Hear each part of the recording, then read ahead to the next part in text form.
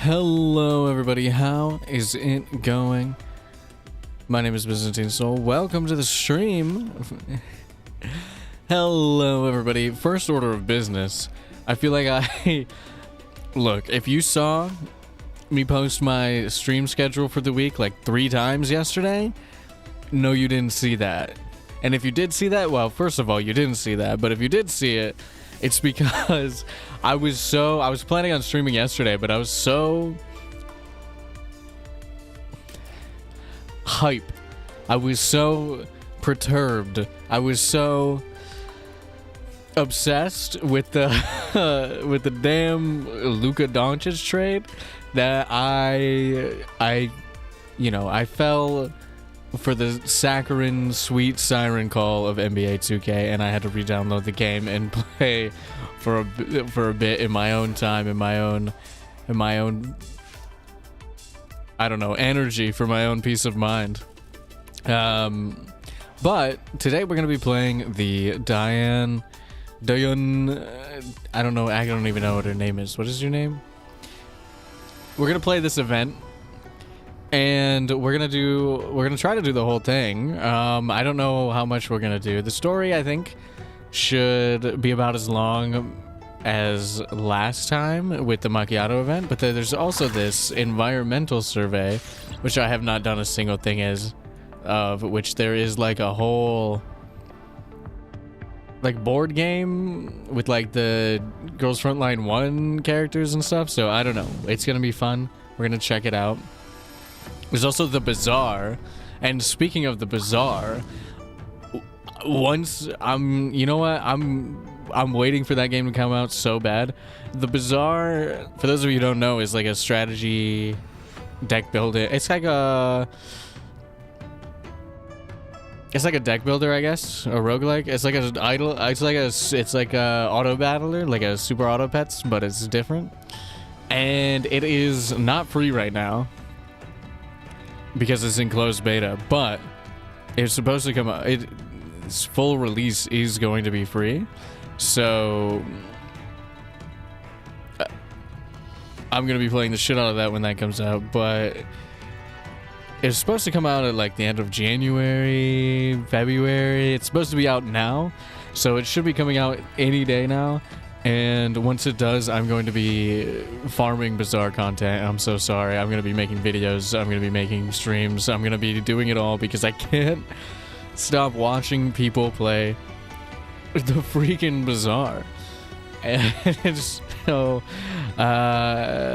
when that game comes out, I'm going to drop everything and play the Bazaar, and I hope you're ready for that. But if you're not ready for that, that's fine, because today we're going to be doing this event right here. Amidst the Wings of Grey. One thing I do want to show you. Well, I finished the Dangerous Excavation event. That's not what I wanted to show you. What I want to show you is that I did reach level 40 like yesterday. So we have where is she? So we got the alternate outfit. We got the extra outfit for Miss Nagant here. And it's fire. If you've been a long time viewer of my channel, you know how I feel about shorts. So I don't think I need to say any more than that. I did already do all my dailies except for grabbing this daily free pack and checking out the trading post. We have so much. How do I put it? We have so many pulls we could do. I don't really want to do them. I don't really know. I don't really care about these characters right here. I mean, I do like Mosa Nagant, but I feel like I can get her. I don't really feel like I need to pull for her too hard. And we could get Daiyan, but I don't really want her. I mean, her gameplay was fun. I did the trial thing for her, but I'm not really interested at all. So we're just gonna do her event, and then we're gonna go crazy. So let's get into the story. GS11. See, it does seem like it's not super long, but maybe each of these cutscenes is like 1,000,000 hours long. I don't know, but it doesn't seem like it's super long. Before we do that, let me turn this off. I was experimenting with that with my chat there. Let's get into it. Acquaintances and flower beds. The vines of destiny break through the barrier. Let's get it started. Dandelion slowly exits the room and stands upright under the night sky. This music kind of hit. I say as I hit my microphone with my face. The clouds gradually scatter and the moonlight shines on her. While she is the only one in the garden, a pair of images suddenly appear. She seems to realize something and closes her eyes. Her mouth curves up in a faint smile and she bows, as though welcoming someone. You're here? It's your first time coming to see me in 10 years. Makes me feel a little lonely. I don't know who this is, because I don't know any lore. And there is nothing in front of Dandelion but that familiar form in her eyes is standing before her, clear as day. We haven't seen each other in so long, but you aren't even discussing anything related to me. How cruel. ... It might just be an instant for you, but it's a long time for me. And for that person, it's endless torment. That's terrible, don't you think? Isn't that just too cruel for that person? How could I possibly refuse you? I was just griping. Surely you'll permit me to indulge myself a little, won't you? Maybe we'll indulge. Maybe we'll do a little indulgence. I knew it. Selfishness is unavoidable, even for someone like you. Dandelion looks at the girl before her, who does not deny this, and shakes her head as though in self-mockery. Everything has changed, possibly for the better, but possibly for the worse.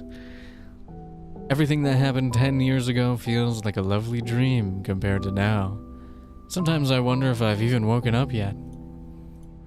If not for my neural logs telling me that it actually did happen, I'd have forgotten that unforgettable time. Did you expect all of this too? Or were you just standing aside, watching aloofly as we flailed around like a troop of clowns? I understand. Your arrival implies a new trial is upon us. Still, you chose to stand aside and watch back then. Now you're spouting pretentious lines about how you want that person to walk back into the fire? Don't you think you're going too far? Or is this one of your little indulgences? Dandelion leisurely walks in front of that invisible presence. Her face does not change. But Dandelion, who was born of the same origin as her, already knows the answer in her heart. Yes, I know I have to do this. I know them well. For them, trials have never been a difficult thing. But that person has lost everything. Wealth, fame, comrades, their precious future, and all our former friends, namely those dolls. Everyone and everything has been taken from them, and a great price must be paid for them to gain the strength to rise again. Yet, more than this strength, it is the question of how to make them want to rise up once more, that truly puzzles me. ...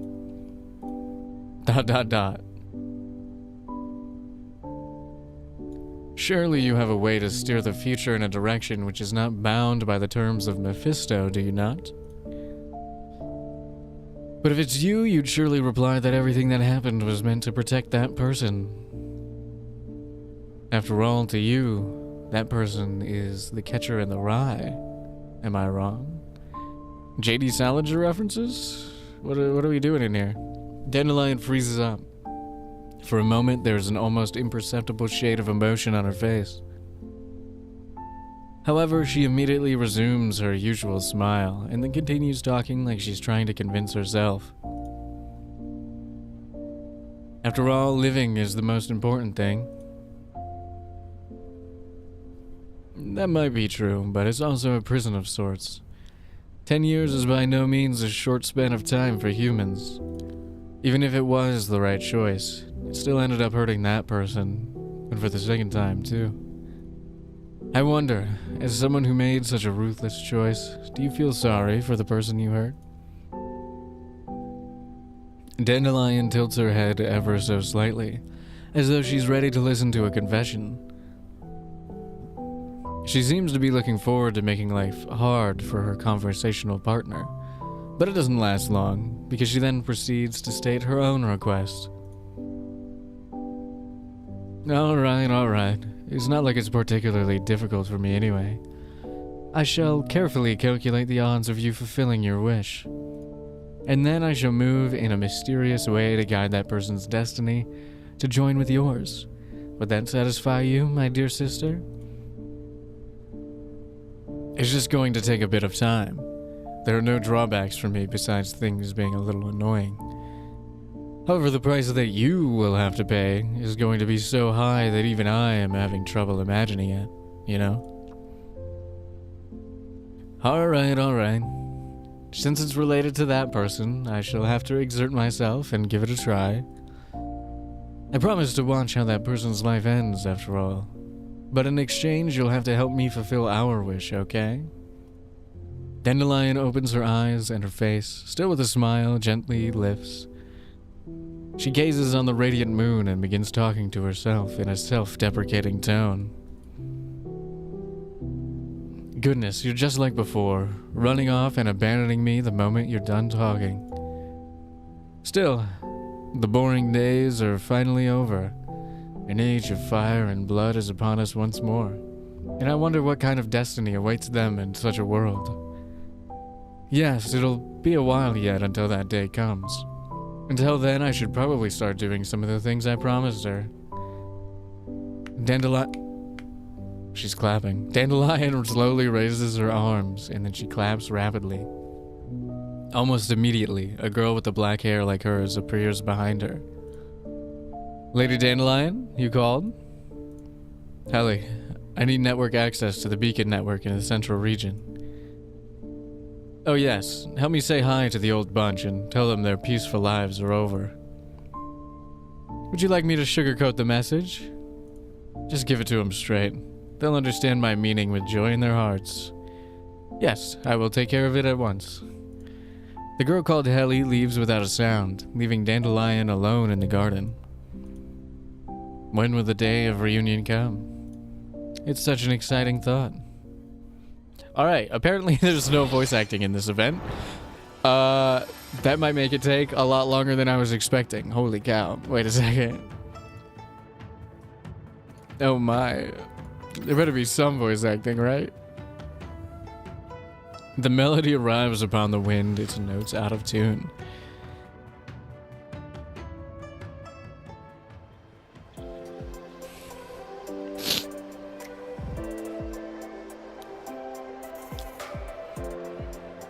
The desolate... Oh.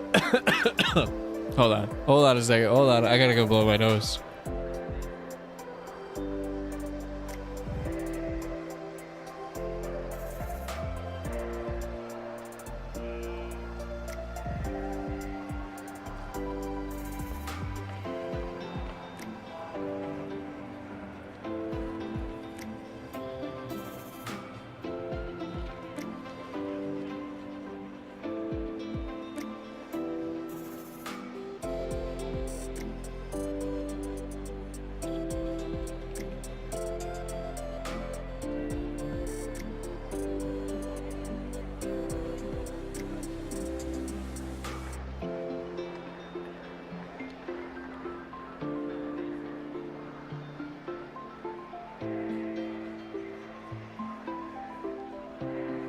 Alright, I'm back. Speaking of my nose, I took out my septum ring a couple weeks ago, and suddenly I cannot put it back in. I was struggling so much the other day trying to put it back in, and I could get it in. I could get like a straight, you know, like a stud earring, like the ones that they give you when you first get your ears pierced. I could get one of those through, but I couldn't get any of my actual septum rings through my nose. And I spent like all day on Sunday trying to do that.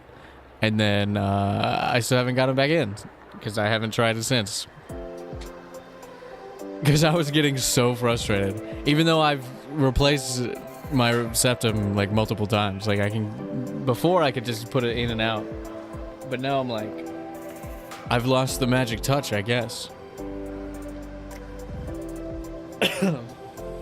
Anyway, the desolate plains are host to a cluster of buildings that stand out among their surroundings, but are otherwise rather shabby. They sit within a temporary quarantine wall. Several sets of thick railway tracks extend inward from the distance, intersecting at this small intercontinental railway resupply station. The seemingly unassuming supply station serves as a repository for supplies from outside the contamination zone, and it is also the last and only hope for anyone seeking to leave the yellow zone. As the quarantine wall's gate opens, a rust-speckled intercontinental railway train slowly pulls into this supply station amidst strident alarms. Oh no. Radiation cleansing wash is sprayed onto the train cars and pours off the side, emitting an acrid odor. Damn, those train...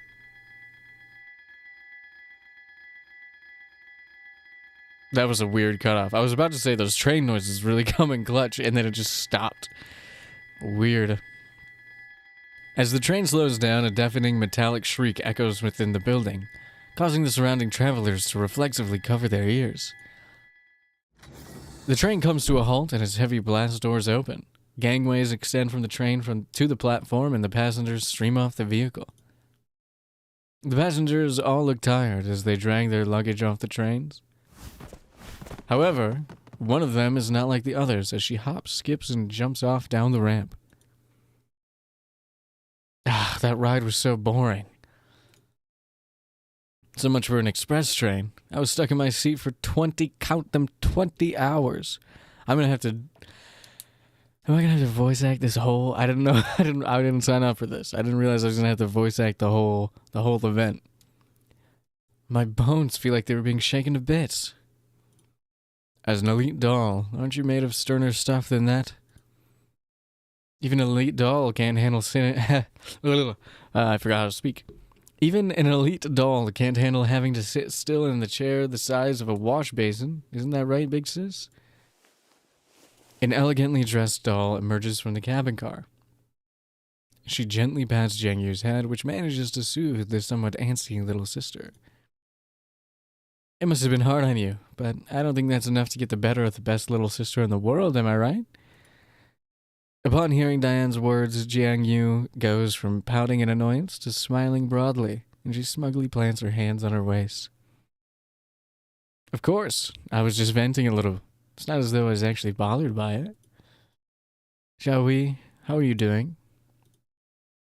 As a doll, being able to get a seat at all is pretty good. We shouldn't have asked you. Now, if the character that we were pulling for was Jiangyu, I really like her design. I'd pull for her in a heartbeat. I know it's been hard on everyone. There are still a few more hours until our transfer train arrives. Shall we rest in the train station? Big sis, we spent the collapse pieces we saved up for half a year on the travel expenses for the journey. Was it really necessary? It's true that cross-country travel is a little expensive, but there was an important reason for it. What kind of reason could be worth half a year of income? That's a secret for now. But once you find out, I'm sure you'll be surprised. Surprise, huh? I hope it won't turn out to be a shock instead. I'm sure Daiyan has a reason for doing what she did. Shouldn't you have absolute faith in her as her little sister? That's true, but we've spent so much money and I don't even know the reason why. Can't you let me complain a little? Ugh. I think our luggage for the trips have been unloaded. Go over and get our traveling cases before someone takes them, okay? Okay. Oh, my collection is in my luggage. I can't lose them again this time. Jiangyu frantically runs toward the luggage carousel. Daiyan sighs quietly and Zhao Hui walks up to her. Frankly speaking, I don't really understand the purpose of this journey either. If it's to expand the range of our tour, then there's no point in going so far by train. We won't even make the money for the tickets back with our concert earnings. Why is everybody having concerts? Our destination is far away from our current active radius. I'm sure you wouldn't have chosen this region if you didn't have a reason for it. Indeed, I have very important reasons for doing this. An important friend contacted me some time back, and while she didn't tell me why I had to be here, I was sure that it was related to our shared past. An important friend? Does that mean it's related to your past in Griffin? It must be. Yes, for a certain reason my friend did not want to leave any records that we knew about this ahead of time. What a strange reason. Sorry I dragged you into this. Don't worry about it. Besides, it's not like I have anywhere else to go. Xiaohui stretches, seemingly to put Daiyan at ease, and Daiyan responds with a smile. Jiang Yu's piercing voice rings out from the distance.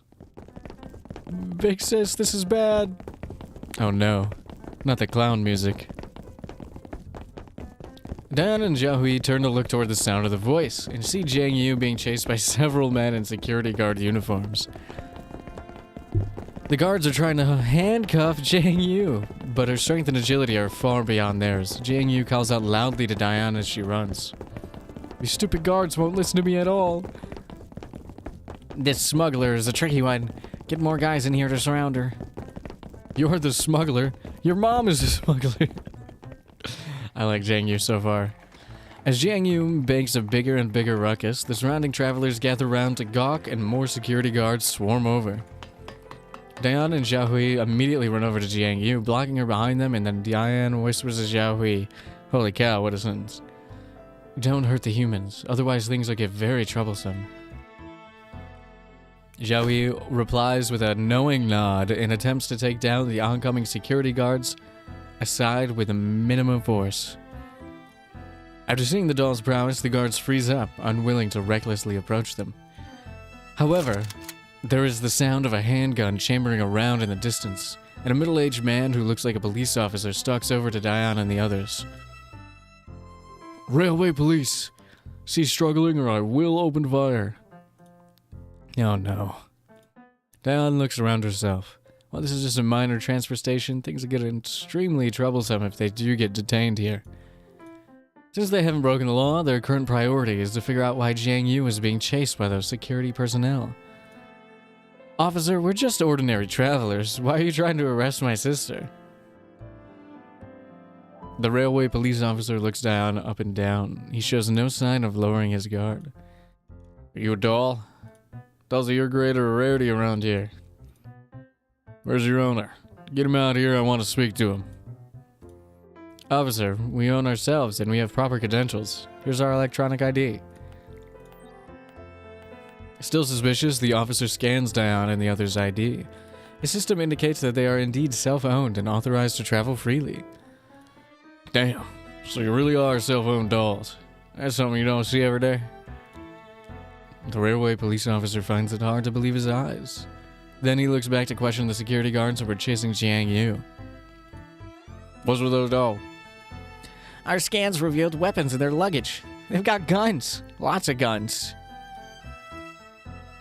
We are authorized to bear fire control cores and use weapons. Our ID already shows this.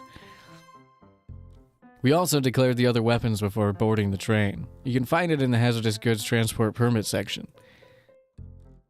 The police officer eyes the security guard behind him, who frantically opens his terminal and goes through it. A while later, he lowers his head and speaks dejectedly. It's all in there. What the hell are you morons playing at? Don't you even know how to check IDs and forms?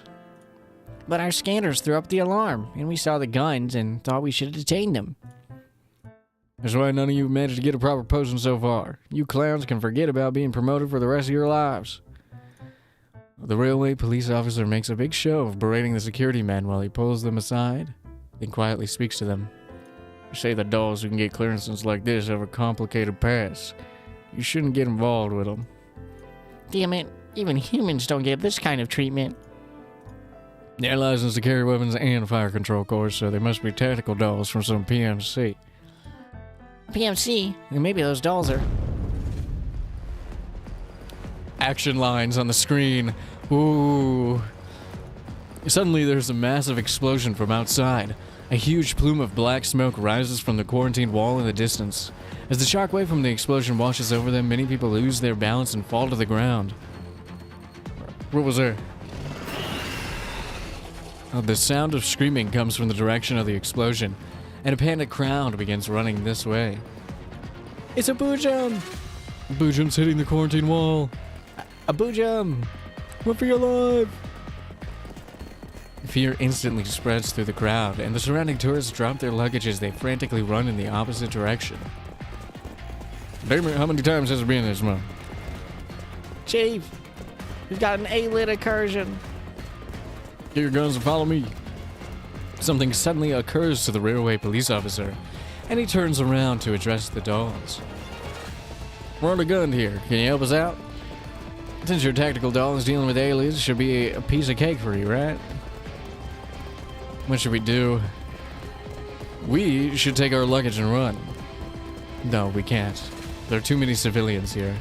The consequences if the E-lid is broken here would be unimaginable. But if that was a Boojum, it's not something we can handle.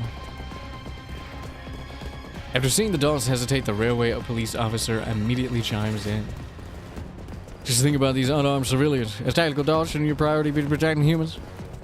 How about this? If you help us out, I can help you apply for a security certificate within the railway network. That way, you'll be able to stop the question no matter which station you go to. Alright, sounds like a good deal to me. I immediately switches sides. Then we'll... Wait a minute, big sis. I have a condition. Can we get better seats on the next trip? No problem, I think it's Upon hearing about the seat upgrade, Jiang Yu's eyes practically glow with excitement. Daiyan looks at Xiaohui, who nods back in response. Now that her friends have agreed, Daiyan makes up her mind. Understood, officer. Please allow us to assist you. The railway officer entrusted this region to us. Make sure you don't let the E-lids into the station. Wow, look over there, big sis. There's a huge hole in that section of wall over there in the distance. The E-lids must have entered through there. Looks like the work of that Boojum. What should we do if we counter it? It's just a Boojum. I'll rip it to bits. Surely you know what Boojums are, right? They're strong E-lids, aren't they? Anyway. We won't be engaging the Boojum. If we run into it, we flee immediately. Understood. Yes, yes. Got it, big sis. Focus. The E-lids are drawing close. Prepare for battle. Oh my god. I didn't sign up. I didn't sign up. I didn't sign up for the... I didn't sign up for all of this. I didn't sign up for all of this. For all the voice acting in the world. Alright, let's go. I don't want you.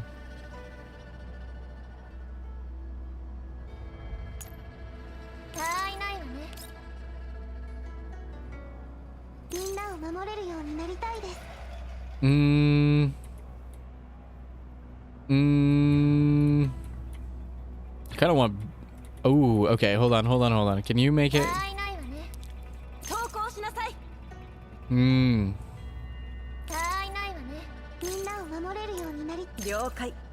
Okay, I want these two to be pretty close so they can get as many attacks off as they can. Hold on, I accidentally closed my... There we go. Alright, first of all, come here, get in a position, use your ult so you can get some supporting fire. You go over here, go into a position, use your ult so you can just kill all three of these people. Oh, okay. I forgot we're massively over-leveled. It did say like level...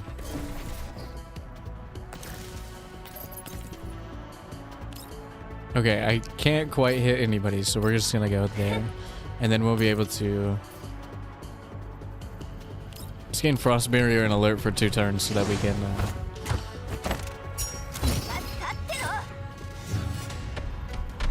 just shoot as many people as possible.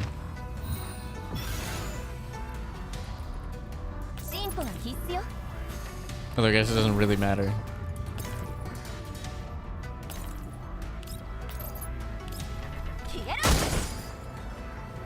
Guess it doesn't really matter.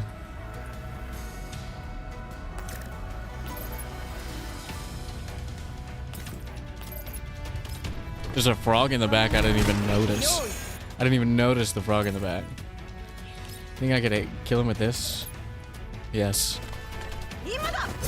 Eat my dagger. Alright. I overthought that. I was setting up because I'm used to fighting the regularly leveled, the appropriately leveled battles. That one was like level 18 or something, so I didn't need to think about it too much. After eliminating the elids within the area, Daiyan contacts the railway police officer over the radio. Officer, this area is clear. There's a breach in the quarantine wall here, and there are there's a breach in the quarantine wall here, and there are elevated levels of collapse radiation at our position. Please warn any nearby humans not to approach it. Understood, thank you. I've already contacted the nearby railroad units for support. Please ensure no elites get through on your side until they arrive. Alright, leave it to us. Yeah, also you best not pass through the quarantine wall. Head outside, you might run into something bad out there. Is there a problem over there? We've received reports of unidentified groups being active there, and a lot of people have gone missing recently. Boojum sightings have been increasing recently, and there are rumors about a cult operating nearby, so you best not get involved. Thank you for the reminder. We'll pay attention to this. Jiang Yu puts her weapon down and stretches lazily. What the heck? These elids are wimps. After seeing all those humans running scared, I thought we'd encounter some big monster. We were lucky that we didn't run into that big monster. And there it is. There's another explosion which sounds like it came from much closer this time. It gives Jiang Yu a fright. Oh, another explosion? Did more elids sneak in? There's no way these mook elids could have caused so much damage. Damn, roast them. That Boojum might be nearby. If it was a Boojum, we'd have heard its roar. That's true. We'll head over and take a look. We need to completely clear this area of threats. The dolls warily approach the origin of the explosion, but the thick smoke it left in its wake hasn't completely dispersed. Fortunately, they don't hear the howling of elids. Apart from the sounds of burning and the wind blowing, everything is silent.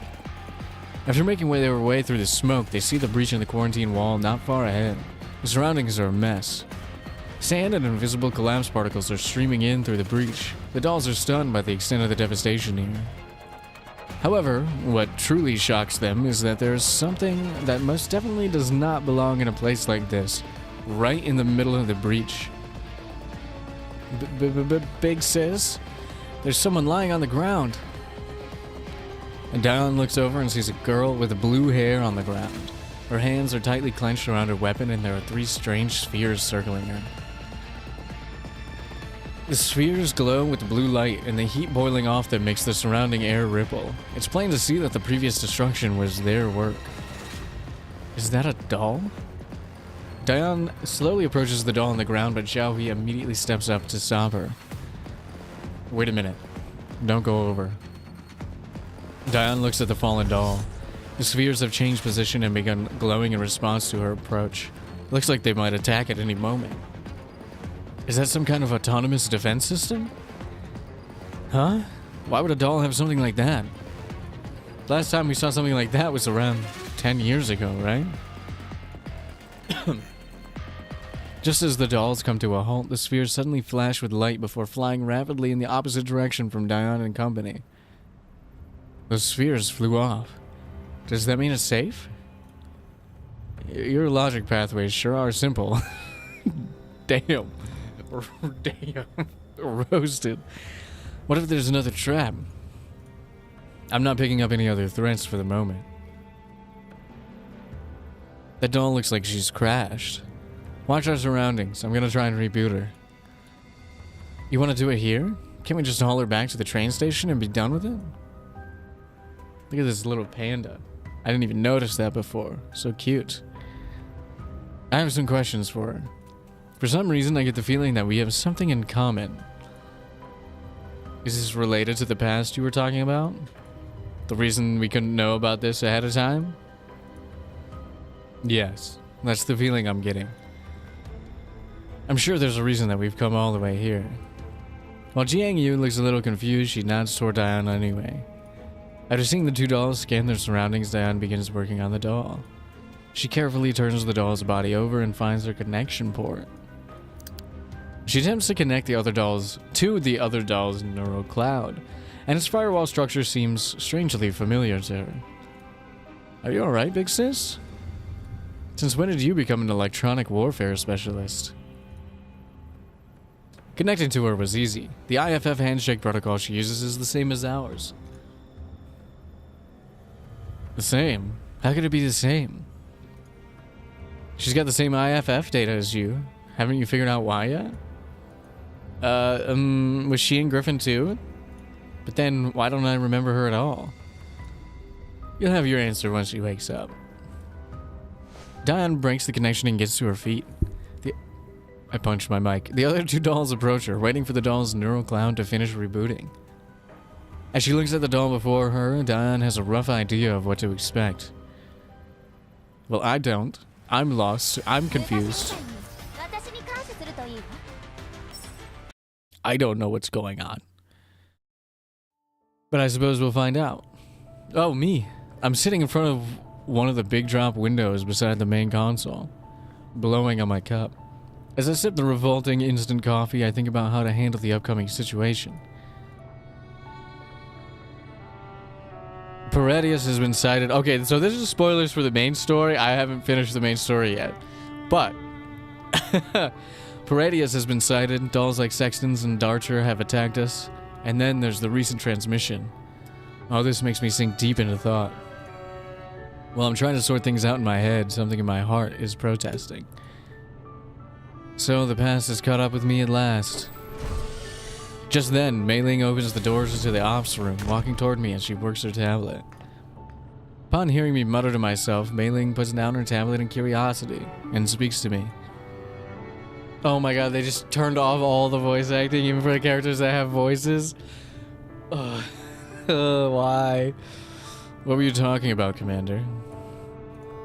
It's nothing, just an adult's pointless grumbling. How's that doll? You're talking about Sextons? She's already inside the doll repair bay. I just ran the first round of comprehensive system diagnostics on her. Looks like she's been very badly damaged. Most of it wasn't from Leader, though. Just what on earth happened to her before this? I wish someone would tell me that. Let's just bring her in and do some basic repairs on her. We'll have to watch her around the clock, though. Yeah, Leader Groza said so, too. She's already arranged for rotating shifts to man the security cameras, and we'll have dolls stationed in the repair bay. Alright then. I can rest easy knowing Groza's handling things. Commander? What's going on? Are you really gonna bring Helena out with you again? Ever since we brought Helena back from Paradius, she hasn't been feeling too well. Paradius? We can't let people keep pursuing us. It's not enough just to keep Helena safe. We need to gather more information and launch an adequate counterattack. I know that, but I'm just worried. Don't worry, Mei Ling. Everything will get better. Really? For some reason, the look in your eyes seems different than before. Different? In the past, you always had a kind smile on your face, but ever since you got involved with Paradius, your eyes have started looking kind of scary. I fake a cough to hide my accidental display of emotion. After seeing the worried look in Mei Ling's eyes, I make a show of struggling to try and calm her down. Sorry, Mei Ling. I think I recalled something from the past. Don't worry, I won't put the others in danger. I won't let this happen again. My words don't sound the least bit reassuring, but fortunately Mei Ling doesn't probe further into it. Well, if you say so, Commander. I nod to Mei Ling, and Mei Ling nods back. I just cannot speak today. And Mei Ling nods back, though whether or not she actually understands remains in question. How are things on Kolfni's end? If Helena's alright, can you have Kolfni let me speak to her for a bit? They ought to be in the medical room. Should I go over and take a look? Yeah, please pass the message on. Mei Ling nods to me, then turns to leave the ops room. After watching Mei Ling leave, I take a look at myself through my reflection in the window glass. Am I really that scary? It seems the ripples which that transformation set off in my heart were bigger than I expected. My regrets over the past surged to the fore, along with my hopes for the future. Before, I had not been willing to recall the past, and neither did I dare dream about change in the future. Right now, however, all the thoughts hidden in my heart are bursting out uncontrollably into my mind. Perhaps I had been trapped in the events from 10 years ago all this time. I look into the glass again. Ew, gross, nasty slurping noises. And my face does seem a little twisted. I should drink some coffee to cover it up. Ah, that's hot. Annoyed, I put down my mug and I catch sight of the nearby control terminal. I had heard the news that had tied my heart up in knots there just half a day ago. I rub my temples and begin recalling the events from back then. No time to backtrace and no time for repair either. I've only been able to go through basic maintenance on everyone. Sexton's is out there and the storm here is bad. We'll be alright, Commander, right? Groza. Enemy number confirmed to be just 1. Is it Sexton's? Yes. A burst of static comes through the comms, making it difficult to make out what Groza is saying. It's just her? No other Paradius combat units? No. Enemy confirmed to have left combat area. She retreated? She's remaining outside of our firing range and is not leaving. There's a new communications request. Caller unknown. Put it through. Groza, stay alert. Mei Ling displays the new comms window on the projection screen. I walk up to the projection screen. Hello. Good day. I find myself looking at Sextons, who is wearing a hood. I cannot be certain if the collapsed storm is affecting the signal reception or if Sexton's vocalization module is damaged, but her words are very choppy, and the simple greetings took her seconds to get out. It's a terrible day. This should be the first time I've seen you in the flesh. Sexton's chasing us here, tailing us. What do you want? Hello, Nezuko Gamada. Welcome to the stream. Sexton's my name? What? You know who I am? Please tell me. Still trying these childish tricks on us? Sextons makes no reply or any sort of movement. She looks like a static image pasted on the projection screen. Groza, sit rep. No abnormalities. No movement from enemy unit.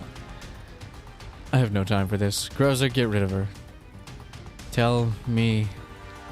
Sextons takes off her hood, revealing her exposed circuitry, protruding eyeballs, and mangled metallic hardware. Ew. Nasty. Neural authorization unlock limit. Tell me. Give me the order, Commander. A new comms request. Encrypted channel. Caller is Light the Dawn, Shining Edge in hand? Put it through. Commander. Lena, what's wrong? Are you busy, Commander? It's nothing, just a battle. A doll called Sexton showed up again, although she looks a little weird. Well, if you need to deal with her, I've got a handy little helper that I can lend you. Handy little helper? Is the commander who conquered far and wide back then having this much trouble with a single doll? Looks like the good stuff Persica was talking about isn't doing that much good after all. That voice, could it be? That's right, it's Miss Dandelion. She said she had urgent business with you, so I activated the emergency communication system. Is now not a good time to talk, Commander? Normally, that would be the case, but it would be a different matter if she could lend us a hand. Lena picks up on my meaning and opens a link window. Dandelion's image instantly projects out of the comm terminal. Dandelion is still the same as she was 10 years ago, still acting all smug even at a critical moment. Still, since she's come knocking on my door, there's gotta be something she needs me to do for her. It would be more efficient to let her take care of this emergency until then. You really don't stand on ceremony, do you, Commander? You're always having me clean up a big mess for you. Well, I'm sure it's not a big loss for the great and powerful Dandelion to help us out, right? Alright then. What's the problem now? I suddenly realized that it's been a long time since we last spoke like this. But I ended up taking this tone with her anyway. For some reason, I'm not worried at all that she'll be repulsed by my attitude. In fact, even her seemingly mocking tone is putting me at ease. As expected, Dandelion smiles in that familiar yet annoying way. Every time I see that smile, I just know she must be laughing like a hyena deep inside her virtual cognition image. But at the same time, I know she'll step in to solve my issues. I drag the video message Groza sent back into the comm window. Dandelion instantly recognizes the person within it. Isn't this the third generation doll Sextons? You know her? I found the information on her easily enough in the non-fed databases. She's the Gerard Group's newest product, and their pride and joy. A third generation doll? Just like RO then. Her hardware's a little more advanced, but from a design standpoint, all I can say is that she's nothing more than a crude copy. In short, way worse than RO. A copy? Forget it, that's not important. I think it's a little important, but whatever. Although she looks pretty messed up, her fighting power still poses a major threat to us. What should we do? The best way to deal with a fake is the real thing, of course. If I'm not wrong, you've acquired remolding pattern technology already, right? Have you used it yet? Mei Ling? I've outfitted Leader Groza and the others with remolding patterns, but for some reason maximum burst output is stuck at 68%. If I could enter the Elmo systems, I might be able to solve the problem with the remolding pattern's limited output. And then your squad's combat power will rise like whoosh. And then you'll one-shot that Sextons before dragging her frame back. I'm sure 3rd Gen Doll's Neural Cloud contains lots of info on the Gerard Group. If you let me take care of it, I could crack it just like that. Sounds good to me. Groza, keep a safe distance from Sextons. Dandelion can boost the maximum output of your remolding pattern. Once that's done, take her out and recover her frame. Dandelion? Can we trust her? She's an old friend. In any case, we'll upgrade it ASAP. Once I give the word, launch the attack. Understood. We'll keep our distance and stand by for further instructions. Groza's team begins falling back, and I signal the Dandelion to work as fast as she can. I call her Dandelion. Dandelion! Miss Mei Ling, are you the Elmo's adjutant? Will you allow me to enter the Elmo systems? Huh? Well... You can enter without asking her, you know. Good manners are important for girls, Commander.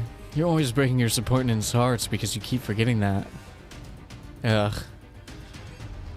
You're Miss Dandelion, right?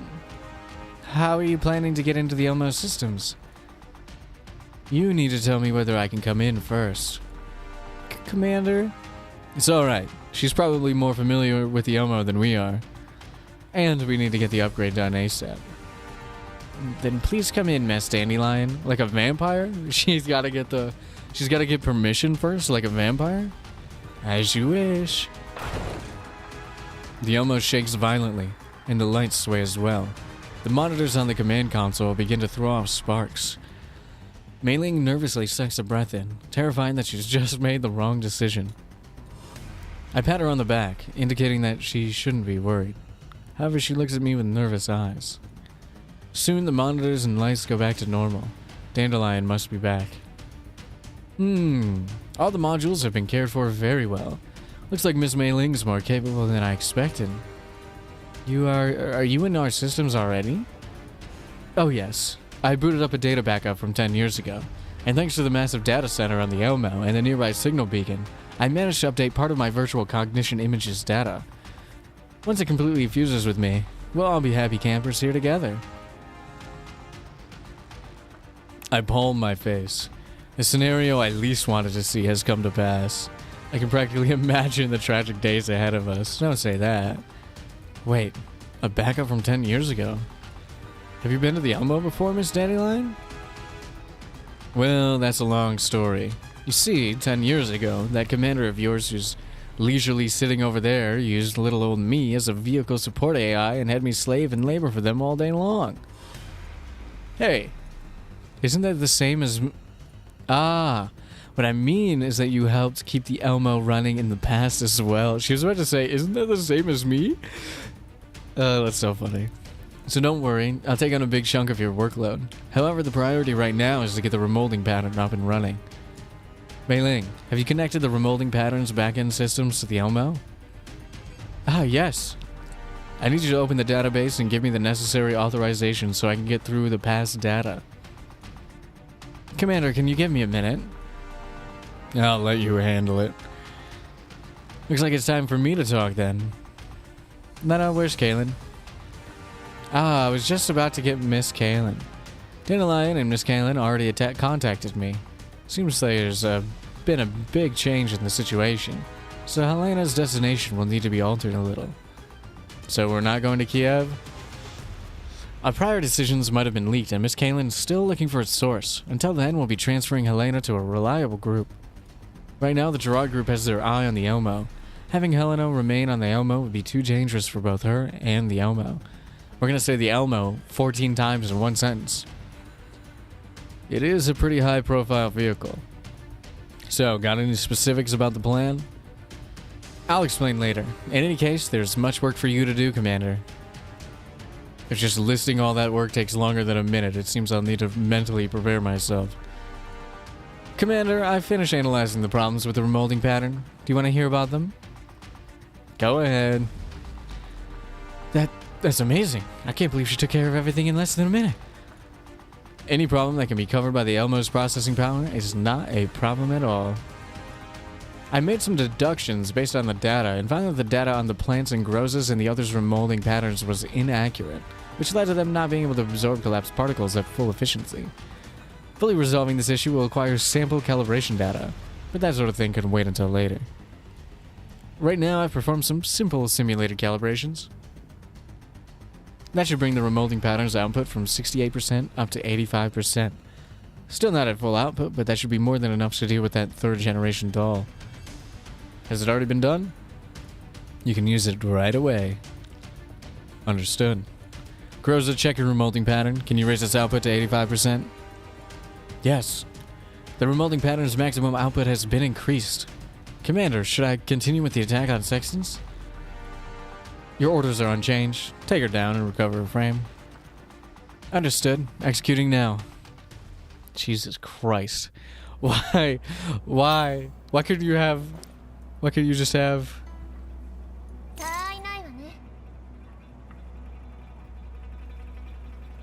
Why couldn't you just have the voice acting... Hold on, where am I going? I guess it doesn't matter. Why can't you just have the voice acting for the voice actors that are already voice acted and leave the ones who aren't voice acted out of it? Unaffected by control effects like stun, taunts, command, prohibition, or frigid, and can summon support units. Good to know.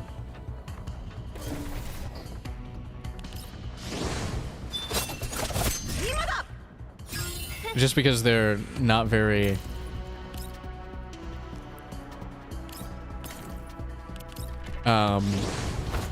high level, we're just gonna do it. We're just gonna play fast and loose.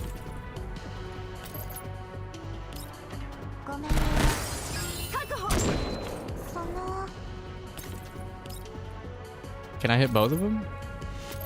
Nah, I can't. Well, that's fine.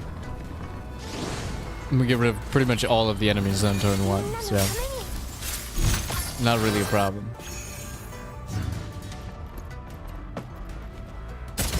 Nice. Easy. Look at that. Set it up perfectly. Hold on, I gotta get some water. All this talking is killing me.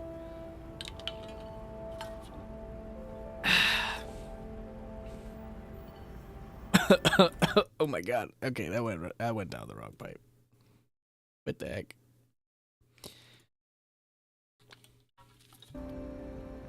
What did you say? Hold on. I'm sorry. Groza, come back. Commander, we've recovered Sexton's frame. Estimated 20 minutes until we get back to the Alamo. Thank you. You've done well. You've done well. You've done wow, like Owen Wilson. Thank you. You've done well. Take care on the way back. Understood. We're heading out. Well, that's Leader Groza for you. She one-shotted that doll the moment she got an upgrade. Hold on. I'm gonna move...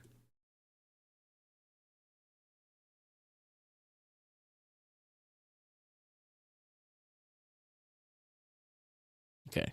I was just checking something. I didn't expect someone who chased new trends as much as you would bring along an old subordinate, Commander. I'm not a trend chaser. Really now? But then why don't I see a single familiar face? Shouldn't you be the one who best knows the reasons for that? And best understands what happened back then, Dandelion? Oh, of course I understand. Is there anyone who understands you better than me, Commander? I simply thought your reaction when I phrased it that way would be very amusing.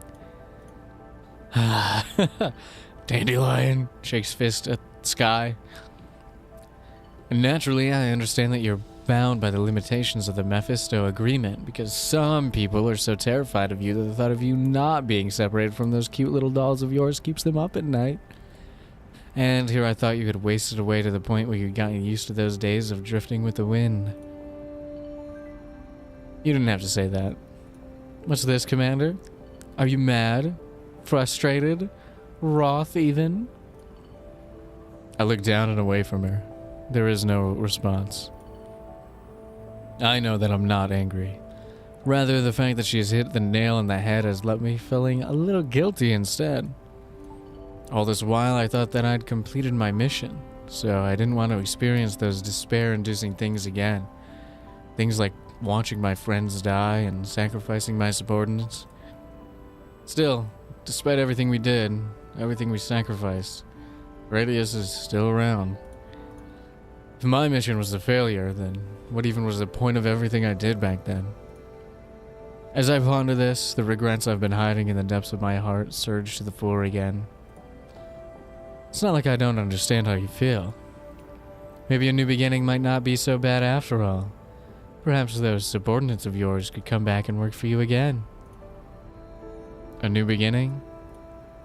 What kind of beginning? Perhaps we could start with a teeny tiny accident. I don't have time for your riddles. Oh, you wound me. I guess little Miss Nine will have to explain then. Lena? It's like this. Kaylin had an idea, and she wants you to meet up with 404 after this. You mean with 45 and the others? No, Leva, that is to say 45, is still on a mission with Miss Kaylin now. Klukeye's leading 404 now. Ah, Klukeye's... I know, she's 416. She's finally become 404's leader like she always wanted. Yes. Klukeye and her team are on a mission, and Colin was hoping you could send a squad over to back them up, in case something dangerous happens. That way, you'll be making contact with them through a request posted by the Namfa. Doing that shouldn't cause too many problems. Got it. Give me the coordinates and the time. I'll prepare for it. Well, it's not too urgent. The mission is still in the preparation phase. They'll let you know if they need support. Also, there's something else which is more important. Like I said earlier, Helena needs to go to the Lviv. Lviv? That's right. The Non-Military Forces Administration has forces under its complete control there, including hospitals with comprehensive care units. However, Miss Kaylin wants to bring her in via the Intercontinental Railway. Sending her via the Elmo would attract too much attention. Hola! Welcome, ADHD Trash Can. Welcome, welcome. Considering our past experiences, it's not like the Intercontinental Railway is that much safer.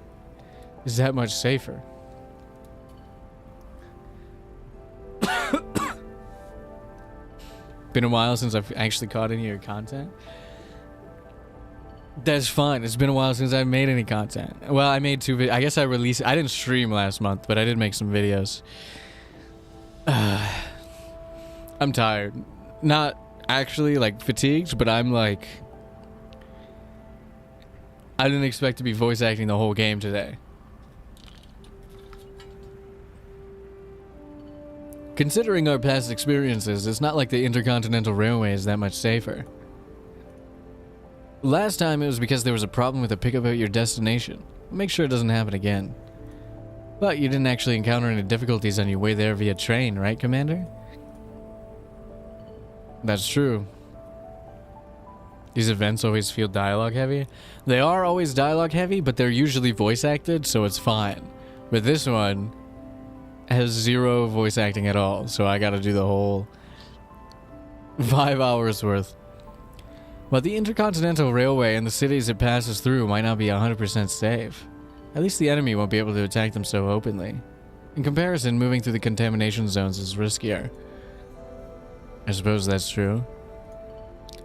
Also, I don't know what's going on because I haven't played the main story yet. And this is after, it seems.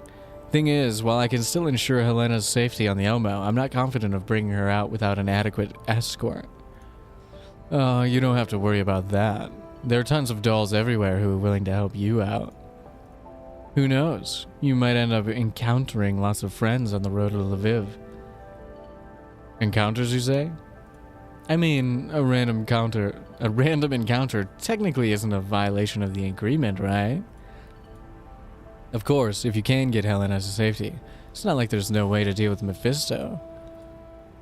Am I correct in understanding that this is a condition for the deal? Deal is such an ugly word. I have nothing but good intentions for you, Commander. The more you say that, the more I'm thinking there's some pit trap out there waiting for me to fall into it.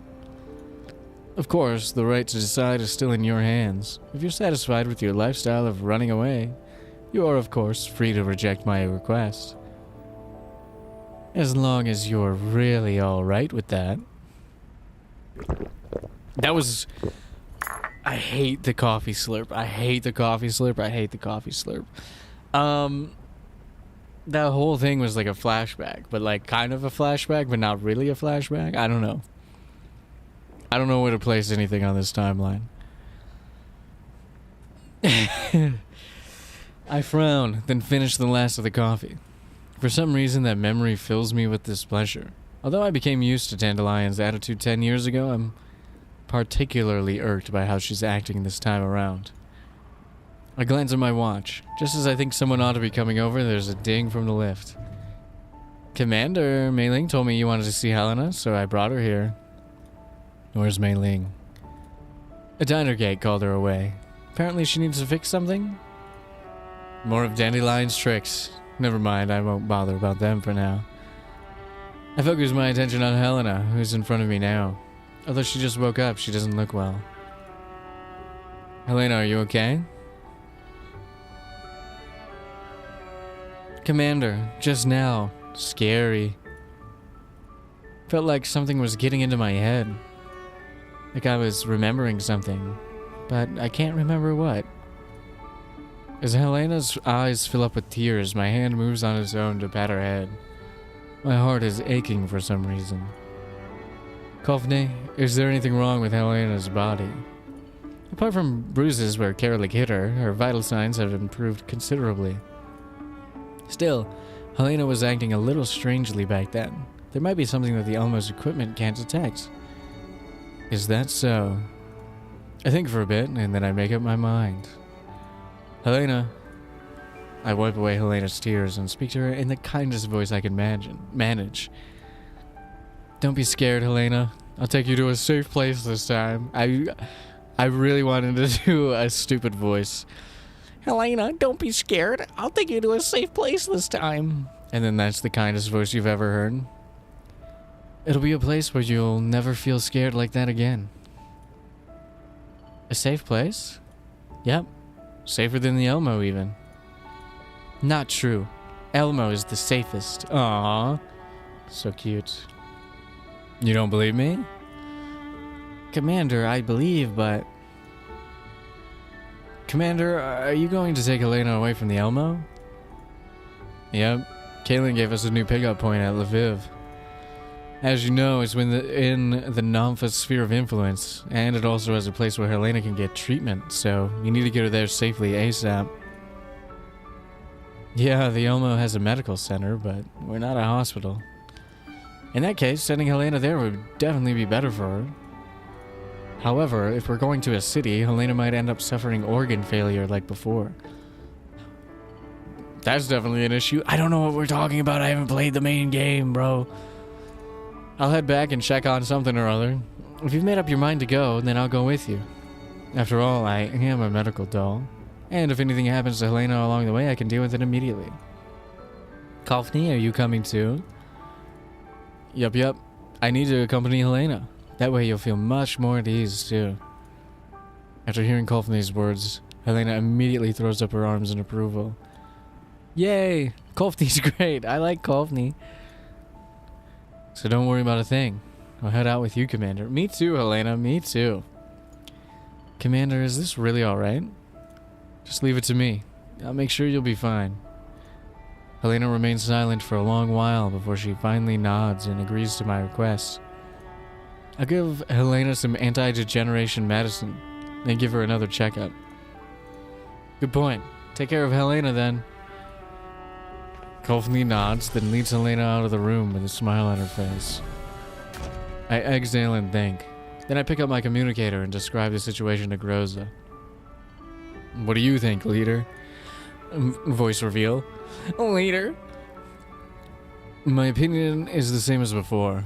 Helena was exposed to the Nitos, so we can't ensure safety with our present firepower if she continues staying on the vehicle.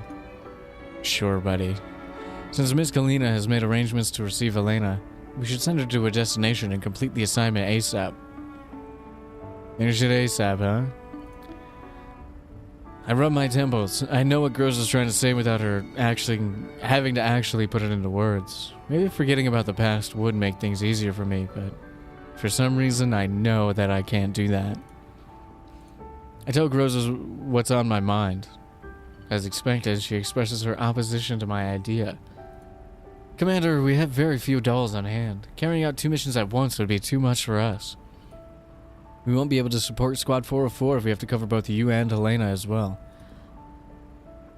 Meeting up with Squad 404 would be an excellent opportunity for us. They're very good fighters and would greatly improve our combat capabilities. Then Helena... My plan is that Kofni, Helena, and I will travel along the route Lena gave us while you stay behind and secure the Elmo. According to Lena, 404's situation isn't too urgent, so we'll back them up once we finish escorting Helena. So you won't need me to escort you, Commander? No, there's no need for that. We still have sections on the Elmo, and we don't know what her deal is, so can't be at ease if you're not on the Elmo. Also, using firearms will be troublesome once we enter a city, which will make your strengths very hard to employ. Someone like Kofni, who's good at interacting with humans, is better suited for the task of escorting Helena. We just said, you're too awkward to come. Sorry. Dandelion is decrypting Sexton's neural cloud, but it'll take some time to finish. We can use this time to hurry over to the train station. Groza doesn't reply right away, unlike how she would normally. I suddenly realized that what I said just now might have made her unhappy. However, Groza is not silent for long. She speaks to me in her usual tone. Understood, Commander. Let me do the planning. Sorry, girl. You don't have enough social skills.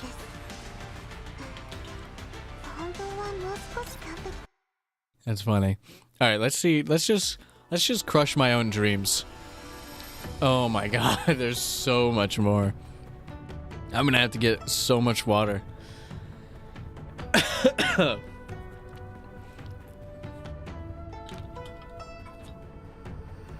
Oh my goodness. Alright, part 3. The other side of this entrance is the abyss, perchance. A medical bracelet covered in grime. Ooh, it is a medical bracelet covered in grime. Says Daiyan. Its former owner no longer identifiable. What do you mean? I can read it. It says Daiyan. What are you talking about?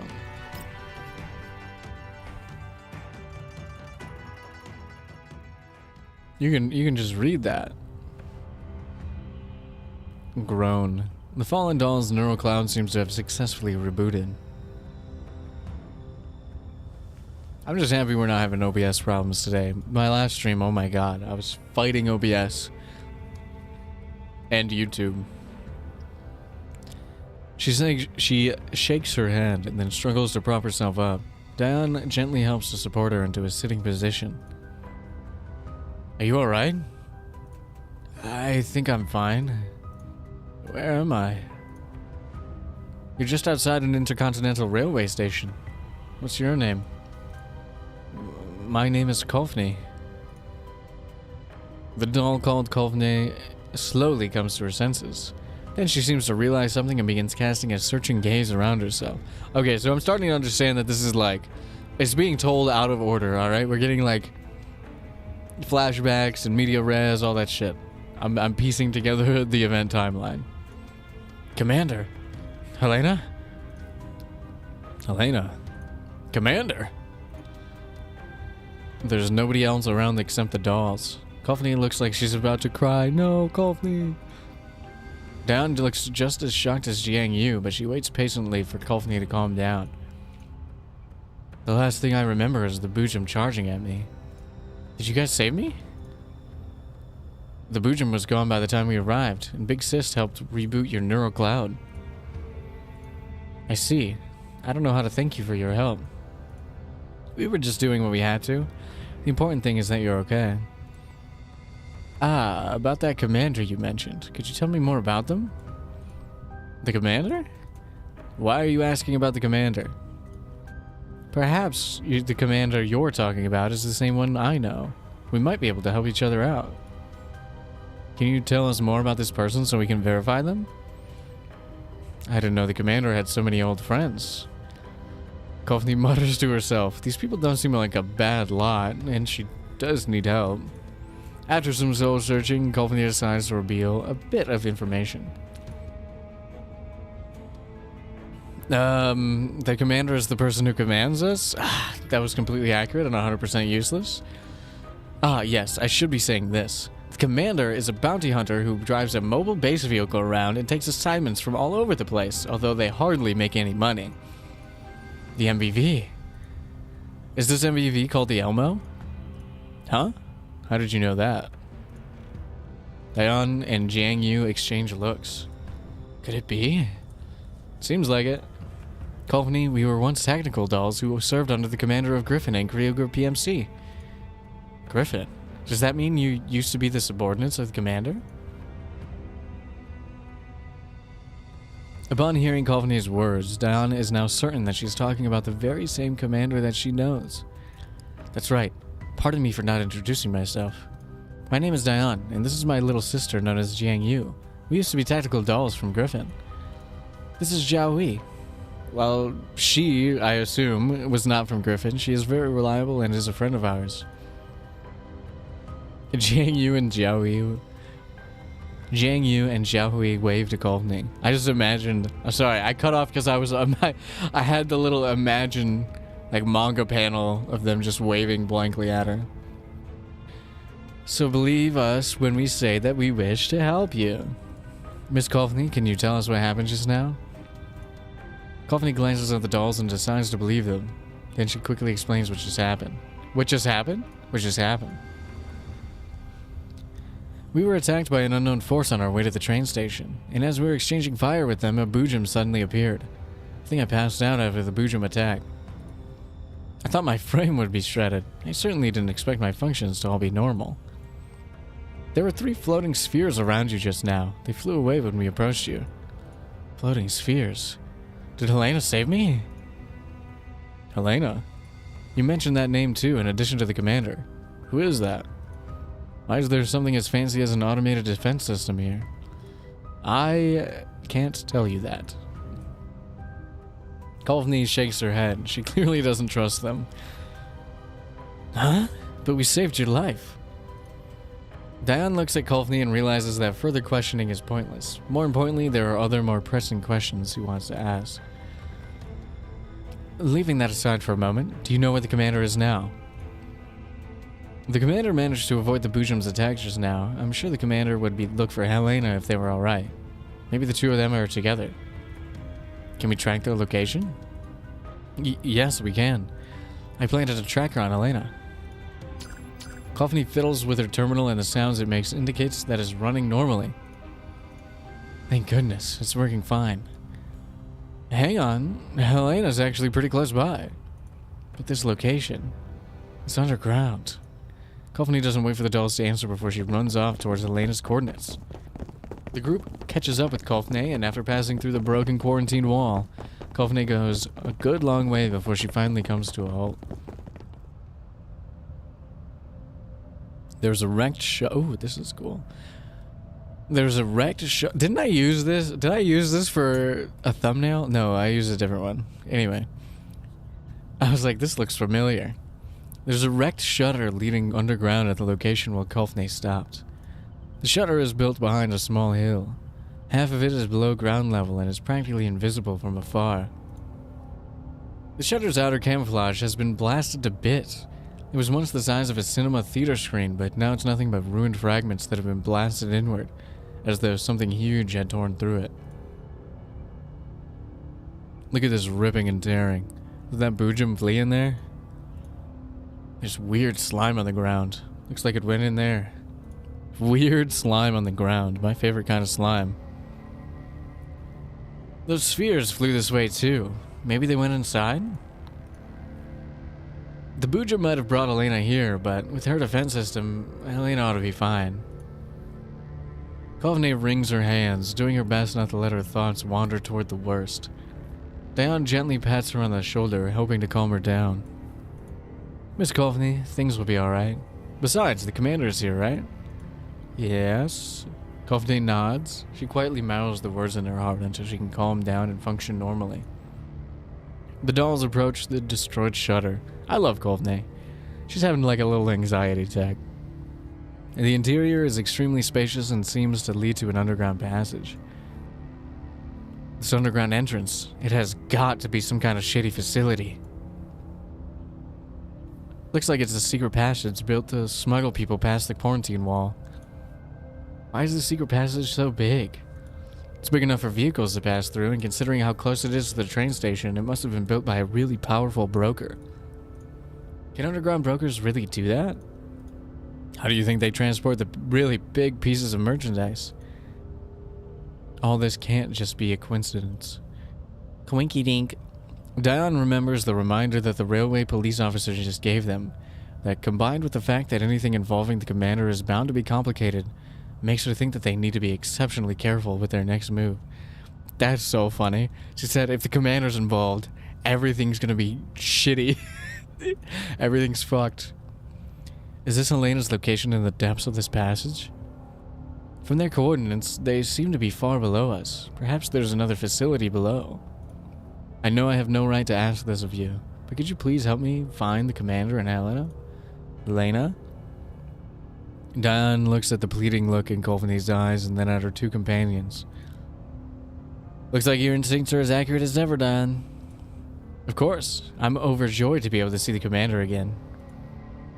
Daiyan turns back and nods to Coffney, replying in the affirmative. If we can help the commander, then we'll certainly be inclined to help you. Please guide us to them. Thank you. Coffney gazes into the black depths of the passage and struggles to swallow the fear in her heart. Then she sends the coordinates to Daiyan and company before turning on her flashlight and venturing forth. We're going underground. We're going underground. Everyone halt. There's movement up ahead. Hello. Are they a squad of PMC troopers? The camera work is going crazy. The gear reads mangy security. Maybe they're a bodyguard detachment employed by the underground brokers. Should we open fire? They might not be hostile to us. Let's circle around them and keep moving on. Miss Coffney, what do you think? That's them. They're the ones who shot at us just now. HQ, we've been attacked by some kind of autonomous defense weapon. Casualties are 7 men and we couldn't stop it from advancing. No, the target isn't moving at the moment. Those unitates are praying or something we can't step in. We're trying to get enough people together to lock the scene down. Our losses from the battle just now are 2. The target. Are they talking about Elena? No, we can't finish the mission. We don't have to. Yes, understood. Squad, hold this position. We'll mount a fight and retreat when the mishaps show up. Hang in there. Mishaps? What are those? Who knows? But Helena might already have been captured by them. Miss Daiyan, we can't wait to meet up with them. Let's press the attack. She's right. These people might put the commander in danger. Let's eliminate them. Hell yeah. I was gonna say, why don't we just put Colf in the end, but I don't care. All right, where do we want? I think having everybody kind of in the same area is fine because we get. No, I put Papasha in instead of Suomi. No. Whatever. It's fine, right? It's not a problem, right? It's not a problem. It's not a problem at all. It's only kind of a problem. It's a little bit of a problem. It's maybe a problem. What do you do?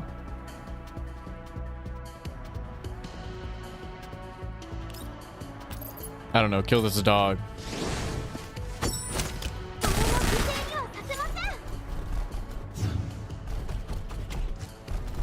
Seems fine. Good shot.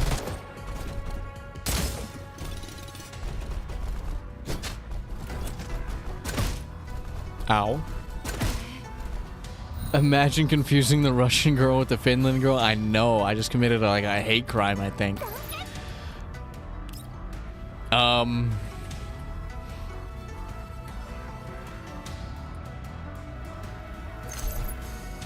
Sure, kill that guy.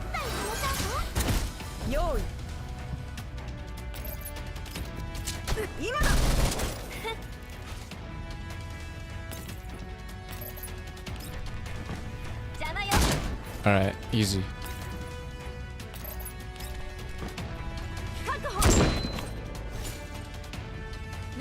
I think I made a mistake.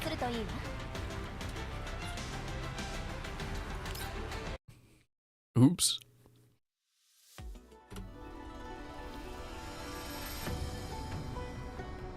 All right, we're just gonna do the main story and then we'll do the... I assume these are just extra battles, right? And then we'll do the extra battles at the end.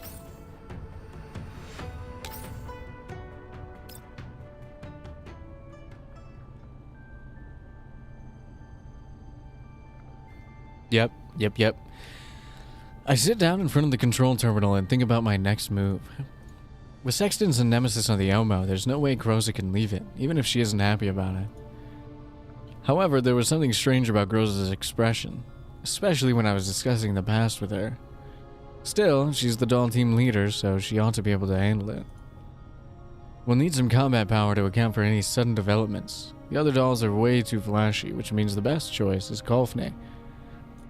The conclusion I reached is that I can rely on my own flexibility and Kaylin's resources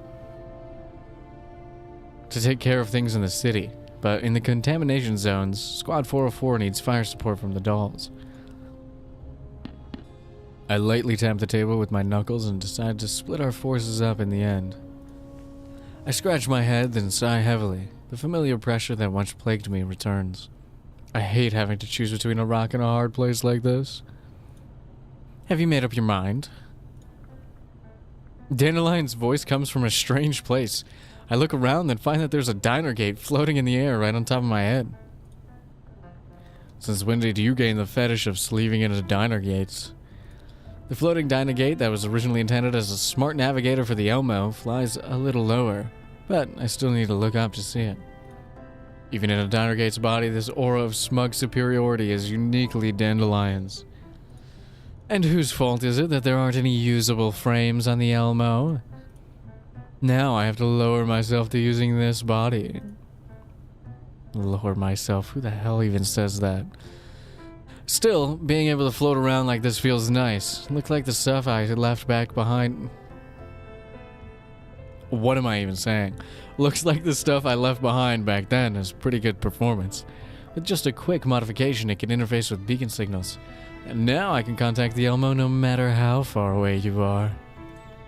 So you're saying you're gonna head out with us in Dinergate form? To Lviv? I think that's how you say it. Lviv? Lviv? Well, if I stayed on the Elmo by myself, I'm sure you'd be worried about me taking it for a joyride and leaving you homeless. Oh yeah, I can totally see you doing that. However, I rise from my place in front of the command console and keep my gaze trained on the diner gate. The diner gate backs off a little to keep its distance and projects a hologram of Dandelion as though she's standing in front of me and having a conversation. Why are you looking for me now, of all times? It's already been 10 years, right? What, did you miss me? Did you think I was too late?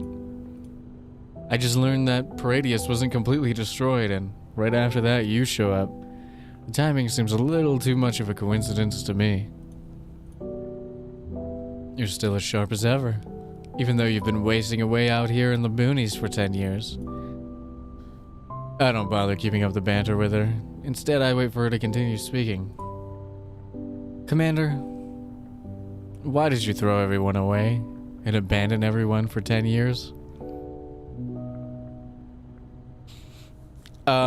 That's a hell of a question. You should know the reason why. I don't know the reason why. I haven't done my research yet. Of course, because you didn't want to get your hands dirty. But you do know that doing so cost you the ability to change things, right? Is that really okay? A lot of people think that what you did was incredibly stupid. They believe that if you had just continued on your previous path, you'd be in a position of power now, instead of being bullied by Varjägers in the Yellow Zone. Do you think they're right? I mean, probably. At first, I thought you wouldn't put up with this injustice for long.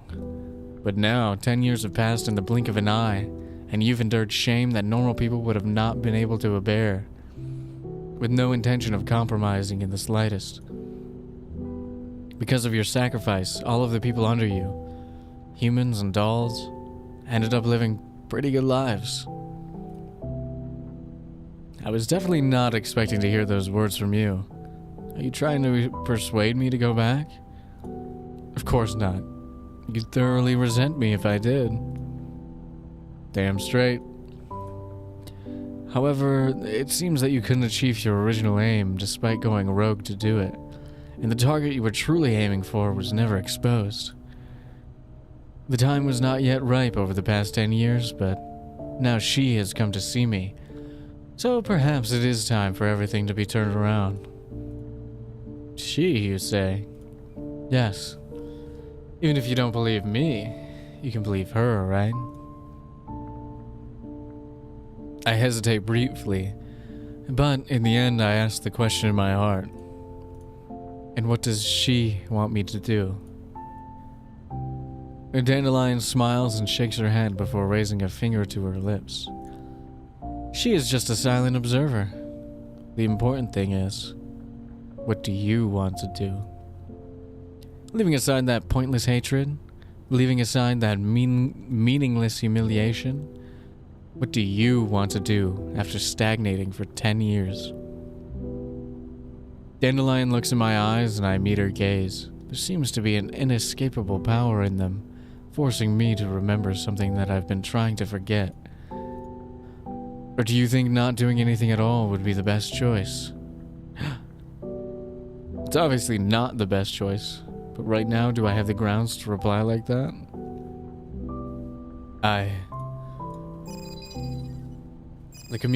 Saved by the communicator. The communicator beeps. I hesitate for a moment, but in the end I pick it up. Commander, the battle plan and combat supplies are ready. Do you want to conduct the briefing? I glance at Dandelion.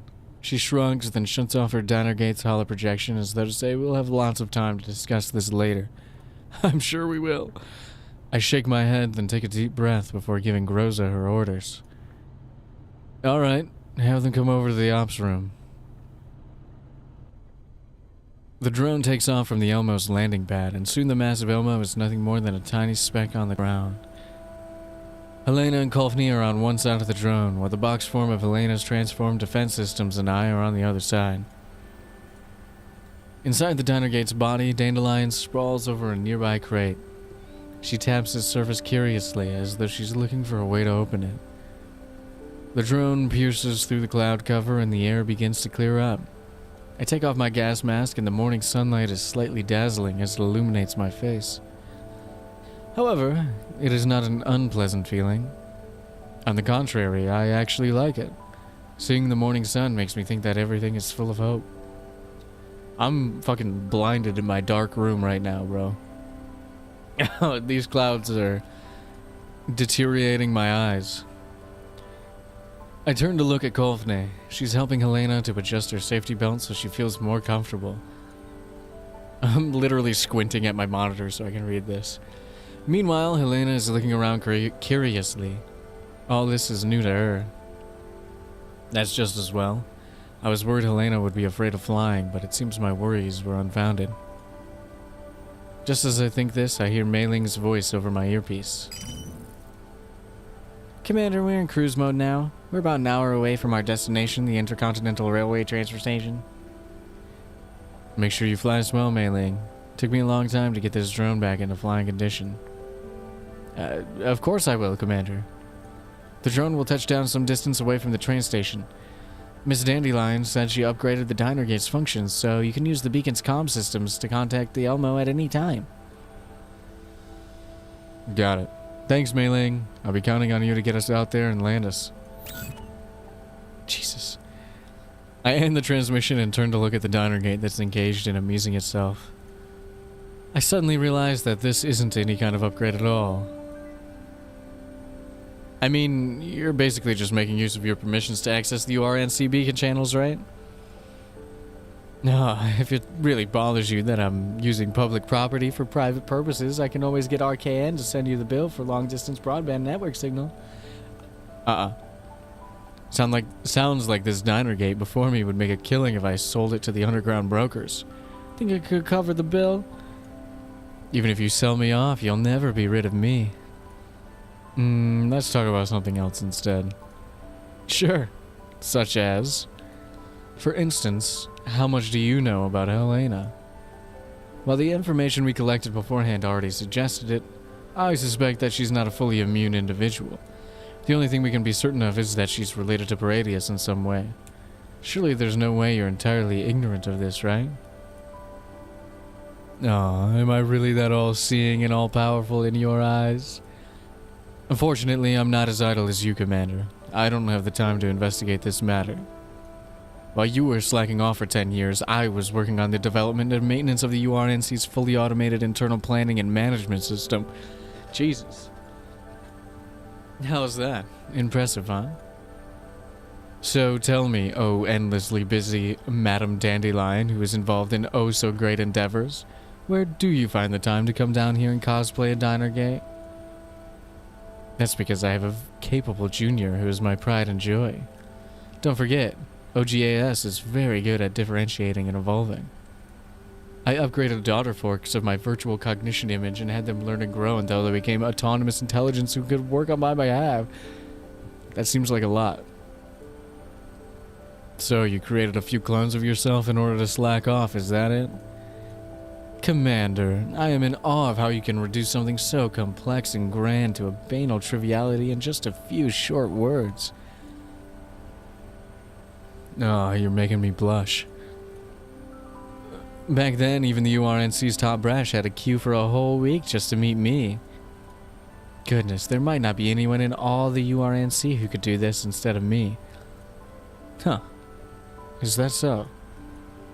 Want to know how I did it? I'm kind of clueless about technical stuff.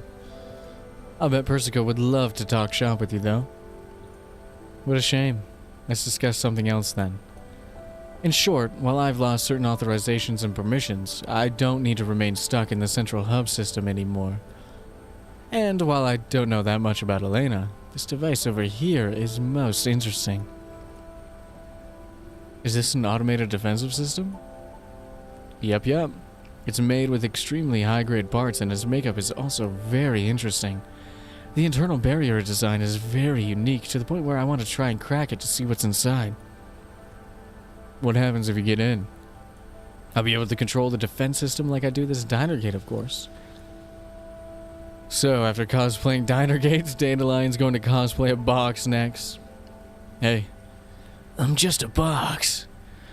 While the notion comes to mind, I decide not to speak it out loud, lest I get scolded. This defense system is very powerful. It would help me out a lot if you could control it. Huh? The diner gate's eye-like main camera whirs and narrows, as though it's gotten some kind of wicked idea. I'll hold off for the moment then. We can't have you getting into the habit of relying on others and becoming lazy, Commander. Thank you. Once again, I turn to look at Elena. Kolfni's head is down as she's checking her systems. I hit the PTT on my communicator twice to indicate that she should patch into the channel, and Kolfni obliges. What's wrong, Commander?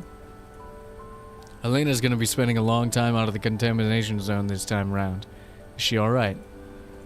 I brought some nutrient supplements along. They ought to help her keep her body functioning. Also, I modified my remolding pattern. Now it can dispense collapse particles for Helena to absorb. That way her body won't degenerate too quickly. Could you maybe use that to fill my coffers so I can do more 10 pulls? That would be great, thanks. Miss Lena also promised us that there would be places in the city along our way where we could treat Helena's condition. She'll coordinate with us as we move. Good, we need to be prepared. Helena begins gesticulating wildly upon seeing Kolfni talking to me. Although I can't make out what she's saying over the roar of the engines, it's immediately obvious that she's trying to tell Kolfni that she wants in on the conversation. As expected, the moment Kolfni puts a headset on Elena's ears, her voice immediately comes into the channel. Commander! Sky, pretty! Not like the ground. If all the collapse contamination were cleared away, we'd be able to see things like this on the surface, too. I see. So when cleared away?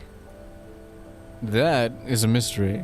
Surely the great and mighty URNC will finish that task someday. Helena tilts her head from where she's sitting on the other side of the drone. Perhaps the topic was too complicated for her, but she decides to just skip over it entirely. Hell yeah. Feels like going out on holiday. Do you know what a holiday is? No, I don't. Kolfni taught me. I knew it. A holiday, huh? It's a wonderful word that's completely unconnected to my current situation. Kolfni, have you ever been on a holiday? As if dolls could go on holiday. I read about it in a book. Damn, they don't get vacations?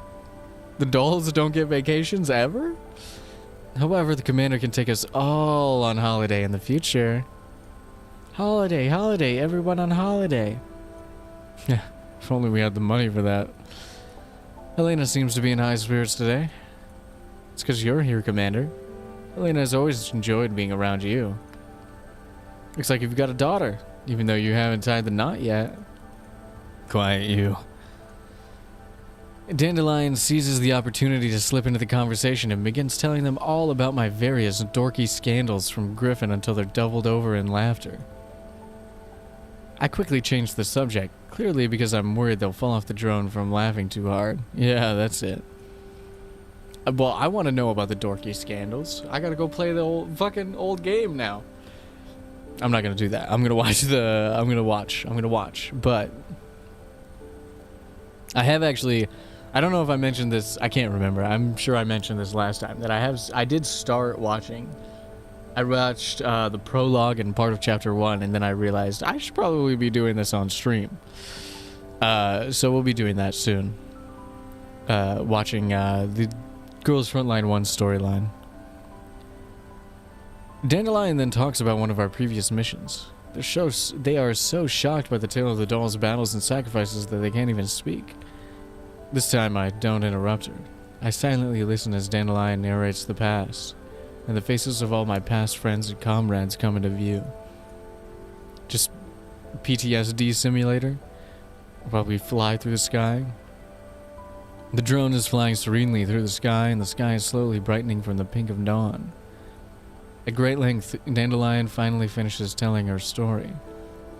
Coffney's voice sounds a little choked up over the comm channel. I didn't know you went through all that, Commander. It was all in the past. Commander, amazing! I'm not that amazing. There you go again, Commander. You get embarrassed when a girl praises you, even when it's a young one doing it.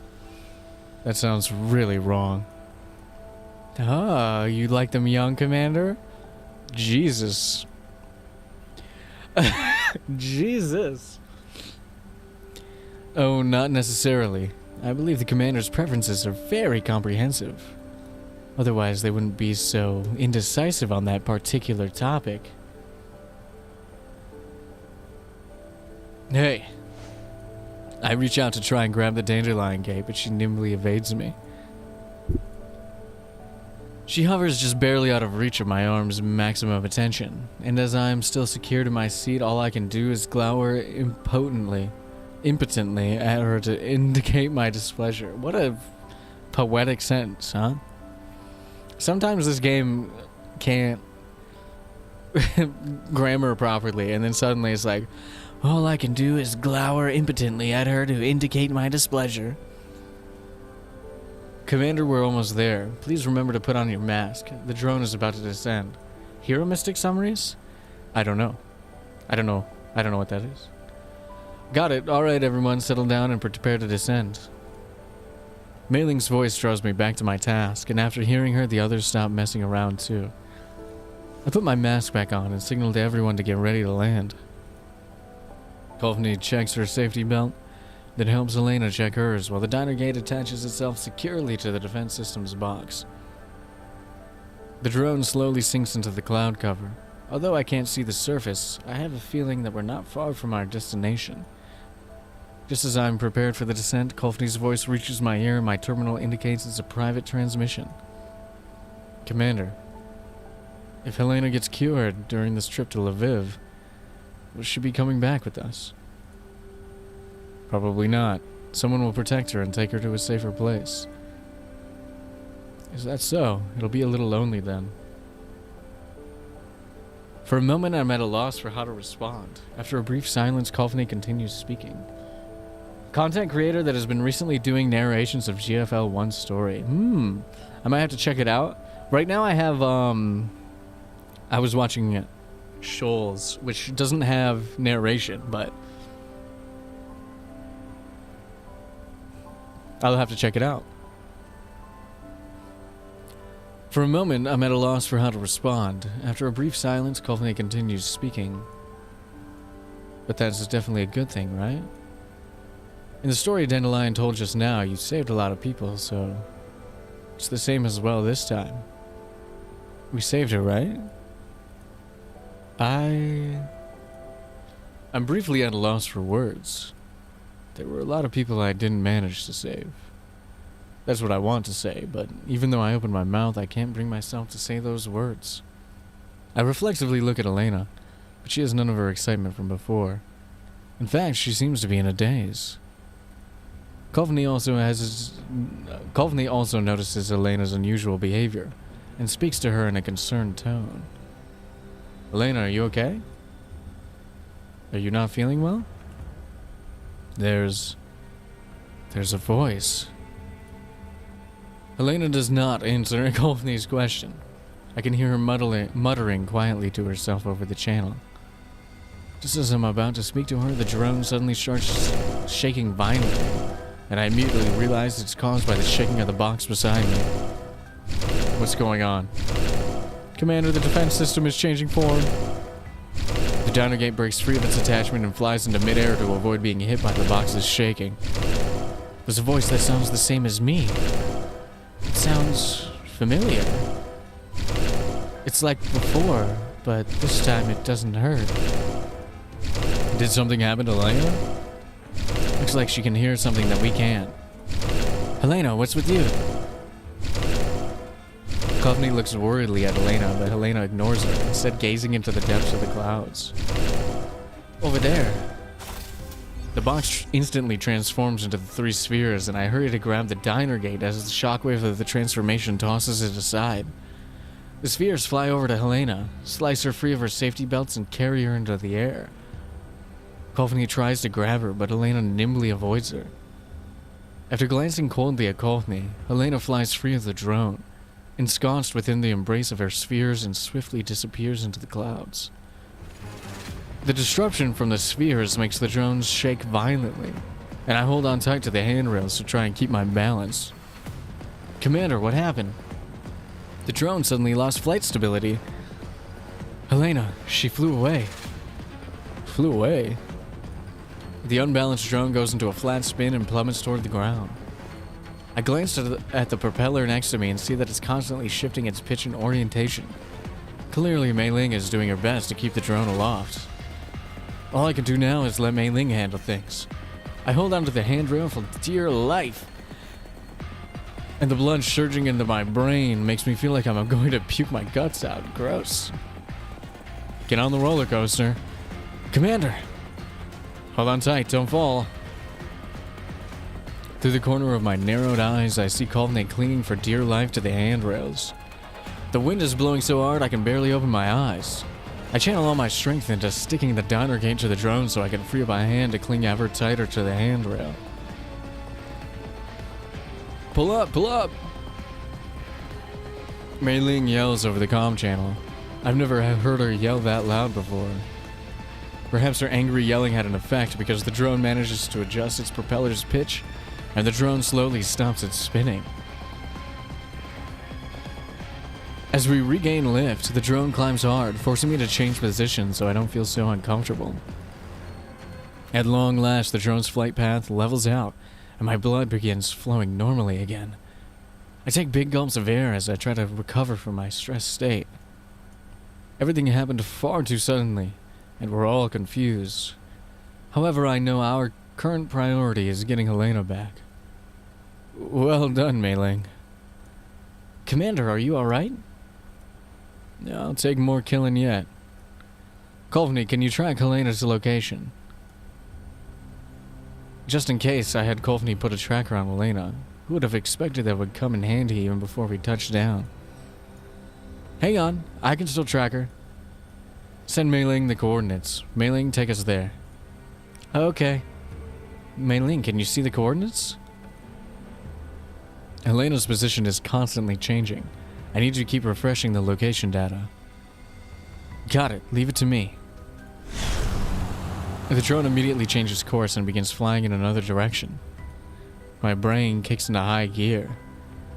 Action lines. Was our information leaked?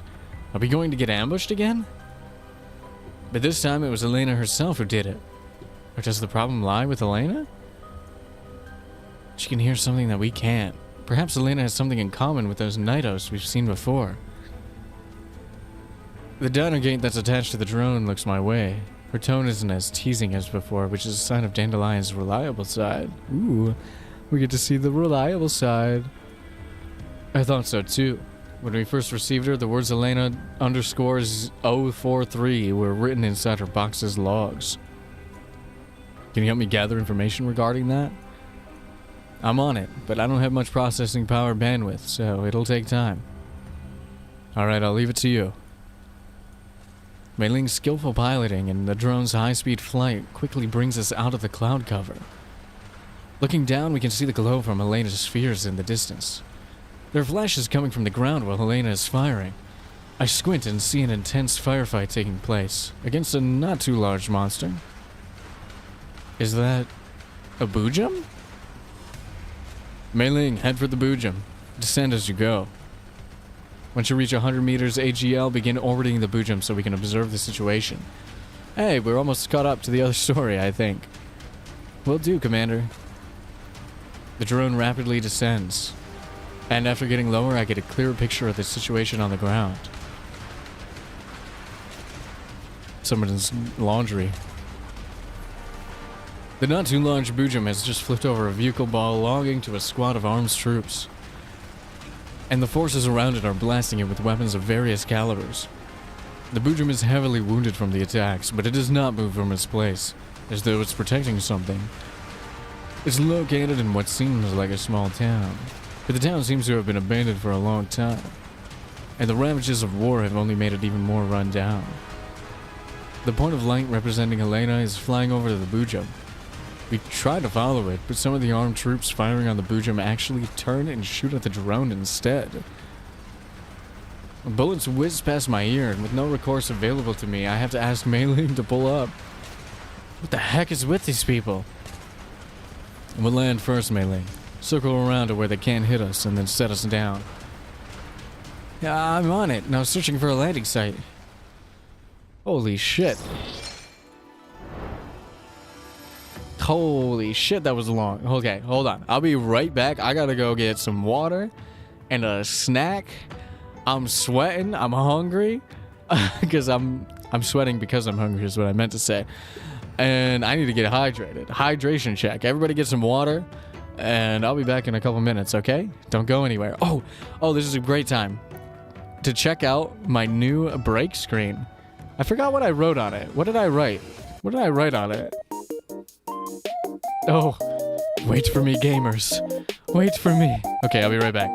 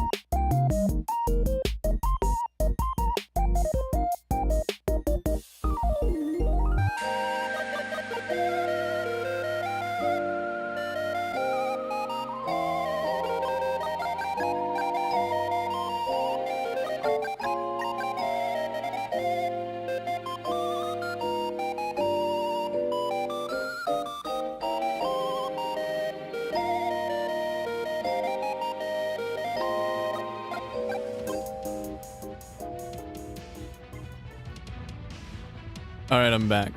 And I got some, what is it called? It's not trail mix, it's like mixed nuts. Got like almonds, walnuts, dried cranberries, mango chips, like dried mango, and some pepitas.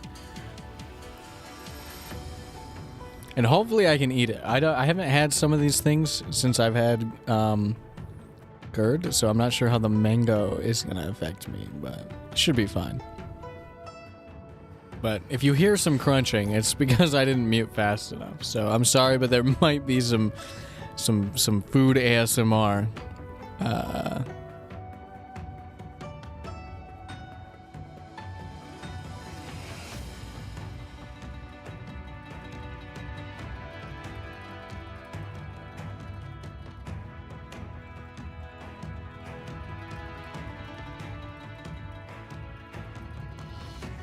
But that's okay, right?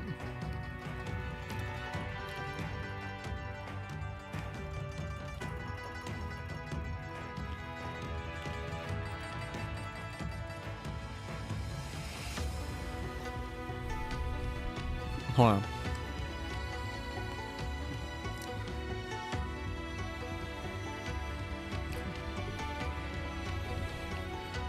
Man, the story is getting good.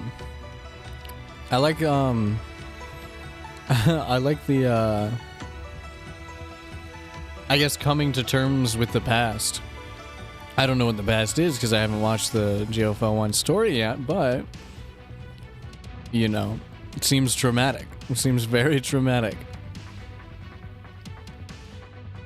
I'm enjoying getting a glimpse of more of the past, and I do want to play the main story still of this game. We might do that. We might do some of that this weekend. I'm not sure. I did post my schedule. But I'm not sure if I'm going to be doing... what did I put on my schedule, bro? I don't even remember. I posted it. Do I have more GFL on the schedule? No, I don't, because I... took yesterday off to play 2K because of the Luka Doncic trade. Yes, I remember. Well, we still might do it this weekend, if not next week. All right, let me get some water and then we're gonna continue.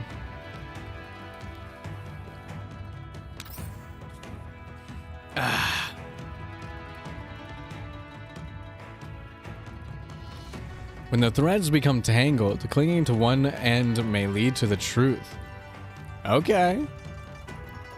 They're probably not gonna get that tangled, but all right, let's take Papasha out of the battle once we get in there.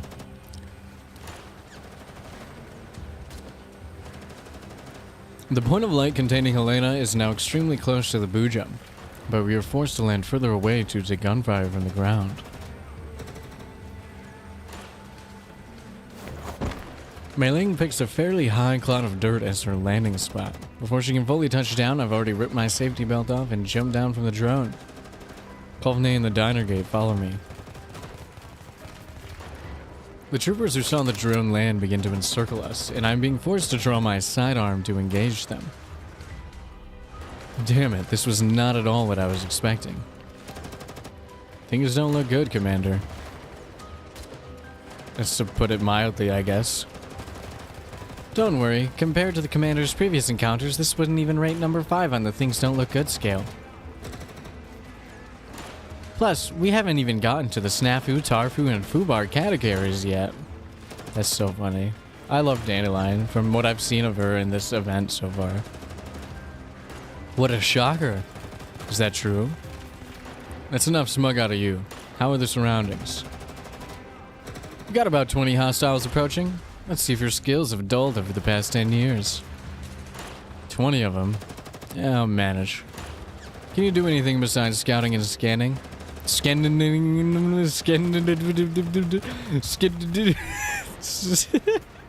Scanning. Well, as you can see, I'm currently just a feeble diner gate. The only thing that separates me from other diner gates is the fact that I can fly.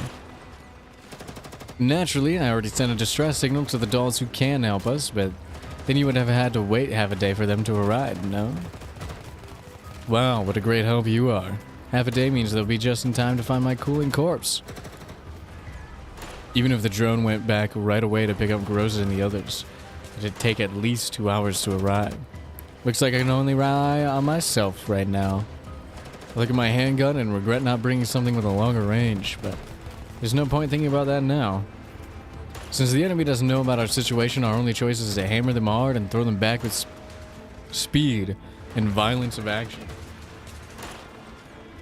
Kolfni, get ready for battle. Dandelion, keep up.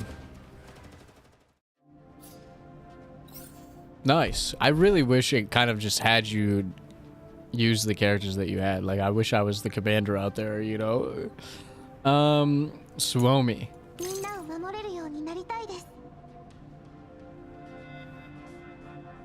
Yeah.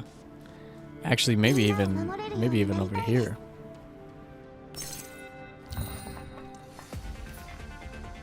Alright. Let's, do this.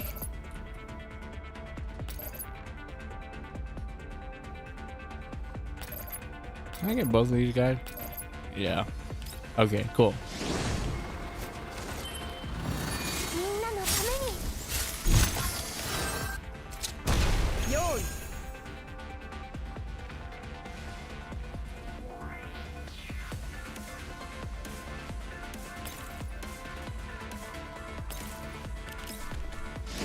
I don't really know where the best spot to put her is right here, so we're just gonna go right there.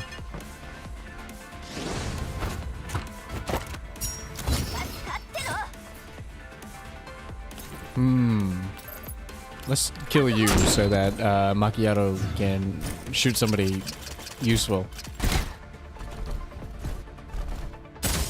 Yeah, like that. That was pretty good. That was maybe a waste, but whatever.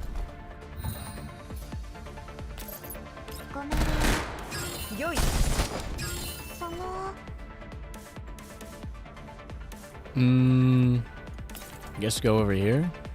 Can you see the spider from here? No. No, you cannot. So you're just gonna chill. You, on the other hand, can see the spider. Look at that. Frontal hunter down.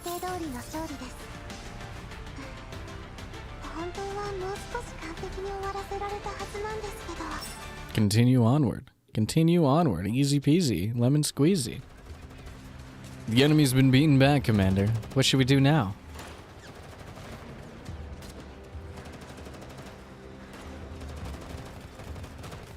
Follow me. Keep advancing. As I look in Helena's direction, I see a distant point of light flashing in all directions. Helena's automatic defense systems are firing wildly at those armed units.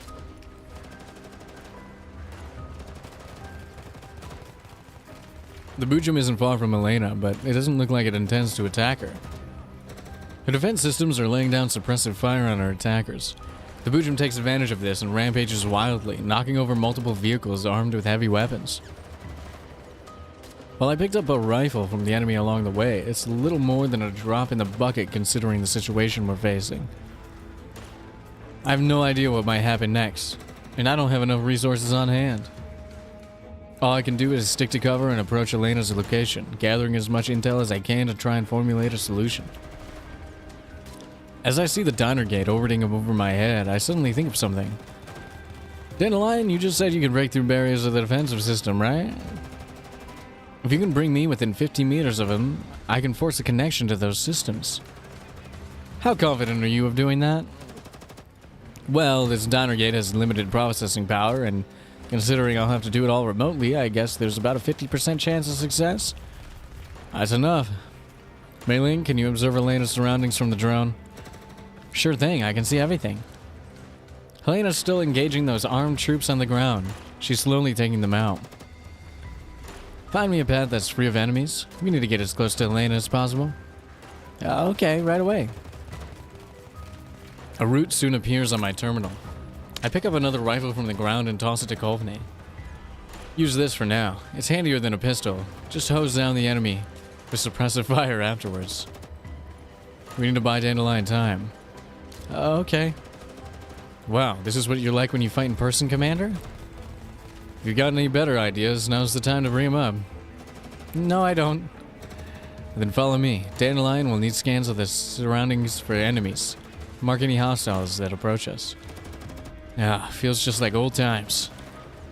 The diner gate flies ahead of us and clears out a path. With Meiling's directions and Dandelion highlighting enemy positions, we quickly eliminate the scattered troopers that we encounter. Hell yeah. After passing through an open area, Kovni and I jump into a pit deep enough to provide us with cover. This place isn't far from Elena. The Bujum's deafening roars remind us how close we are to danger. We're still greenish clouds are closing in from the distance.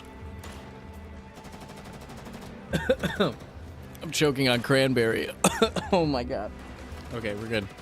We're good. We're good. We're a little good. We're not good yet. Ah, now we're good. Commander, there's an incoming collapse storm. You need to hurry. Dandelion, we're moving in to hack the defense systems. Can you control them and bring Elena down? It won't be hard once I gain control privileges over It won't be hard once I gain control privileges over them. Alright, bring Helena down on top of that building there afterwards. I point to a nearby abandoned building, within 50 meters of Elena. Kovni, cover me from here. I'll go there to get Elena. No, Commander, let me go. Just as I'm about to jump out of the pit, Kovni grabs me by the sleeve and pulls me back in. The Bujum's too close. It's too dangerous for you, Commander. And besides, protecting Helena is my duty. Commander, you should just stay here and give commands. You're just one doll. It's not like commanding you is going to be difficult. I check my ammo. 2 magazines left, including the one I picked up on the way here. We should focus our firepower. Come on, let's go. Okay. Wow, you're brave. I like that. Just keep up. Go together. Go together, everybody. Go together. Alrighty then, we will... It doesn't matter. It doesn't matter. It doesn't matter where you guys are as long as Mosin can go here. And then here. And then... Maybe... I was gonna shoot the guy in the back. But we don't need to do that. Turn the camera so I can see what's going on, please.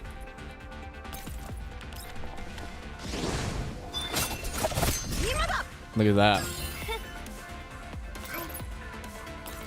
Alright, let's get rid of both of you.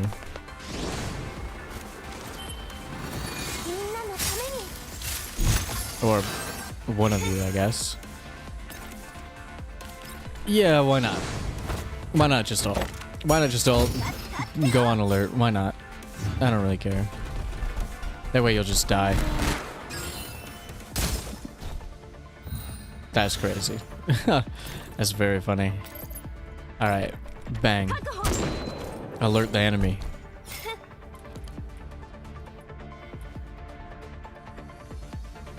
You are standing in the way, so I think we have to get rid of you. So we can walk forward, I guess. Will that kill him? It will.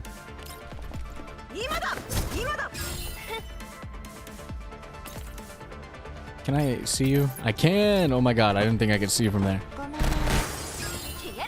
I don't know why I didn't think that, but I didn't think that. And then we just run.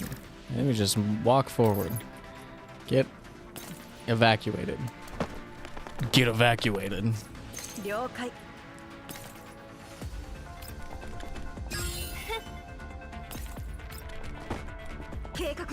mean, I don't really need to move you. You're not going to make it faster than QJ, but that's fine.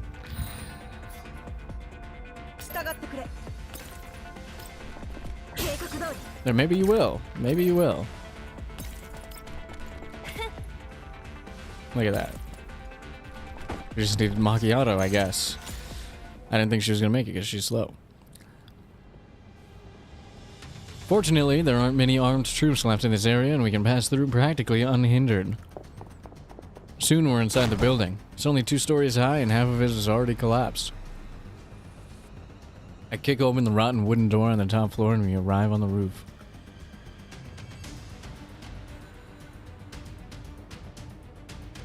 We aren't too high up, but it's enough for us to see Helena's side of the battlefield. Dandelion, I'm counting on you. Roger, roger. Roger, roger. Roger, roger. Hold on. I'm trying to get the cadence down.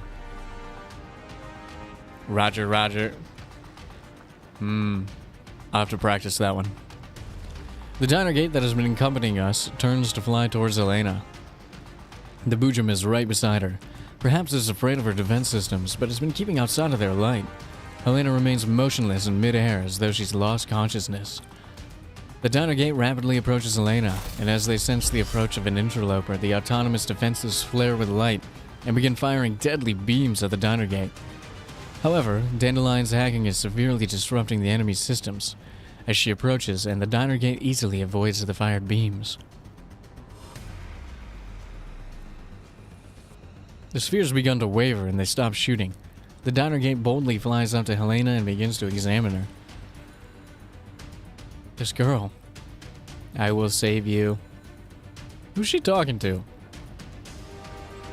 Who are you talking to, girl? The orbs shake harder and harder. Their firewalls are unable to resist Dandelion's hacking. In the space of a few seconds, Dandelion has assumed direct control over the defense system. Do you have friends that you can't abandon either? I can't leave them behind. In any case, just come back to us first. Dandelion controls the orbs, then brings them and Helena back to the building where we are. Courtney can't help but exclaim in approval. Can't believe she took care of it in an instant. Well, it's Dandelion after all. Looks like you owe me again, Commander. Helena isn't far from us now. Courtney is at the observation point, preparing to retrieve her. However, Helena is still looking at the Boojum.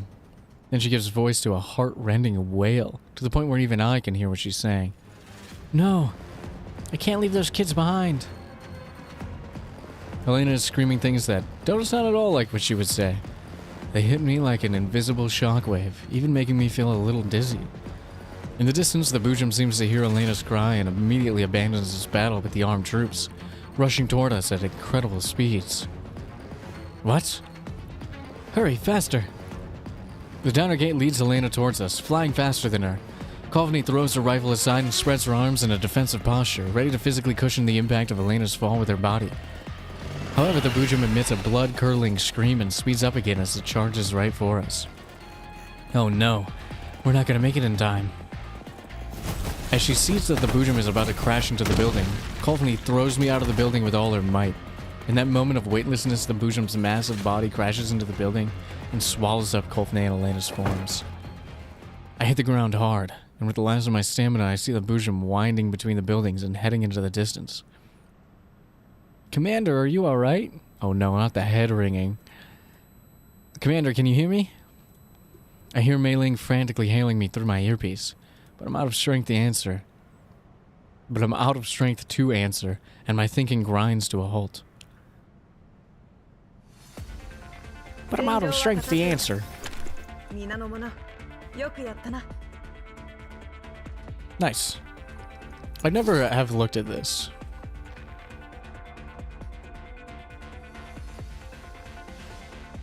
Alright, cool. I've looked at it one time. Tally ho.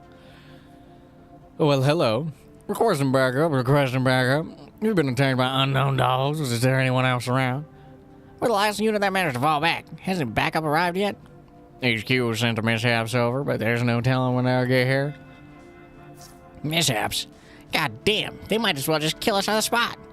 HQ should never have ordered us to fight that damn Boojum. All our guys are dead.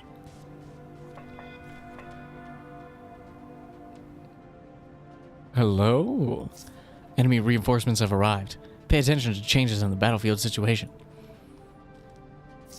Bring it on. If they come, I've got the bullets for them. And the knife? And the slow zoom in into the thigh? What? What just happened? That's kind of funny. Yeah, this is fine.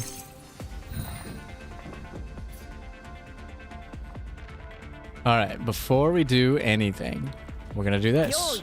We're gonna ult. I love giving the randoms, the NPCs, the randoms, just stupid voices. It's so fun.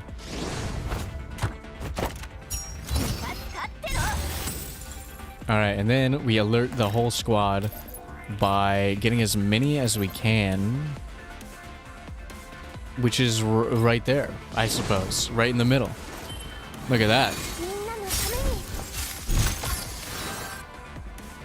Everybody's alerted. Whoops. Let's kill this one.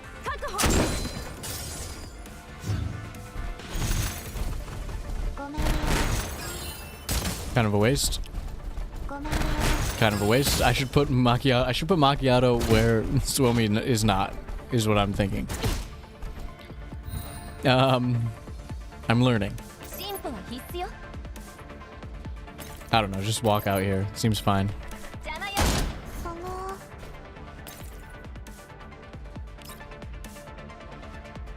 I can't hit anybody. Just walk in. Walk out in the open. Who cares?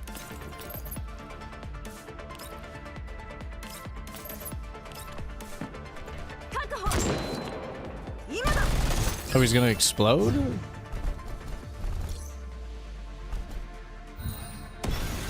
Ow.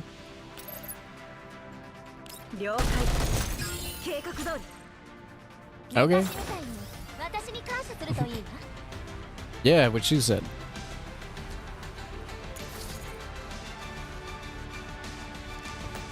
Suomi does do a lot of damage with that initial engage, especially if there's enemies grouped up.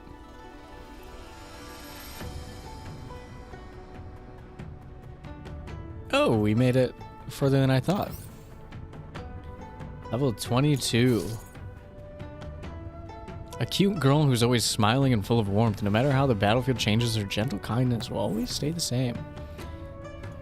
Are you sure? She's an enemy. Anyway. Whether the devouring foreign sound overpowers the chant. Oh yeah, there's a cult. I forgot they mentioned a cult at the beginning. Big cult energy. They're all gone. Those guys were really strong. Everyone, are you alright? Damage is minimal. Shouldn't be a problem. Fortunately, they didn't have too many people.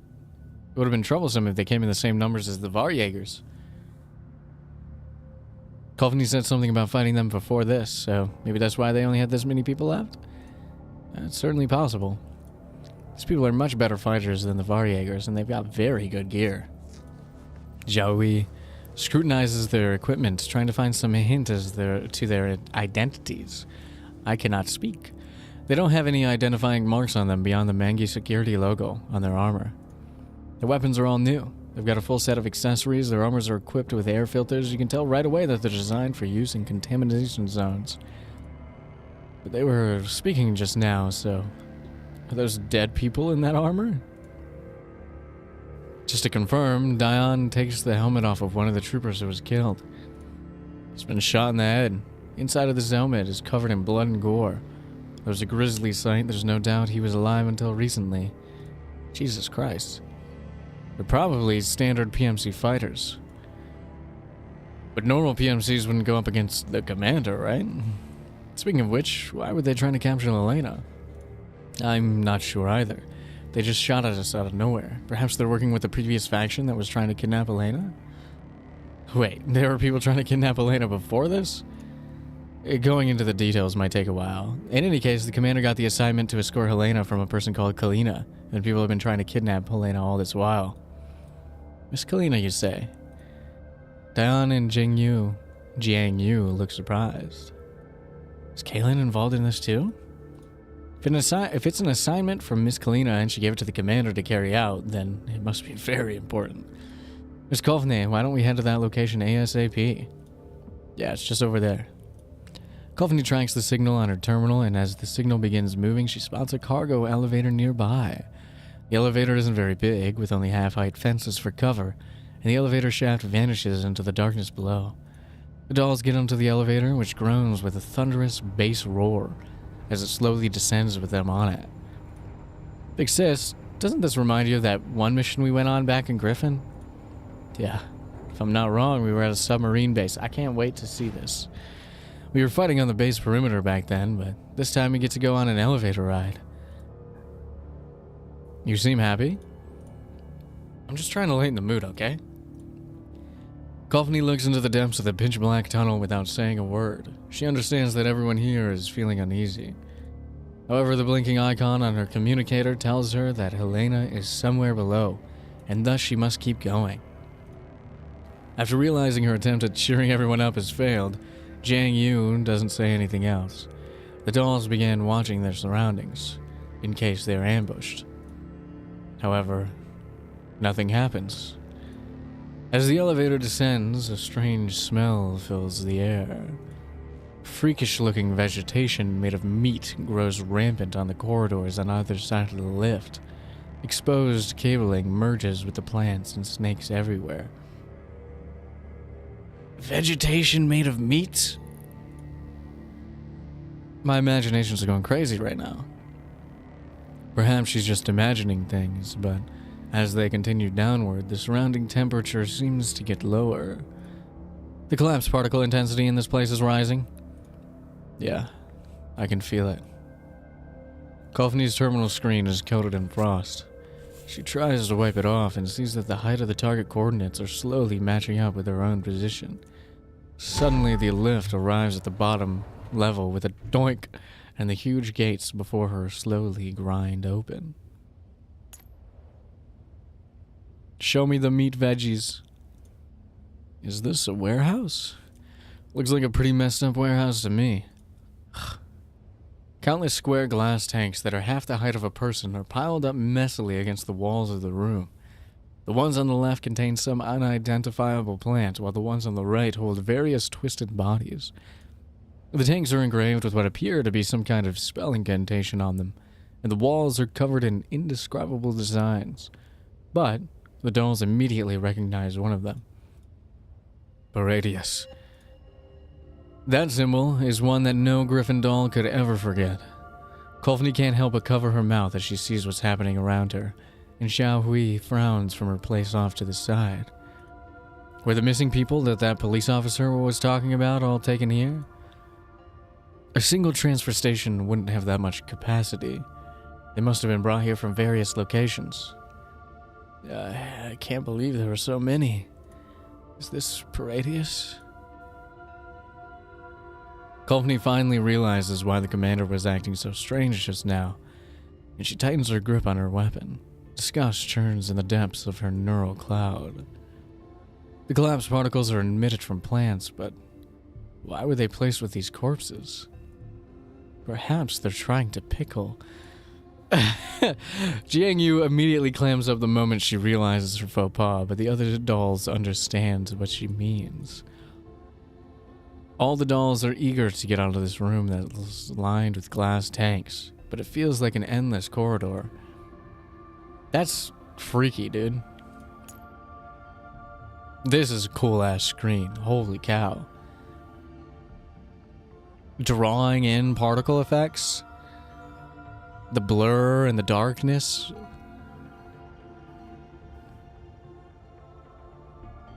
This is a good screen. Holy cow. Takes a long time before they manage to stride to the end of the room. Hey, is that light up ahead? The only thing at the end of the room is a rot-eaten door. A faint light leaks through the gap from below it. Meanwhile, unsettling whispers can be heard through the door, which spooks the dolls even more. I can hear something. Let's be careful while moving in. The dolls crouch low, then gently push open the door at the end of the room. Ugh. It leads to an open space. The char of candles blends with the stink of gore and hits them square in the face. The whispering becomes clearer, And as it repeats over and over again, the dolls can make out what it says. May deformity be exchanged for purity. If you must pass wisdom on to this sinful world, then may my form be the medium. Wisdom is like unto a curse. If this world does not deserve a blessing, then may my form atone for it. For the flesh is but a shell. If blessing is to be shared with all things, may my form be how they are joined. A sonorous liturgy comes from the distance. Several dozen unitates in long robes recite verses over and over again from where they're standing around a deep, steep pit. Meanwhile, the girl standing in the middle leads their prayer, her voice the loudest and brightest of them all. This is the final offering. The dolls duck into the shadows, looking into the pit, where a monster breathes its last. Is that a boojum? That's the one which attacked us just now. English language. Struggled. Elena Single is down there. Was Elena swallowed by the boojum? A look of shock appears on Kolfni's face, and she immediately tries to run out of the shadows and toward the pit. Daiyan and Jiang Yu frantically grab her and drag her back. Let go of me. I need to save her. Helena's right there. Let me save her. Please calm down, Miss Kolfni. There's a big monster out there. You planning to jump down and commit suicide? But I... Don't worry. I'm sure there will be a way to do it. Let's observe the situation more carefully. The girl slams her staff on the ground, and the loud noise it makes draws everyone's attention. May deformity be exchanged for purity. If you must pass wisdom on to this sinful world, then may my form be the medium. Cries of fear come from among the unitates, but their bodies continue marching up to the pit, their trembling visible even through their robes as terror echoes among the congregation.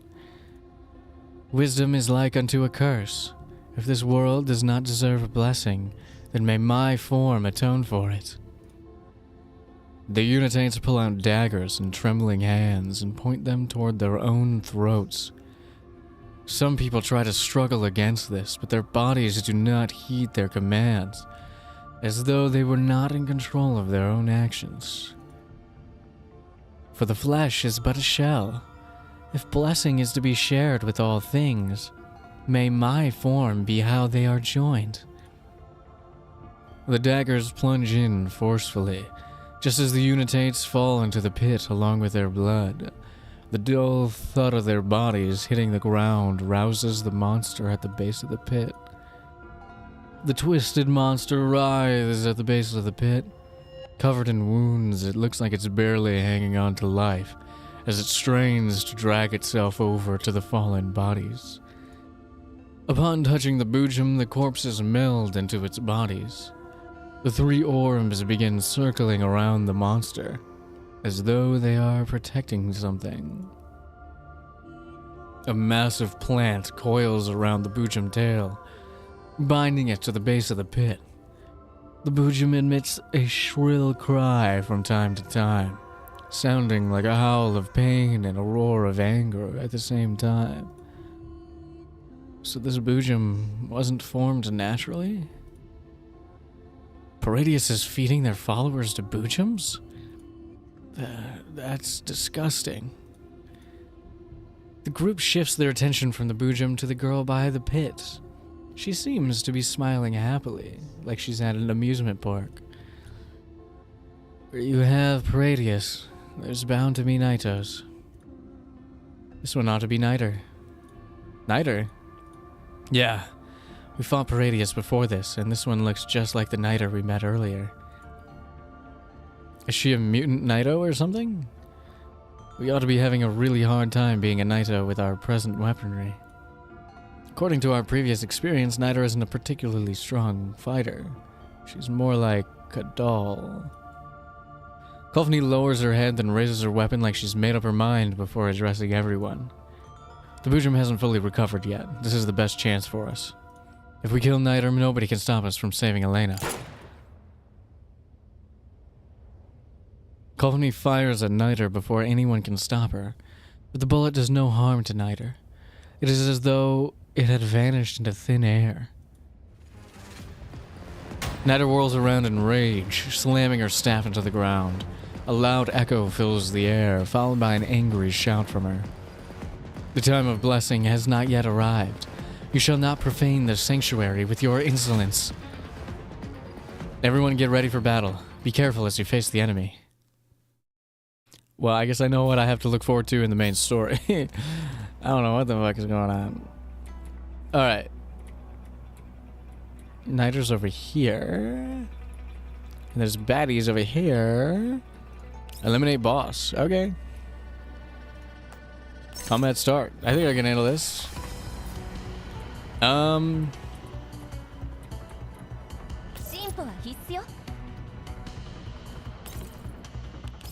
More than anything.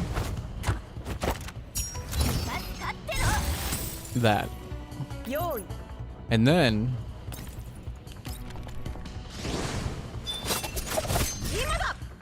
Overwatch. And then, if I'm being honest, if our goal is to just eliminate the target unit... I can't reach. Well, never mind. Maybe I'll do it right here and get these two guys going. Just so I can make my way over there. I was gonna say, if we can just attack her from there. Maybe I should have moved everybody around.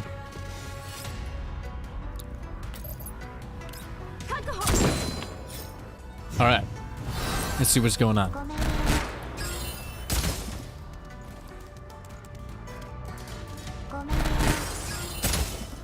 Kind of a waste.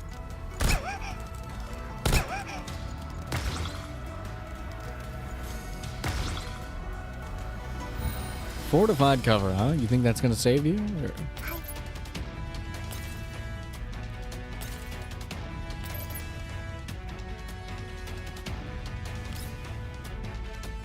What was the sub goal? Win within 6 turns.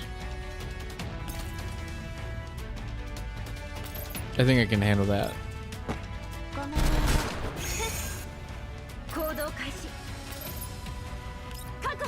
Let's get as much confectants for her as we can.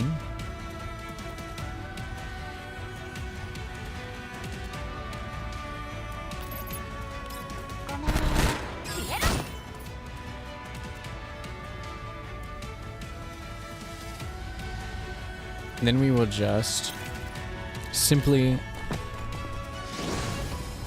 ult again. I don't think there's anything else for us to do here. Because we want to move over here and then... Oh. Oh. Okay, well, Macchiato's got it going on. She knows what she wants. Okay. Now we can move in here. And I don't think... Oh, we can. Okay. I was going to say, I don't think we can hit her, but I think we can hit her. Actually. Hello?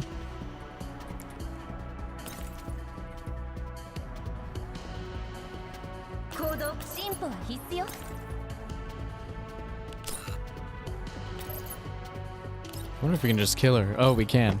That's so funny. I was playing it safe, and then I was like, wait a second. I think we can just shoot her in that.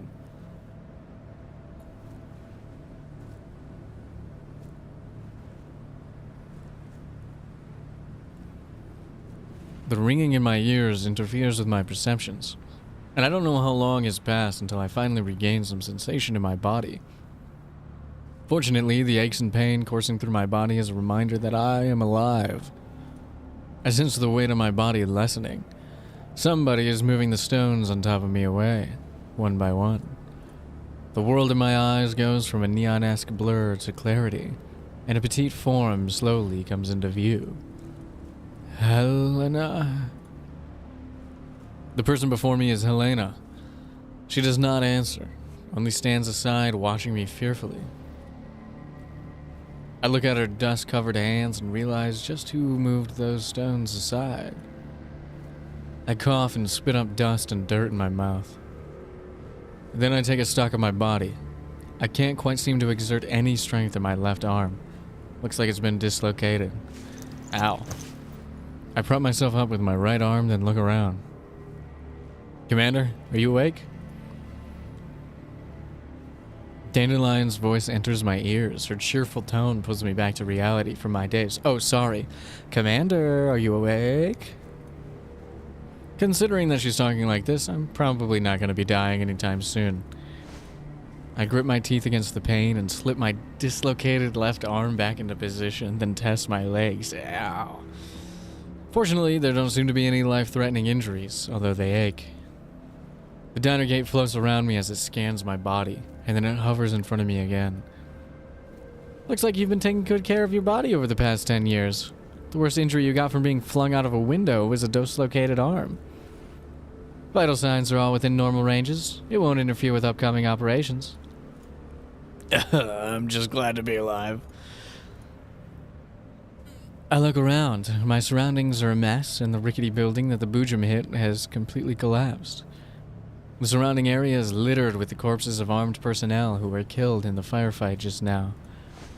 I reflexively reach for my gun, but the cool sensation I expect is not there. The diner gate's eye seems to shine as it sees my hand reaching for my gun. Relax. I checked your surroundings while you were out. As you can see, there isn't a single soul around here, so you don't have to worry about being attacked again. However, the diner gate flies a little higher and looks into the distance. As I follow Dandelion's gaze, I see a big patch of dark greenish clouds not far away from us. Damn it, is the collapse storm that close already? Fortunately, I found you quickly enough. Otherwise, you'd be enjoying another full immersion in a collapse storm. Just as I was wondering how to dig you out of there, this little girl showed up. The diner gate glances at Elena, who's still looking at us with a frightened look on her face. While I have a ton of questions I want to ask her, it would be best to get out of here first. There isn't much time left. I need to decide what to do right away. I carefully recall everything that happened just now. Dandelion took over Helena's defense systems, but just as we were about to grab Helena, the Boojum suddenly changed course and slammed into the building we were in. Kolvny threw me out the window and saved my life. Dandelion, where's Kolvny? I saw her being coiled up by the Boojum along with Helena. She isn't responding to my hails, but I can try to track her location. Your coordinates indicate that she's some distance away from us, and she hasn't moved in a long time. Damn it, we need to find her. I knew you'd say that, Commander. However, shouldn't we be focusing on how to survive right now? Can you contact Dielmo?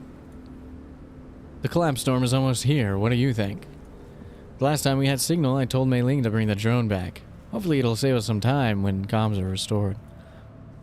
Storm sure picked a great time to come by. I would suggest we find a place to take cover. Otherwise, we'll be sporting a new crystalline look in a few minutes. Are there any suitable locations nearby? There are some non-sealed buildings. Probably won't provide much in the way of actual protection, but having something is better than nothing. Fortunately, Helena is a quasi-fully immune individual, and this isn't your first time being exposed to highly contaminated environments, so you should be fine. Will it really be okay? A look of hesitation briefly crosses Elena's face, but in the end she works up her courage and walks up to me in the diner gate. This way. What's wrong, Elena? Go this way. After pointing in the way she wants me to go, Helena runs off into the distance. After a while, she stops to look back at us, then keeps moving ahead. Is Elena headed for safety? How does she know which places are safe?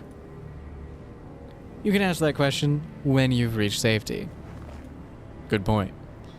I force myself to my feet. Looking back, the ruins under the thick, dark clouds look like a massive graveyard. There's no time for me to spend on contemplation.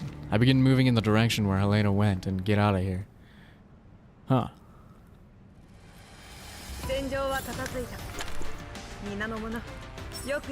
Yep. Understood. Sorry, didn't mean to cut you off there, QJ, but we've got a story to experience. Over here. Helena stops in front of a high point on the edge of the ruins. There's a disguised entrance visible near a half-buried slope. Initial inspection of the entrance reveals that it has been well camouflaged by vegetation and rubble, but looking closer inside shows clear signs of man-made architecture. Is this the entrance to an underground broker's base? The inside of the tunnel is much larger than expected. It's big enough for 2 trucks to drive through it side by side. The collapsed storm outside carries wave after wave of dirt with it. There are no more traces worth investigating on the surface now. Looks like you know this stuff really well, Commander. Could you explain? There are traders who do business in the contamination zones. Naturally, the URNC views them as smugglers. Well, these smugglers sure are bold to have hidden such a big entrance here. Well, they're brave enough to transport anything from small animals to heavy arms. Did you really not know that? Not at all. Seriously? In theory, Dandelion should probably not know about these people and things that are only found within the contamination zones. But, for some reason, I have the feeling she's already familiar with these things. Helena doesn't pay attention to our discussion. Instead, she goes deeper into the tunnel, and I run up to grab her shoulder. She turns to me, a troubled look in her eyes. I walk past and in front of her, then shine my torch into the tunnel. It's empty. The shutter to the tunnel is half open. Once again, Helena ignores me and walks in. Although I can't be sure that it's safe in there, I have no choice but to grip my teeth and head inside. The diner gate flies into the hole, and then the shutter, which looks like it was broken, suddenly grinds shut. The interior of the hole lights up and the sound of machinery echoes all around. As I feel the ground below me start to tremble, I realize that I'm standing on an elevator platform. Elevator, elevator. Dandelion, give me a scan of our surroundings. We are currently descending underground on the elevator. The downer gate flies in the direction where the platform is headed. I look in the same direction, watchful for any sudden dangers which might come up. Did you come to save Elena too? Out of nowhere, the hitherto silent Elena looks at me and asks a question without being addressed. Yes, of course we came to save you. Still, what happened just now? Why did you fly away all of a sudden? I'm sorry. I'm not trying to blame you or anything here, I just wanted to know. What happened just now? Everyone was tricked. Everyone died. But Helena came. Helena was saved. Wait, you were saved? Yes.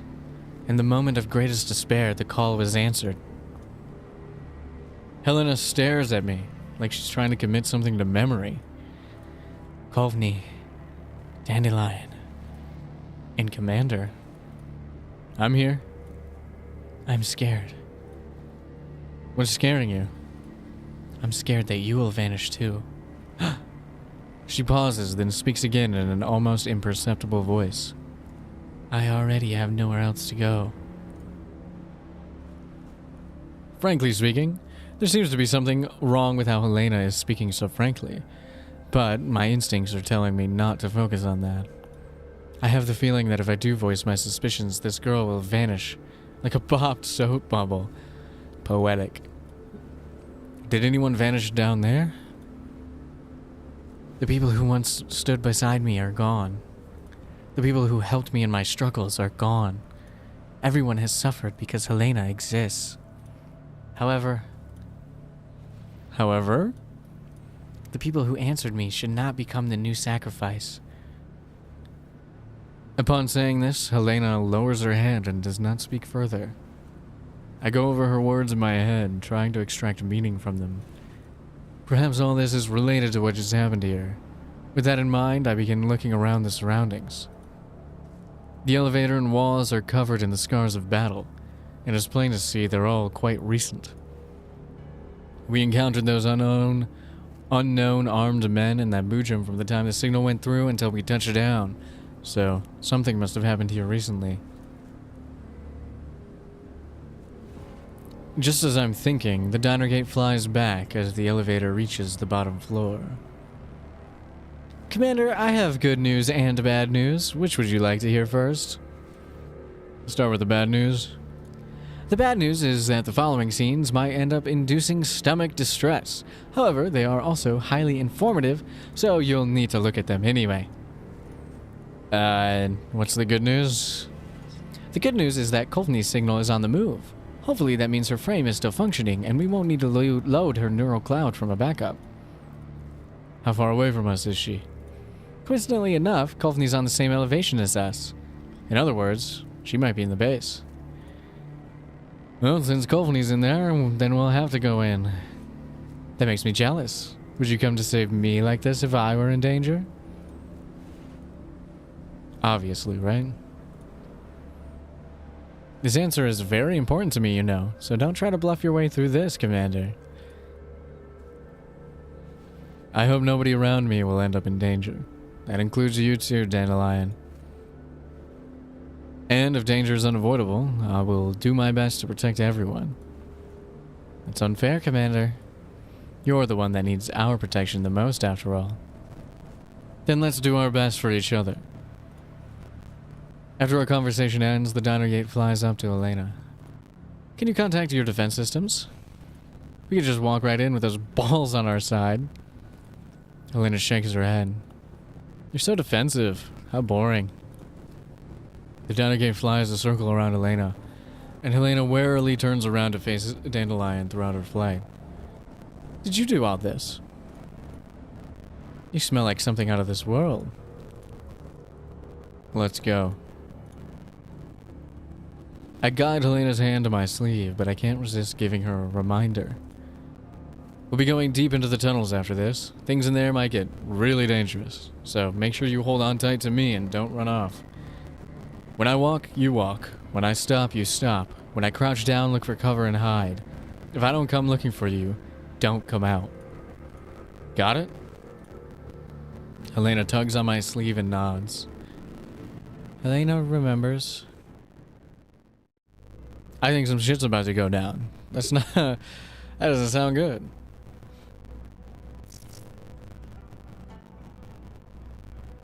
Servants.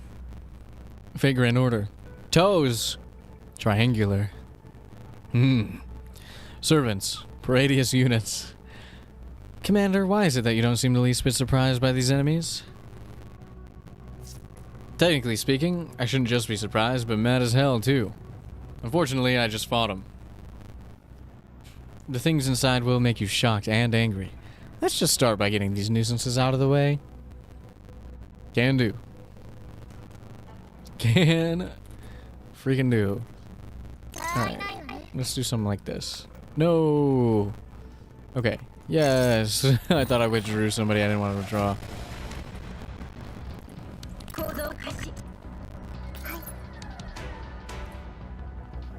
Alright, well... I guess let's go here.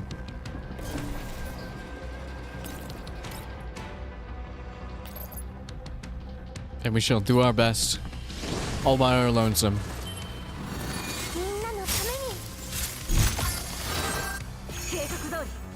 Keikakudori. Yeah, why don't we do...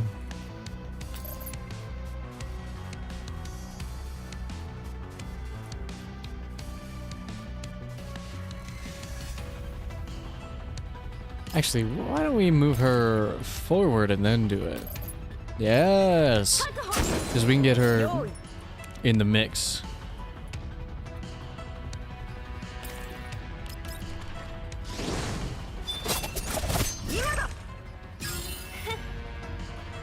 And then we will put Macchiato on alert.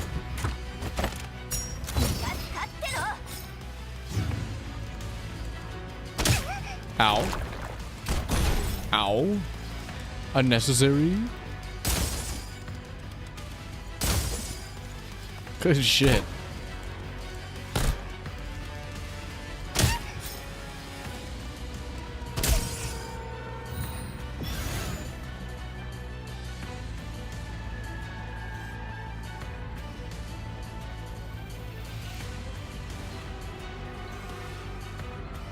Okay, Suomi, you're gonna have to just do your best. All by yourself. You're just gonna tank it. You're just gonna go crazy.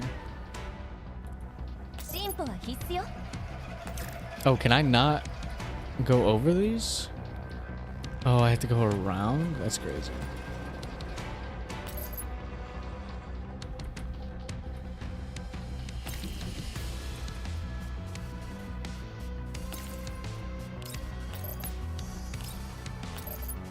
That'll kill him, so I'll do it. The less people alive, the better.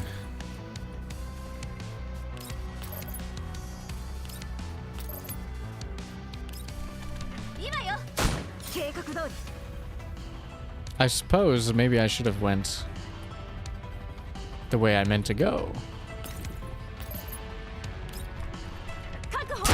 The first time, I didn't realize I had to go. I couldn't break through that. Or just jump over it.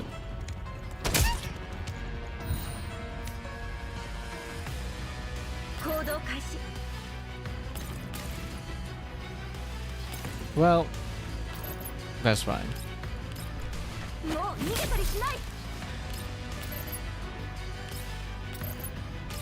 We'll just shoot him normally.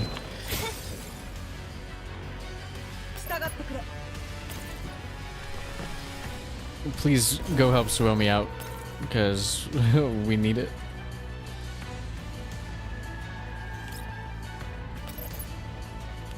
We'll just put you on Overwatch, I suppose. I don't really know what else I would do there.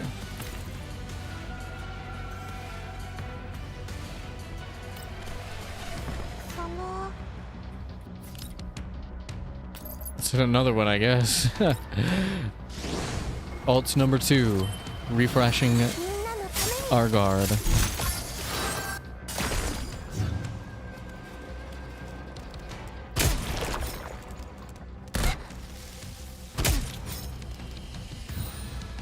All right, get your ass up here, and then just murder this man.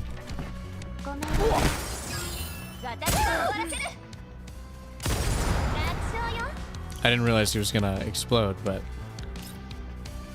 maybe I should have looked at the warning beneath him. Alright, and then you can just kill this guy. Alright, good job. Good job. It was messy, but we did it.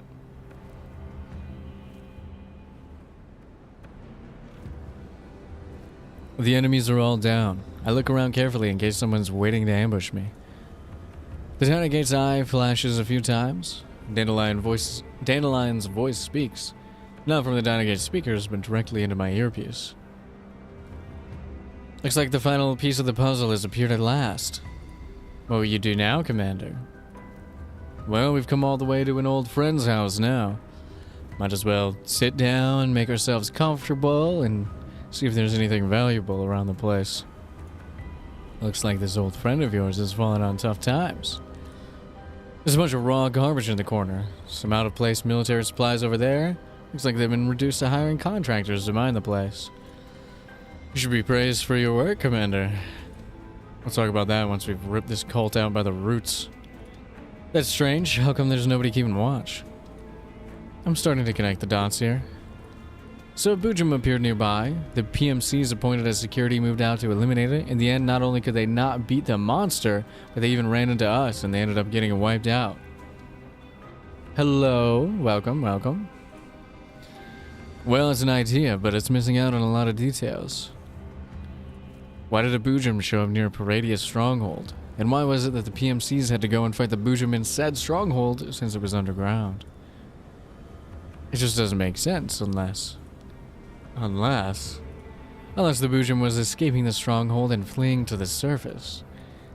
Now there's an interesting guess. In that case, why did Helena seek that Bujum out? Why does she act like she knows this place so well? Why do she act like she knows this place so well? The Dynagate looks at Helena, but Helena doesn't notice us gazing at her. Instead, she looks nervously further within. This girl has many secrets about her. I'm sure you must have seen a lot of strange things about her as well. There's no such thing as too strange when it comes to fully immune individuals. In addition to the readily visible oddities, Elena seems to have a strange relationship with Abujam. Have you noticed that, Commander? I wouldn't have thought of things that way if you hadn't mentioned it. I suddenly remembered the report that Groza gave me from when we just received Elena. Part of it included the details of Elena appearing and the Abujam vanishing, and there just so happened to be a collapse storm at the time too. So you're saying that Elena can attract Abujams? It's just a guess. This place just so happens to be a Paradius base, where we might be able to find some information that corroborates that theory. Since you've said as much already, does that mean you've already discovered something? Since you're so curious, please follow me, Commander. The Dynagate floats before my eyes once again, and after extending its limbs before me in midair, it wriggles around a bit before flying further in.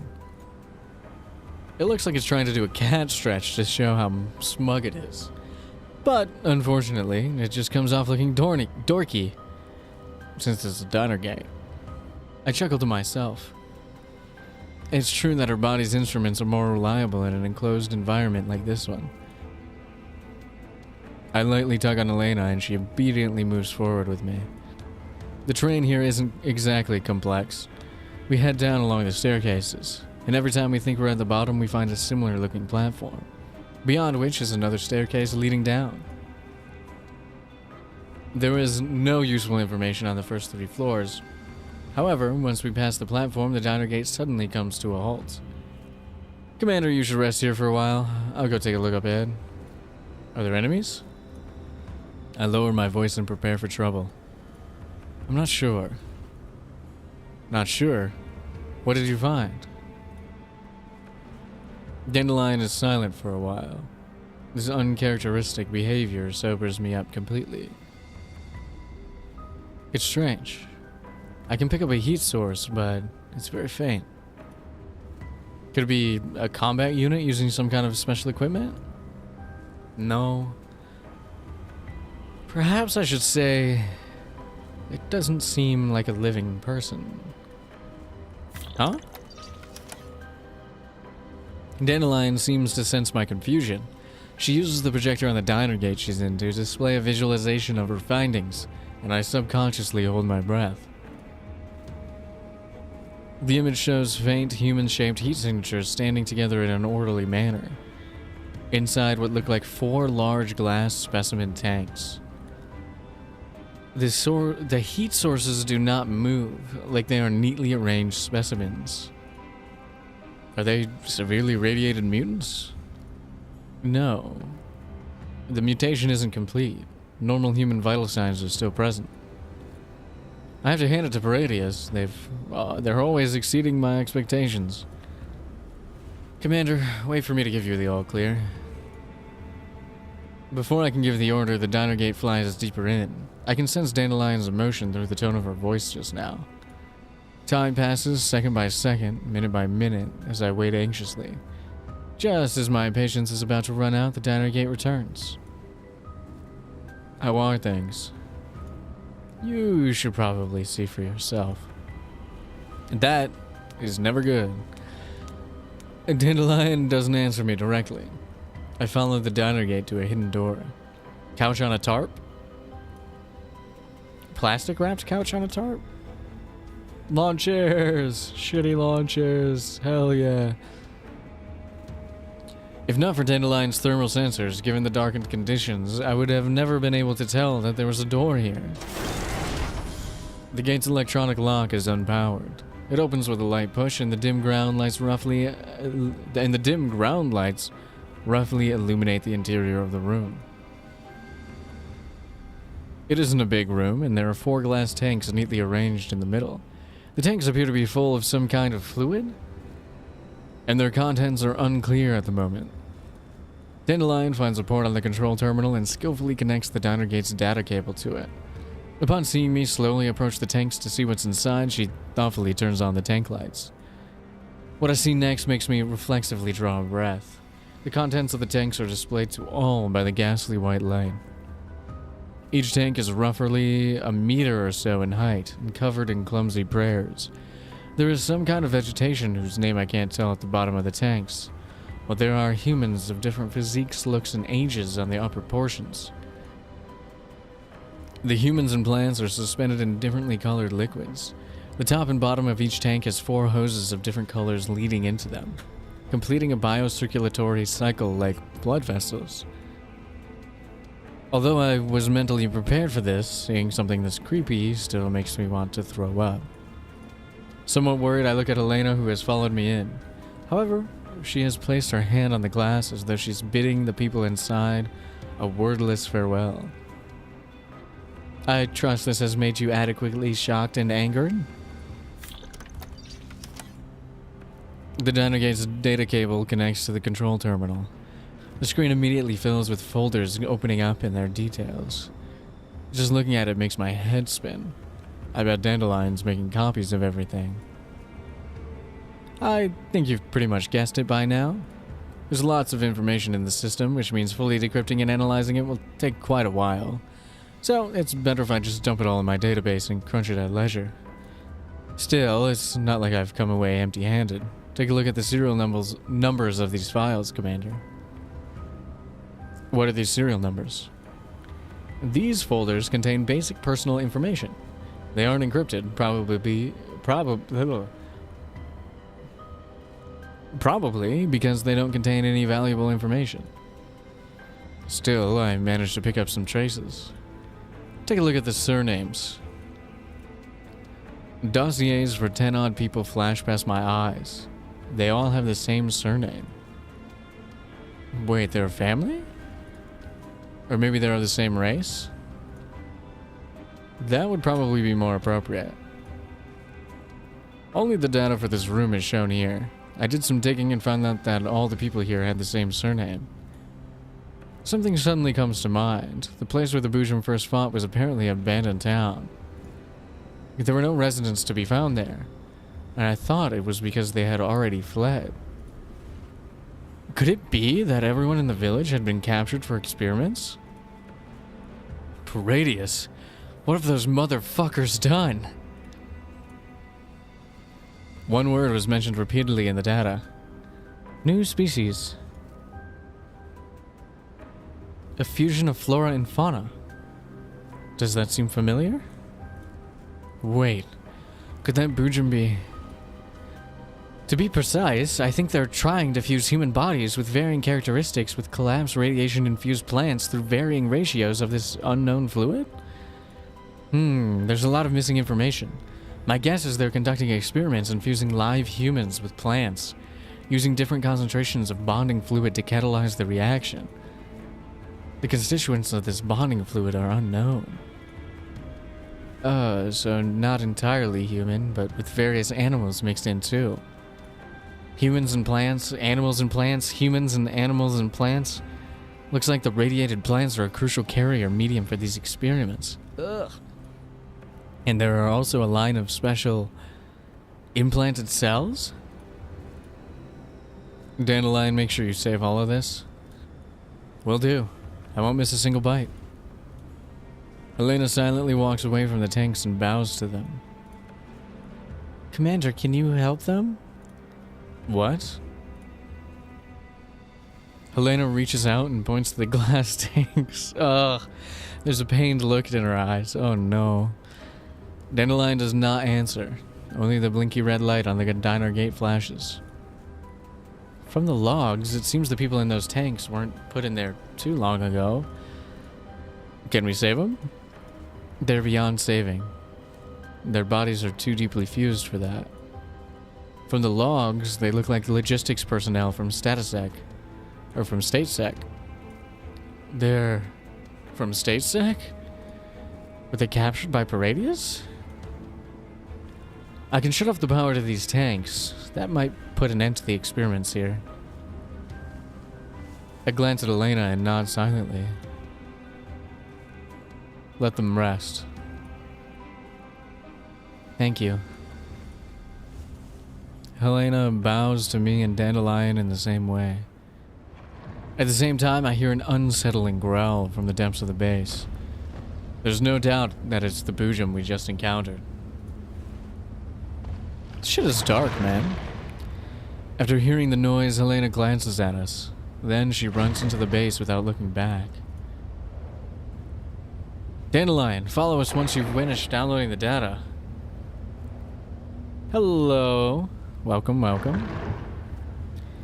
After telling Dandelion what to do, I proceed to give chase. I can sense something is about to happen. Jesus Christ, this is dark. And violent. Weird body horror experiments. Meat plant, human monster, meat veggies, ugh. Ugh. Nasty. Daiyan and the others rain fire on Niter and force her back, but Niter ducks behind cover and avoids taking a fatal blow. The appointed time has not yet arrived. Forgive this insult, my lord, and rain judgment down upon these heretics. Niter raises her staff high and emits a deafening, sinister sound, forcing the dolls to cover their ears to protect their hearing. What's that bitch doing? Look out, the Boojum's moving. Never seen a game like this before? Said it was dark, what's going on? We are in the heart of... And you haven't seen late stage human elids? Ugh. It gets worse. We're in the middle of the remnants of a cult that is also turning civilian citizens into monsters by merging them together with plants and animals in some sort of gory biological biogenetic experiments. It's not good. Look out, the Boojum's moving. The Boojum seems to have been rejuvenated by the sound. It crawls out of the pit and with all its might it shrugs off the plants entangling it. Eventually the Boojum emerges from the pit. The Boojum is just a big monster. Devouring the blood and flesh of the sacrifices restores its strength. Oh, and there was a cult sacrifice. Devouring the blood and flesh of the sacrifices restores its strength, and the wounds it just took begin to knit together. What did that say? The Boojum's body is bigger than before, but the monster thrashes around continuously, as though it is unable to control itself. And Niter thumps the ground again. The sound makes the Boojum roar again and again, each cry more pain than the last. Atop the Boojum, below the three revolving orbs, a shadow vaguely shaped like a girl can be barely made out inside its body. Helena! I knew it, Helena's in there. Kolfni can't hold herself back anymore, and throws caution to the wind as she runs up to the Boojum. Give her back. Give Helena back. Kolfni unloads all her firepower into the Boojum, while the Boojum raises its tentacles in preparation to counterattack. Miss Kolfni. Daiyan rushes out of cover as well, picking off the tentacles trying to smash Kolfni with accurate gunfire. Jiang Yu and Xiaohui follow behind her. Since there's no way for them to retreat, the dolls have decided to utterly crush the monster here. It can't be helped, big sis. We'll all have to attack at once. Now's our chance to defeat this monster while it's still weakened. We'll cover Miss Kolfni together. Be careful, everyone. Final boss fight? Final boss fight!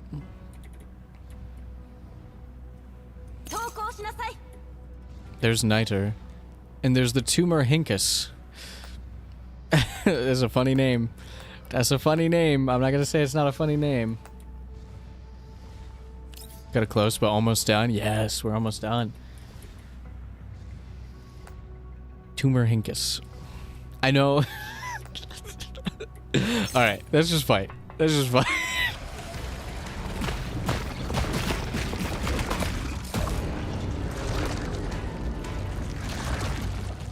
Gross.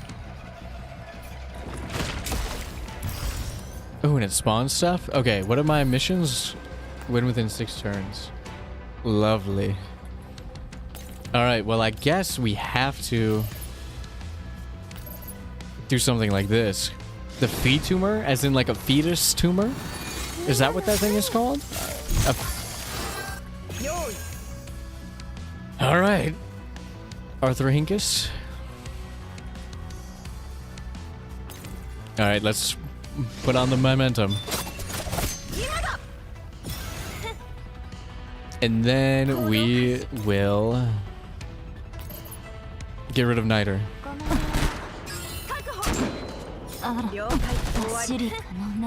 We just have too much to worry about. Let's just make sure we shoot at everything that moves. Oh, nice. It counts as moving. That's kind of cool.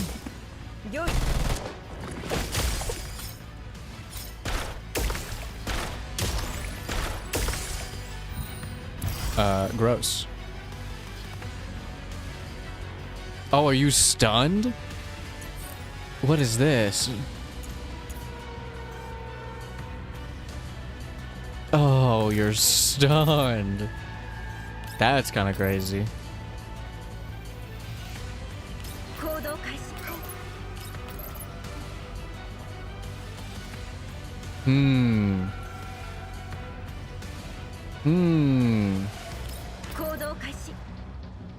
Should have brought people who do extra damage to this. Maybe this will work?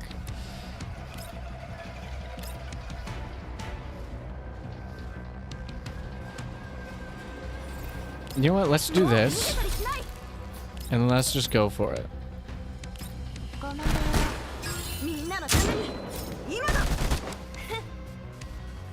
And then you are stunned. And then you can take some real damage. Although you are immune to something.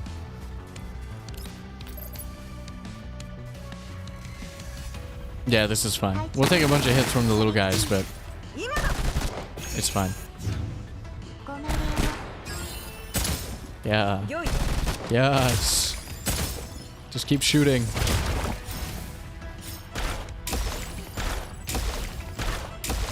That's so funny. Okay. It's totally fine. It's... QJ is alive, right? She's not stunned. Oh no. Wow, it should be fine.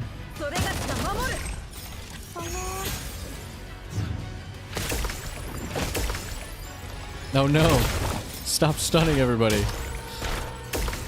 I probably should have moved him, knowing that they were gonna get stunned. No.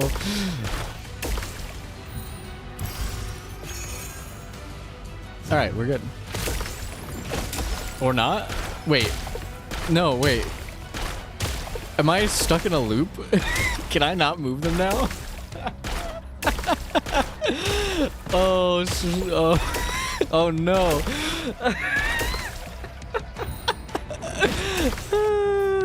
That's funny. Oh, that's so funny. Hold on. Let me have my turn.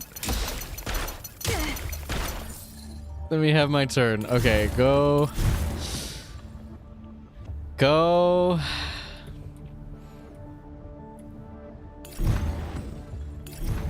To here. That's so funny.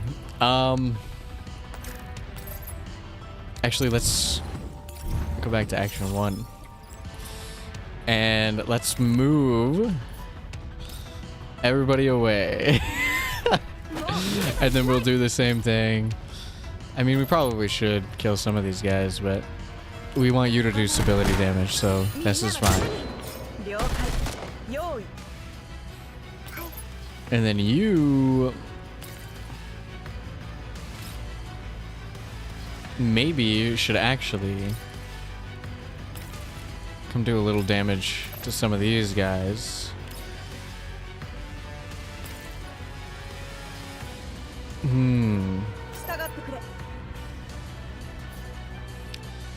I wish I had Karolic right now, so I could just...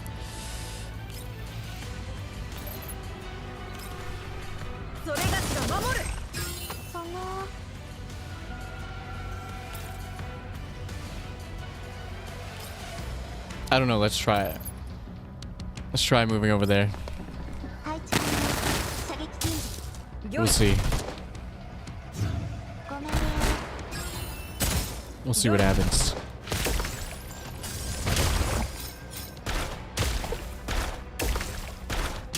Oh, I was gonna say as long as Macchiato's the only one getting stunned, but it seems fine.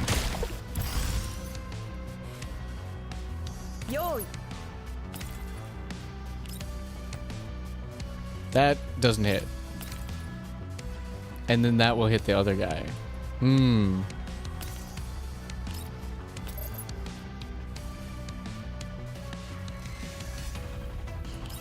I really need some of these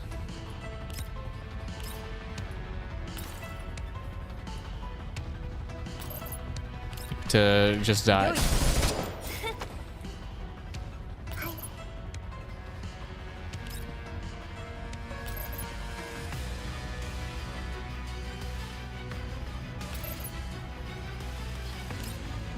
I don't know. We're gonna do our best.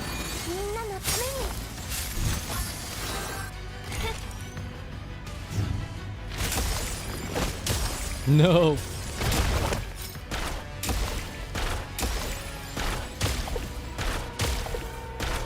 No, I thought you were safe.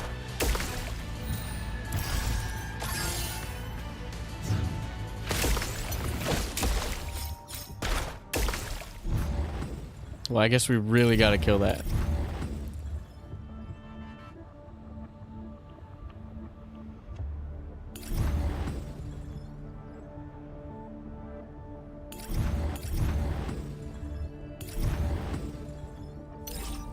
It's over? Alright, well, I guess we just have to kill all these little guys.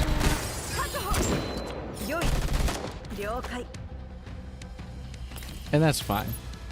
I just thought we could do enough damage to the boss that we wouldn't have to do the boring part. We gotta do the boring part.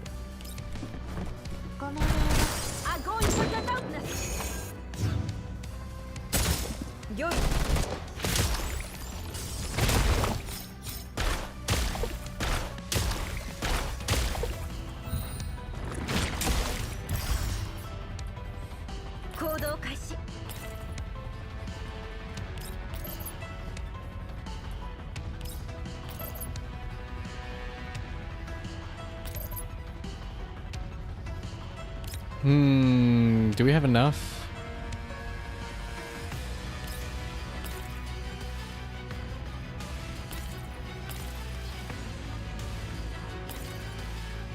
Can I just stand back here? Hold on.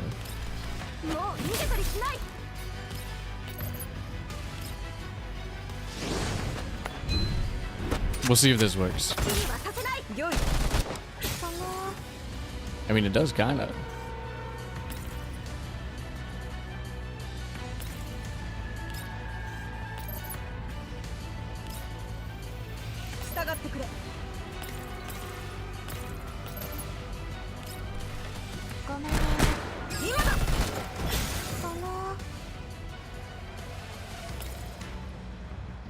I think she's gonna get stunned next turn, but I think we have to do this.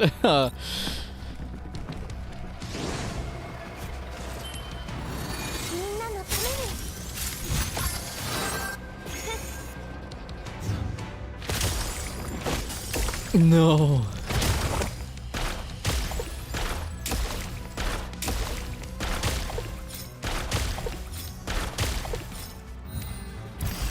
Okay, well, we have one. Oh, and then they heal.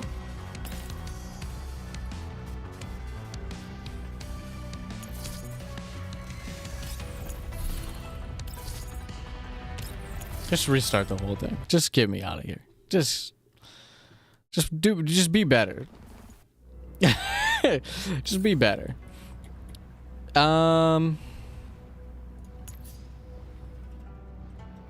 AoE doll, yes. I'm gonna use Karalik.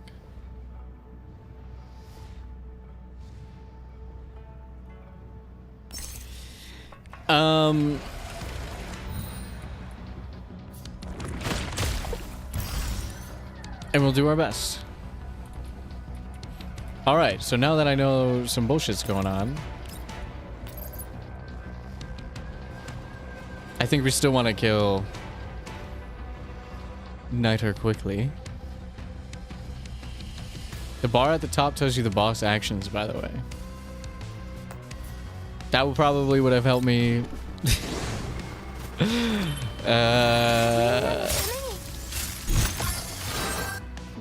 But it's fine. We still want to do this.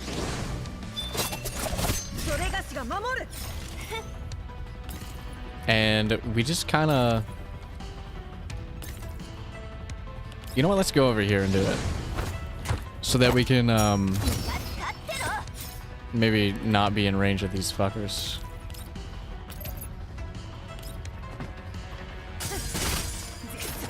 Look at that. And then get out. Oh, and then I can do it again? Well, guess what? You're getting ulted, bro.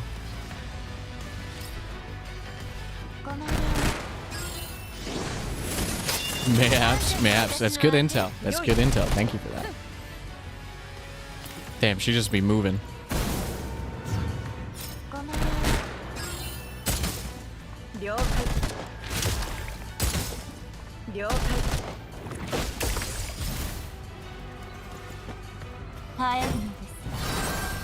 Last time we killed her in one turn, so...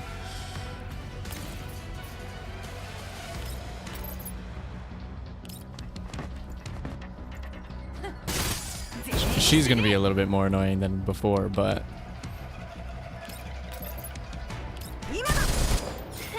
That's fine.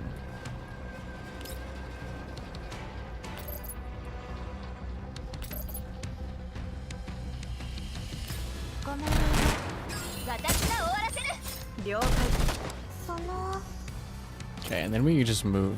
And then we just move. And then maybe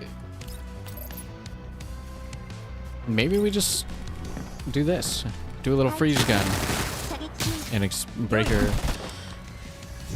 stability a little bit.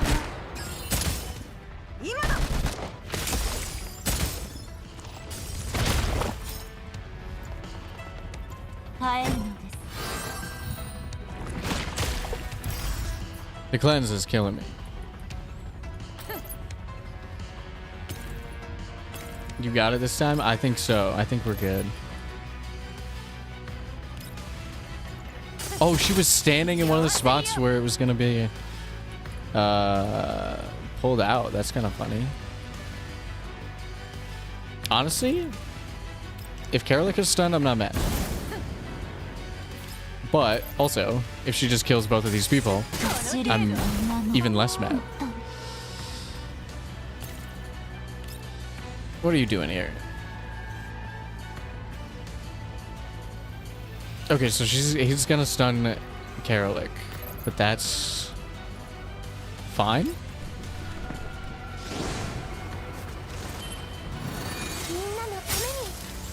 Question mark?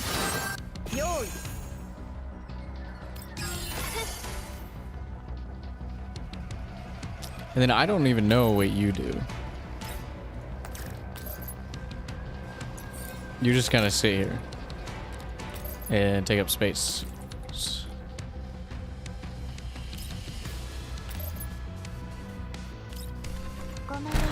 Let's just shoot it as much as possible. Yeah.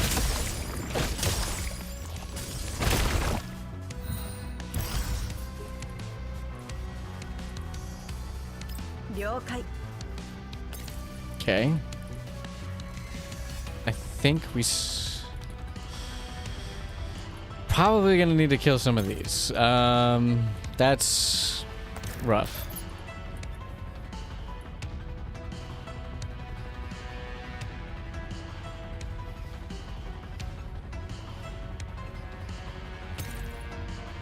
But it's fine. What if we just stood in the corner? I don't think that's gonna help us.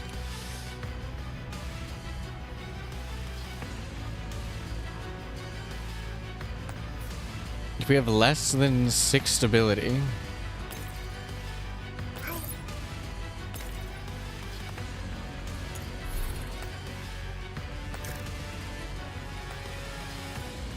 which everyone does.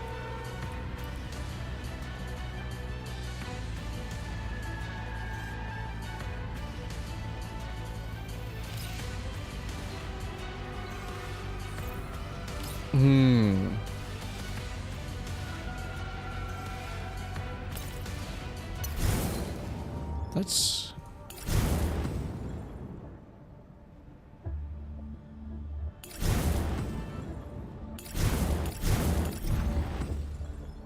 Nah. I think we got this. I do think we should cancel this rewind. Alright.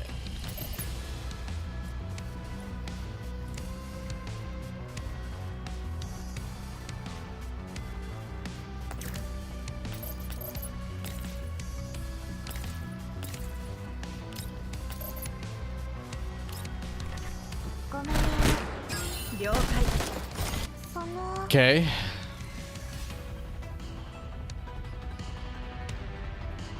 Restores stability index. It only restores 2. But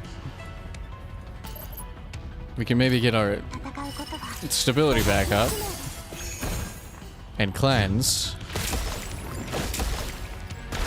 Maybe I should have done that first, but look at that. So you're fucked. I'm sorry? What just happened?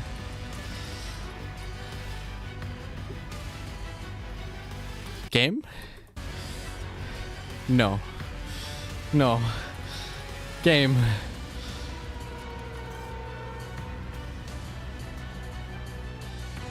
What is happening? Oh my god, okay. Okay, we're good, we're good, we're good. It's fine. It's totally good.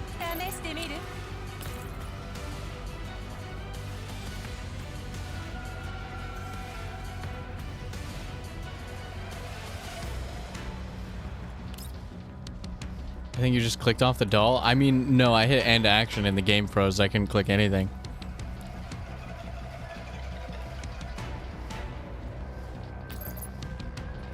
All right, make tumor Hinkus stability index 0. Get fucked. All right, he's dead.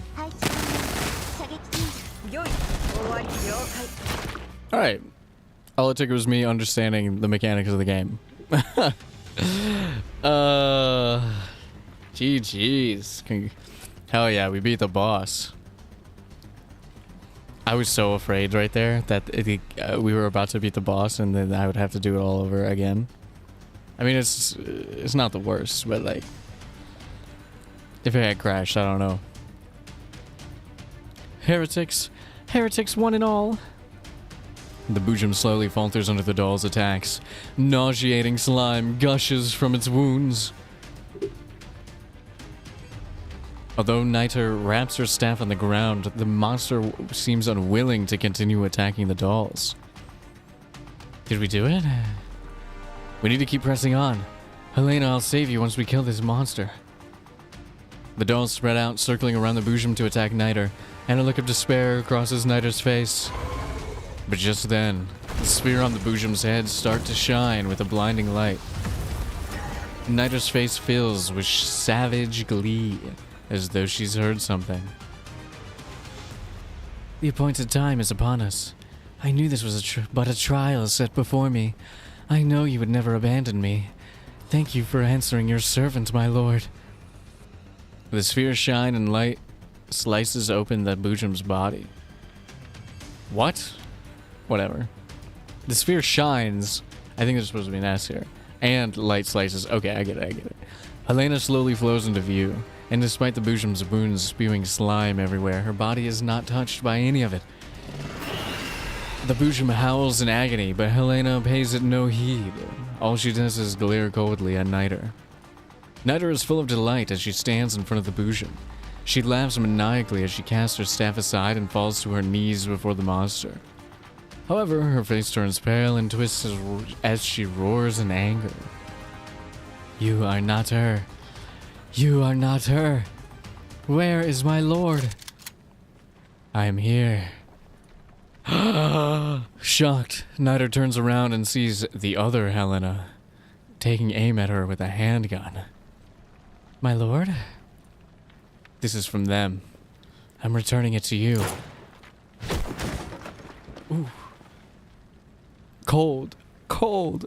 Helena pulls the trigger and a bullet blasts clean through Niter's torso. Why? I devoted myself to you with the utmost faith. Then rejoice, for today you will be a martyr. Oh. Oh my god.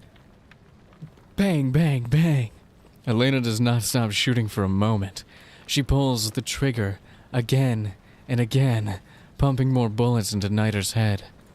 Niter collapses to the ground and her staff falls with her. The Boojum in front of her collapses as well, as though its spine had been suddenly removed. As I catch up, I come to a halt, staring in shock. I realize that Helena is holding my pistol. Although I can sense something strange happened with her, what I do not expect is that there are two Helenas standing in front of me.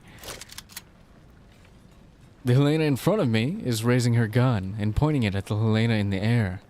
The two of them are silent, simply staring at each other. Shortly afterwards, the Helena in the air speaks first. D68, you were not chosen. What a shame. I never wanted to be chosen. Everything we believed in was a lie.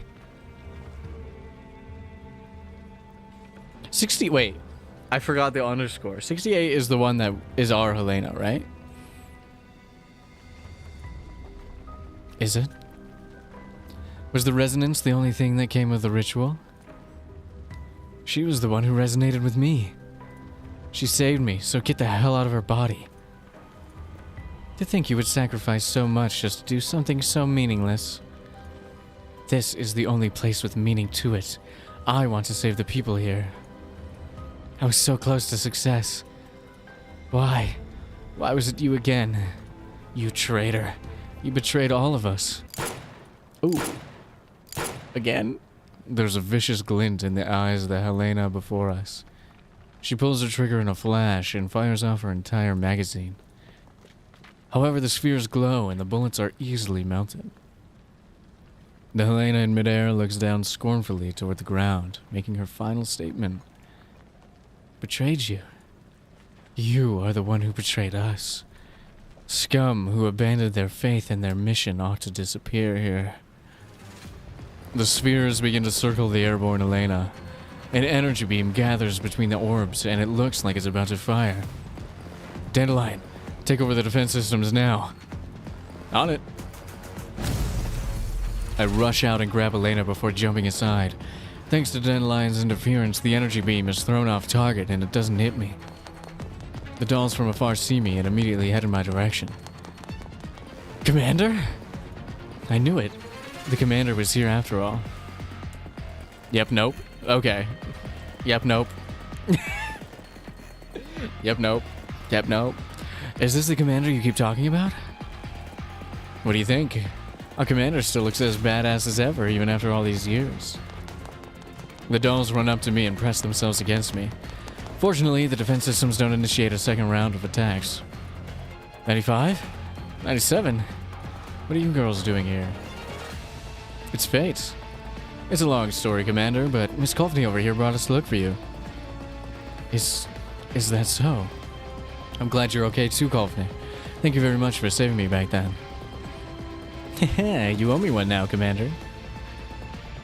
Coultney happily flashes me a thumbs up, then she looks at the Helena in the air before exclaiming in surprise. What's going on?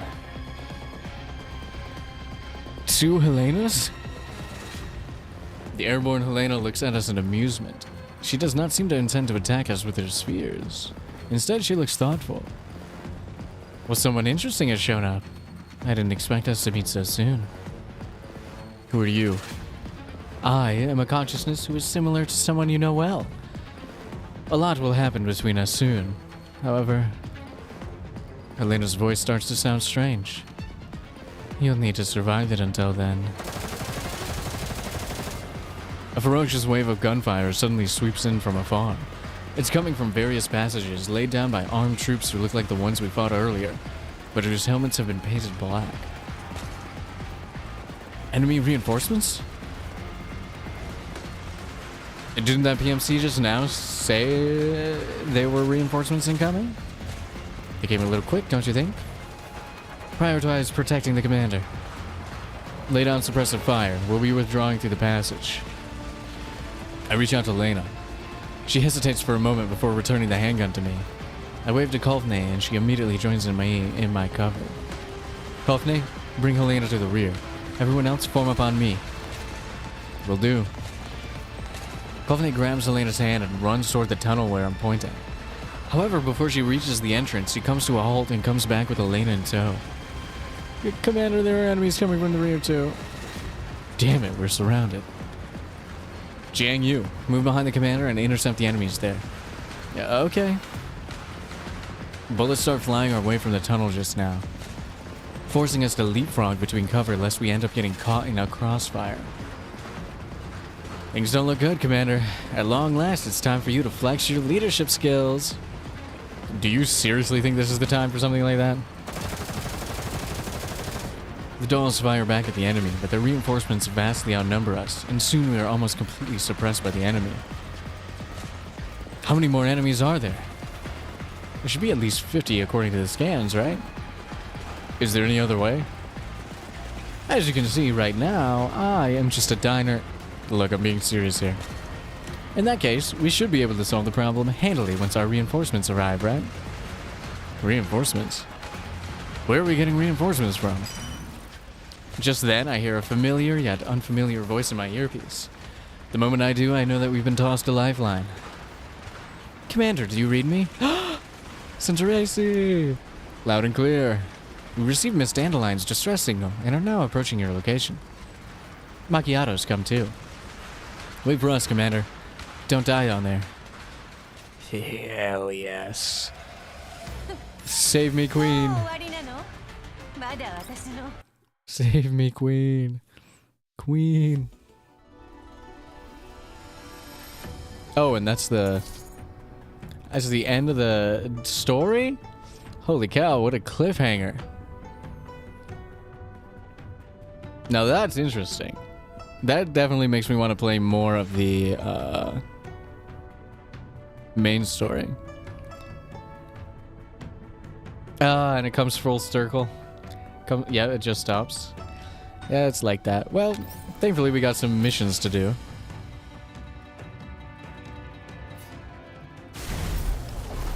Alright. Let's bring Mosen back in here. And let's do some missions. I want to get all my collabs pieces, you know? You know how it is. Heavy module machine gun. Oh, can that help us?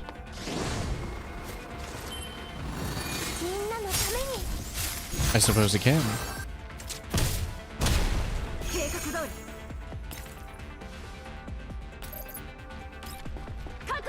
I mean, it's not like we super need the help, but I'll take it.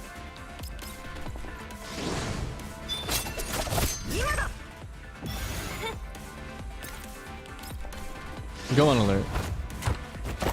I think the next event isn't tied to the main story, so they're going to be a bit before any resolution. That's fine. I need time to finish the main story. I'm only in the first part of the chapter 3, because I haven't played it since the last time I played the main story on stream, which was a while ago.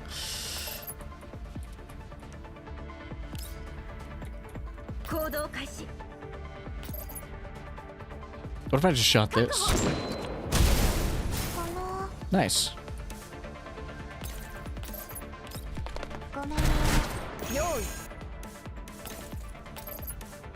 I mean, we could turn this.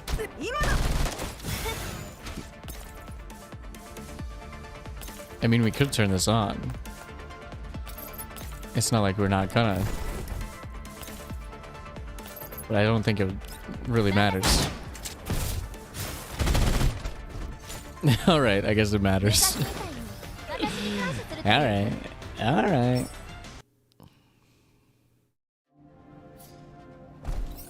Easy peasy. How about we reverse this? Yeah. Yes. Get reversed. I just think Suomi wants to feel tall. I think that's all she wants to do is feel tall and kill robots. Or men inside of robot suits. I'm not quite sure, but it doesn't really matter.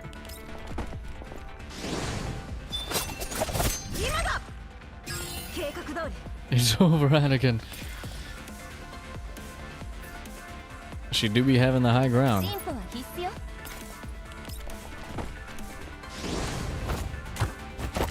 Imagine if Obi-Wan just had one of these bad boys on Mustafar and just clicked that bitch.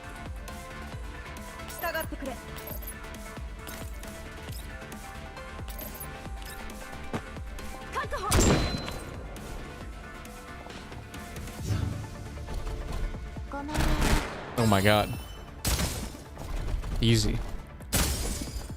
Peasy.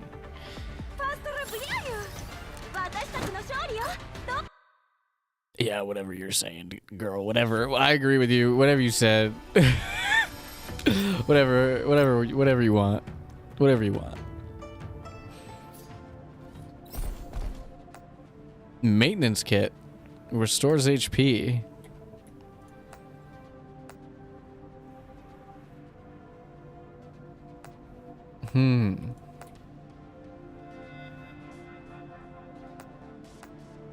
Okay.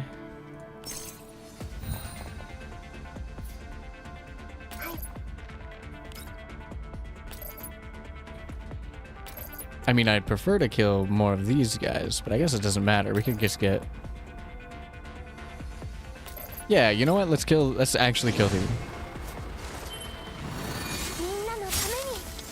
Let's remove threats from the board. We can remove threats from the board.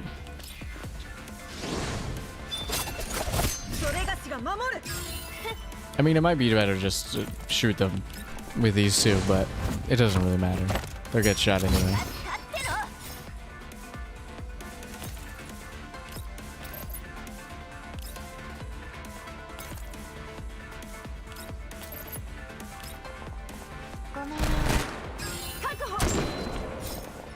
Okay, easy peasy.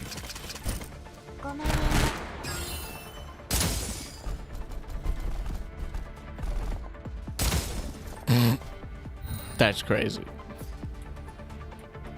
Hold the control point for 6 turns. Oh, I see. It's control point.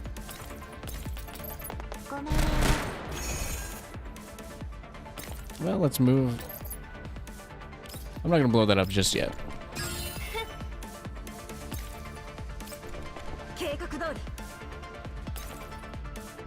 I don't care if you're standing out in the open. It's probably better.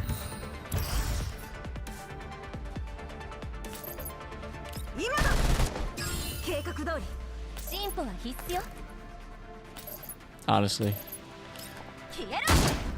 Nice.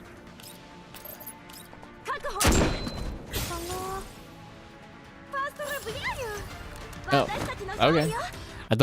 I thought they might have another wave after that. That's why I was like, oh, I'm not gonna destroy the barrel. Why would I destroy the barrel?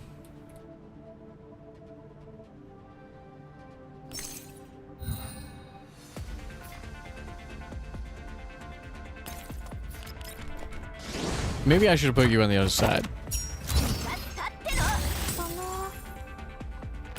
But I guess it's fine. I'm gonna put you up here. You can't move, but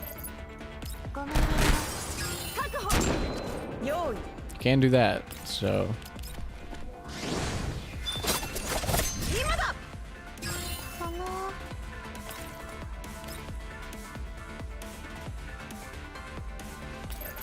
Can I get both of them? Oh, I can. Oh wait, is that an ally? It is. Never mind. I was afraid for my life, but it turns out it's just a city warden.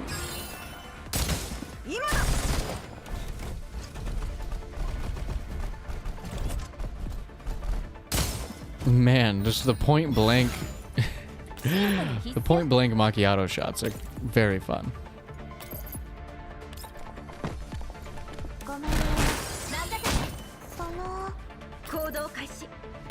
Oh my god. Oh, I was gonna say you can't activate that, but you can. You can. For sure.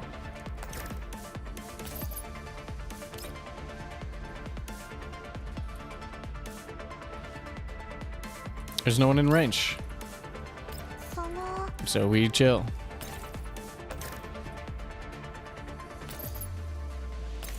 PM become Suomi, destroyer of chill?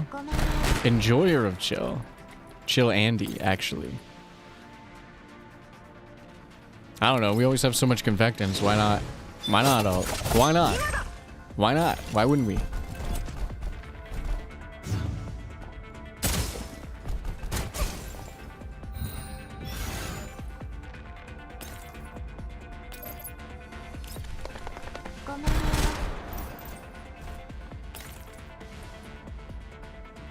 I don't think I can hit you. That's rough.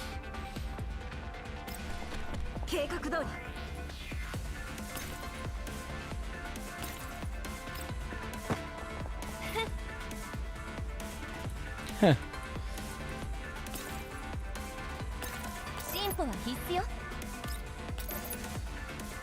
Sure.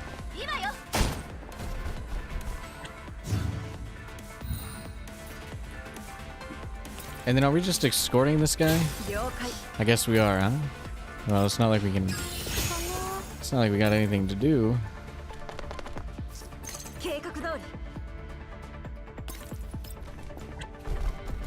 Just walk in there, buddy. Just walk in. That's all you gotta do. That's all you gotta do.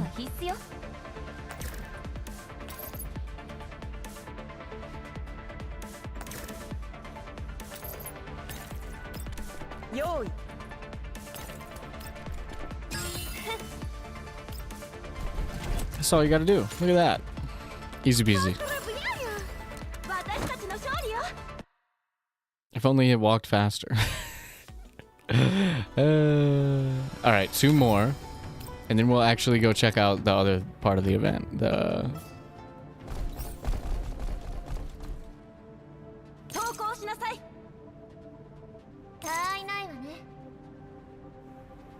Just put everyone together. Who cares?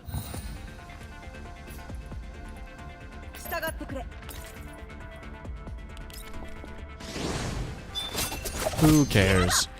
Hit me with that Overwatch.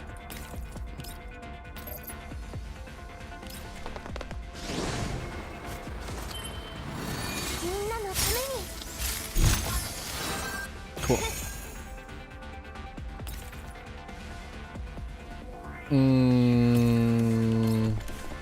Why not? Why wouldn't I go look and see what's going on here? Probably should have moved her up so that she could hit the other enemies, but it's not a big deal.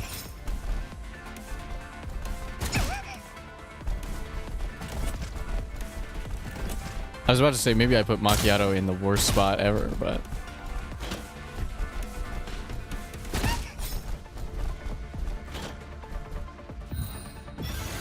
I think I kind of did.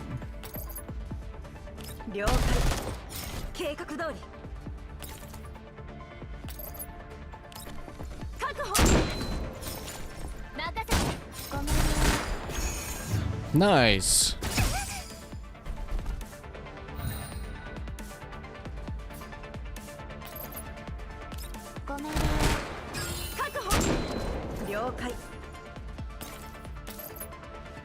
Oh my god, you're gonna die from this? That's crazy. Yes, let's stand in the explosion. Nice. Tactical genius.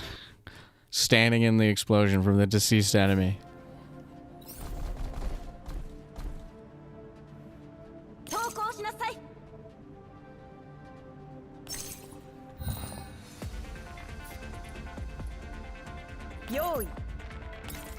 Alright, let's put you in a spot where you can see everyone. Okay, and then we'll do the same for you.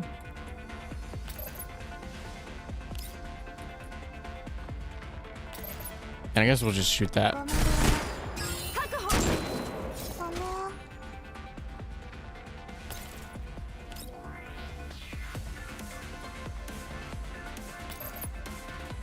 I'm trying to see if there's a place.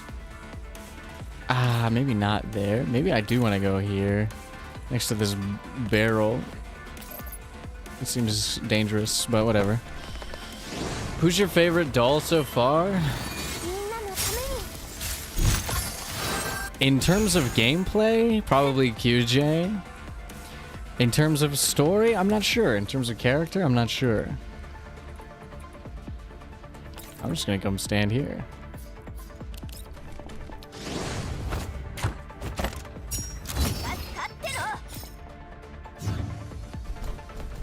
I mean, I really like... I can tell... I don't know who my favorite is, but I can tell you who my least favorite is. And it's Latara. I wish I could... You know how you can dismantle weapons and attachments? I wish I could dismantle Latara so I could get all of my resources back that I spent getting her to level 29 or whatever level I got her to.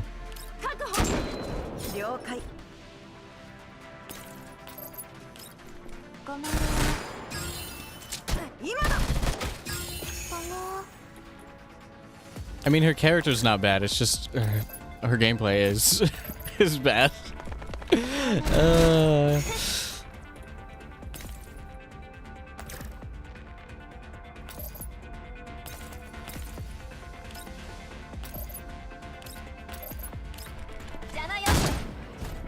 And I would like my materials back, please and thank you.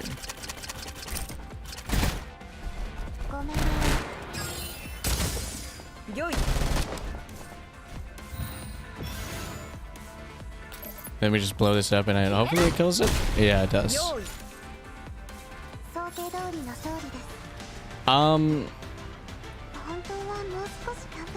But in terms of like actually, I like the characters in this game. Like I'm a fan. Although, you know, I don't have all of them, so I don't know some of them if there's like one that I might like more than others or whatever, but I just got an icon. Nice. An auspicious beast of ceremony. I also got this one. And I think I got one for... I got something. Oh, I got a title for spending all my small savings. 1,000,000 Sardis gold.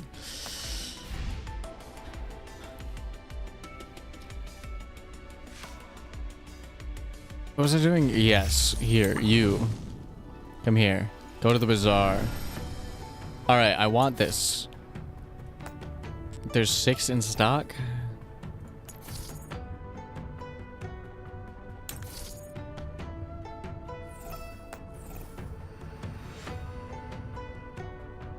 Pigeon icon.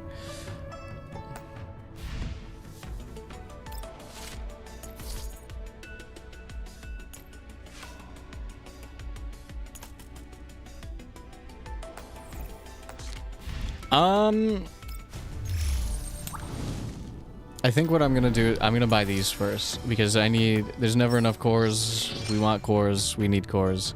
And then why don't we, what is this?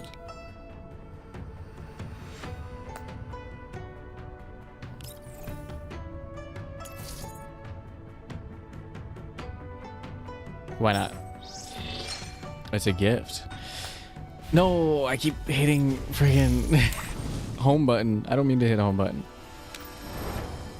These we can do later because I want to do this environmental survey because it looks interesting. Let's start this environment. Okay, so look at our girls, man. Girls look so good. I like so cute. For 3 turns when rolling an even number, supplies plus 5. Okay. For 3 turns, building or upgrading outpost consumes half supplies. After you just get 10 supplies. That's pretty good. For 3 turns, building outpost consumes no supplies. Need to see the chibis from GFL 1. Yeah, I thought so too. I don't know what's valuable here.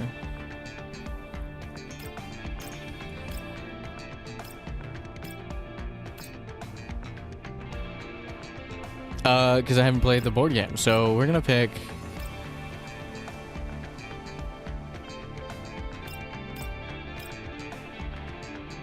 Let's pick Centrazy. Why not? Imagine I just unknowingly picked hard mode. It doesn't matter. I don't know what I'm doing. Tell me what I'm doing, game. Groza was my go-to because I love gambling. Broker stall prices or increases by 20%. Okay, I don't know what I'm doing. I think I might have accidentally skipped the tutorial because I clicked on this right when it first came out, but... Stay on this tile to gain some survey index. Randomly triggers an event. Battle. Alright, so what do I roll the command dice or the remote dice?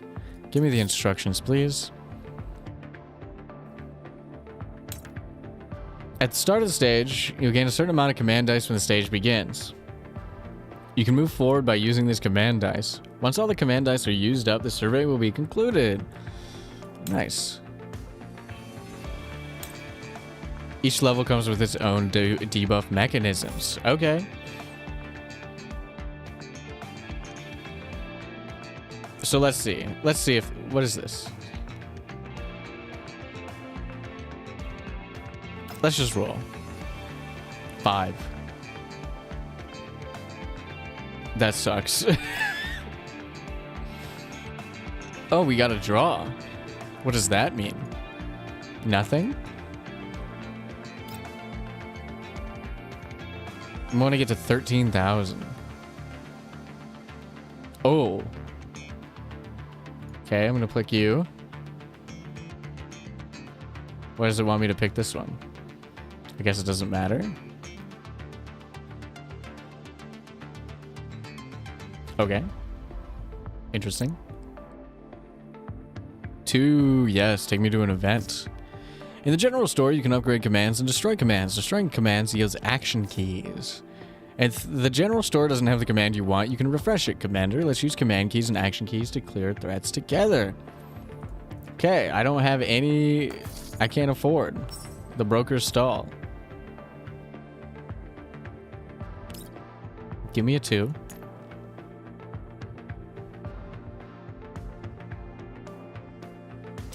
No, I can't build it. Never mind. I wasted it. I don't have any supplies. Okay. Okay, I'm learning. I am understanding. I don't really know. Let's take the long way. Don't forget your card. Oh, I forgot my card. You're so right. I could have built 2 outposts over there. Man.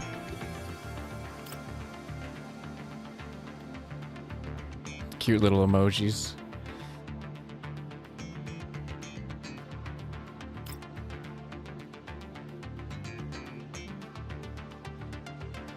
Man.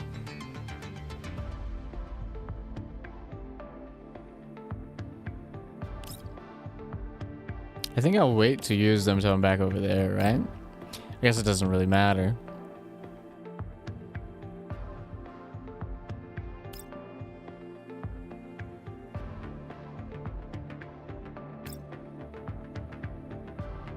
If I get back over there. Outposts provide survey index plus 5. Yes, thank you. And then I can't afford anything.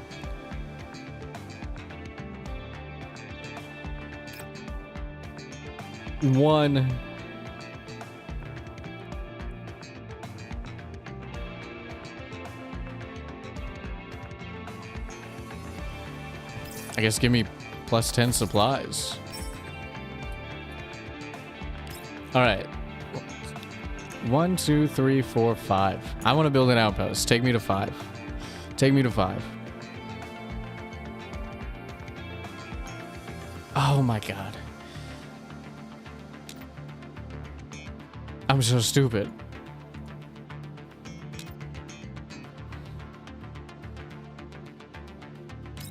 One, 2, 3, 4, 5, 6. This pisses me off. Oh, well. Alright, now we'll build an outpost.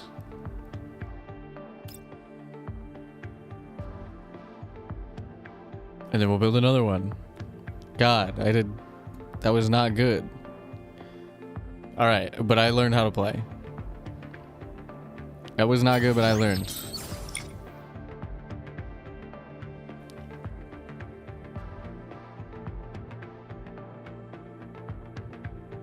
Alright, just roll. See where you take me. Into combat? No, and I failed. Lame. I really like these environments and stuff. It's very cool.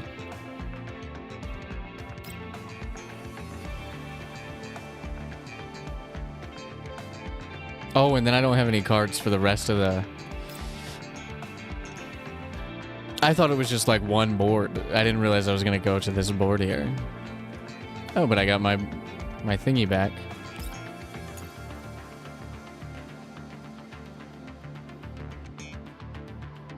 Just build it.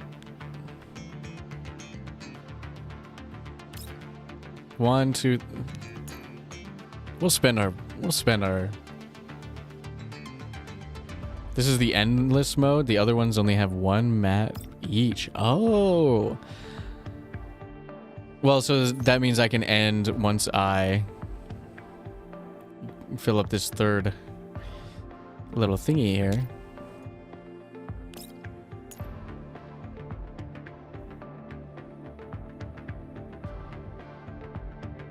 All right, look at that. We've built a lot of outposts. And we've reached 3. Let's go this way.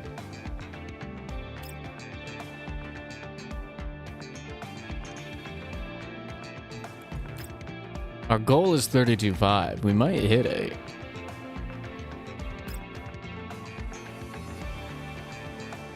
You only need to fill 2 on each map to get all the rewards. Does that mean I'm done?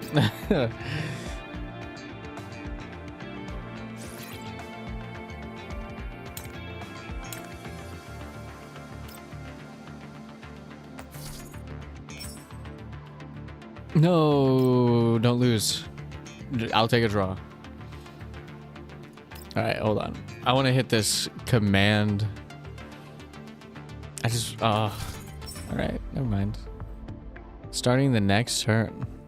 And it takes me to a new map. Understood.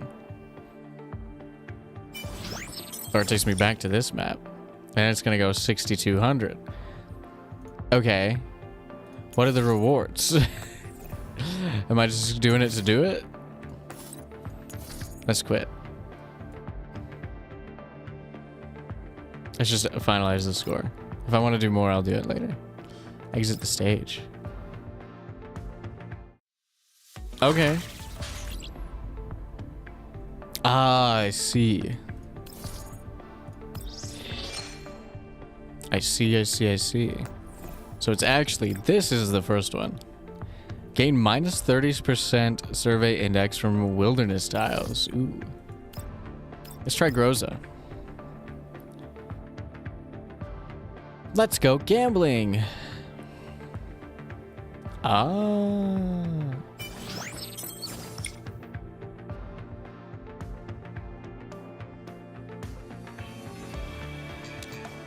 For 3 turns when rolling an even number of supplies plus 5.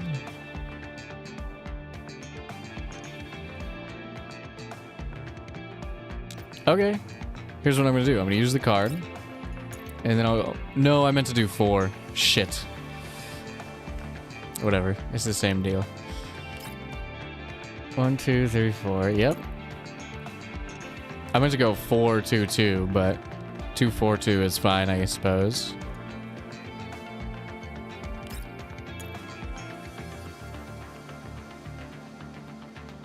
Look at that. And then we get some supplies. And now we have 12 dice to use still.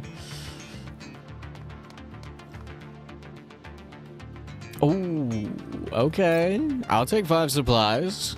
Just feed them to me.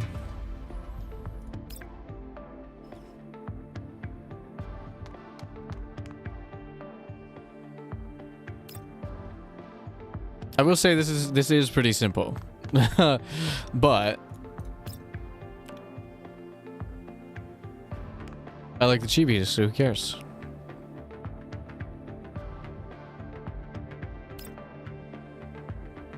Oh, no, I was really hoping for a 1 there, but 5 is good. 5 is fine, I suppose.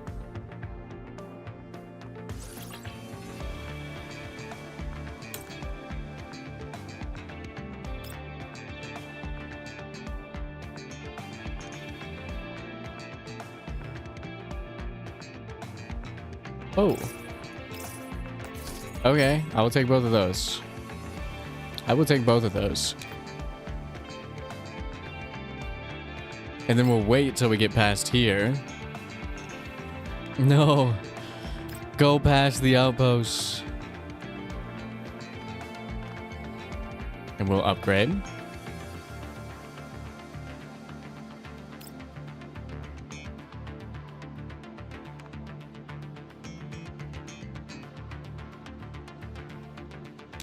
Okay, so we rank this. Then we move to the nearest outpost tile.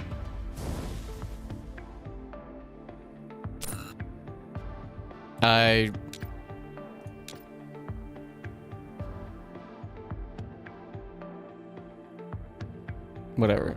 Use all my cards. I don't have 3 turns left anyway. Okay, I messed that order up. I shouldn't have bought both of the things because then I didn't have enough to build the outpost, but it doesn't matter. We were there already. We were there already. All right. I was like, oh, it's simple. And then I messed it up immediately, but that's fine.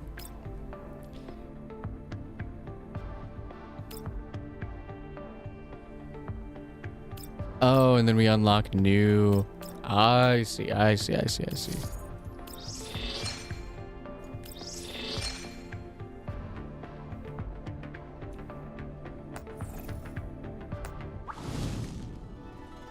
Take me to the bazaar, which is what I'm going to be saying in however many days until they actually release the bazaar.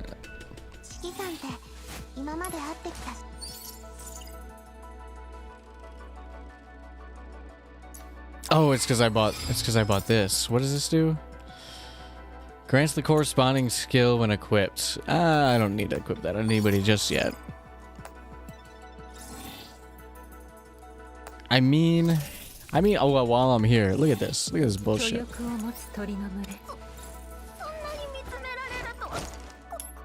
What are you even here for? What are you even here for? Shake your stupid star. I actually like her design. She's not fun to use.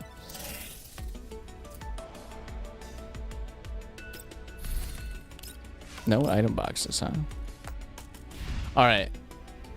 We have a lot. We have a lot, but I don't really want Daiyan that much. But also we have a lot. But also I don't want Daiyan that much. So I'm not going to do it. Anyways, I think that's where I'm going to end the stream today. We'll be continuing the main story sometime soon. Tomorrow, why don't I show you guys the schedule for the week? Let me put this schedule up. That's the wrong schedule. That's not even the right year. This is the schedule. So we're going to be playing tomorrow we're going to have a double feature. We're going to be playing Awaria, which is a puzzle game made by the same creator of Helltaker, which I played for the first time on stream and had a great time with. And since it's a short game, after that, don't pay attention to the times too much, but after that, we're going to check out another short, like 2-hour puzzle game called Behind the Frame. After that, on Thursday, we're going to be playing Wonder Boy, which we should be able to, if I start early, we might be able to play in one sitting. And then we're finally going to come back to Eternal Strands, which is a game that I tried to play last week, and then I fought OBS and YouTube forever, and then I got mad. But anyways, thanks for hanging out. Thanks for watching. I really enjoyed this event. It was very interesting, and I'm excited to play more of the main stories. So thanks for hanging out. Thanks for watching, and I will see you next time. And we get to actually see my end screen for the first time, because last time YouTube just crashed, so we can use it. So anyways, bye-bye. Bye-bye. Bye-bye. Bye-bye. Bye-bye. Bye-bye.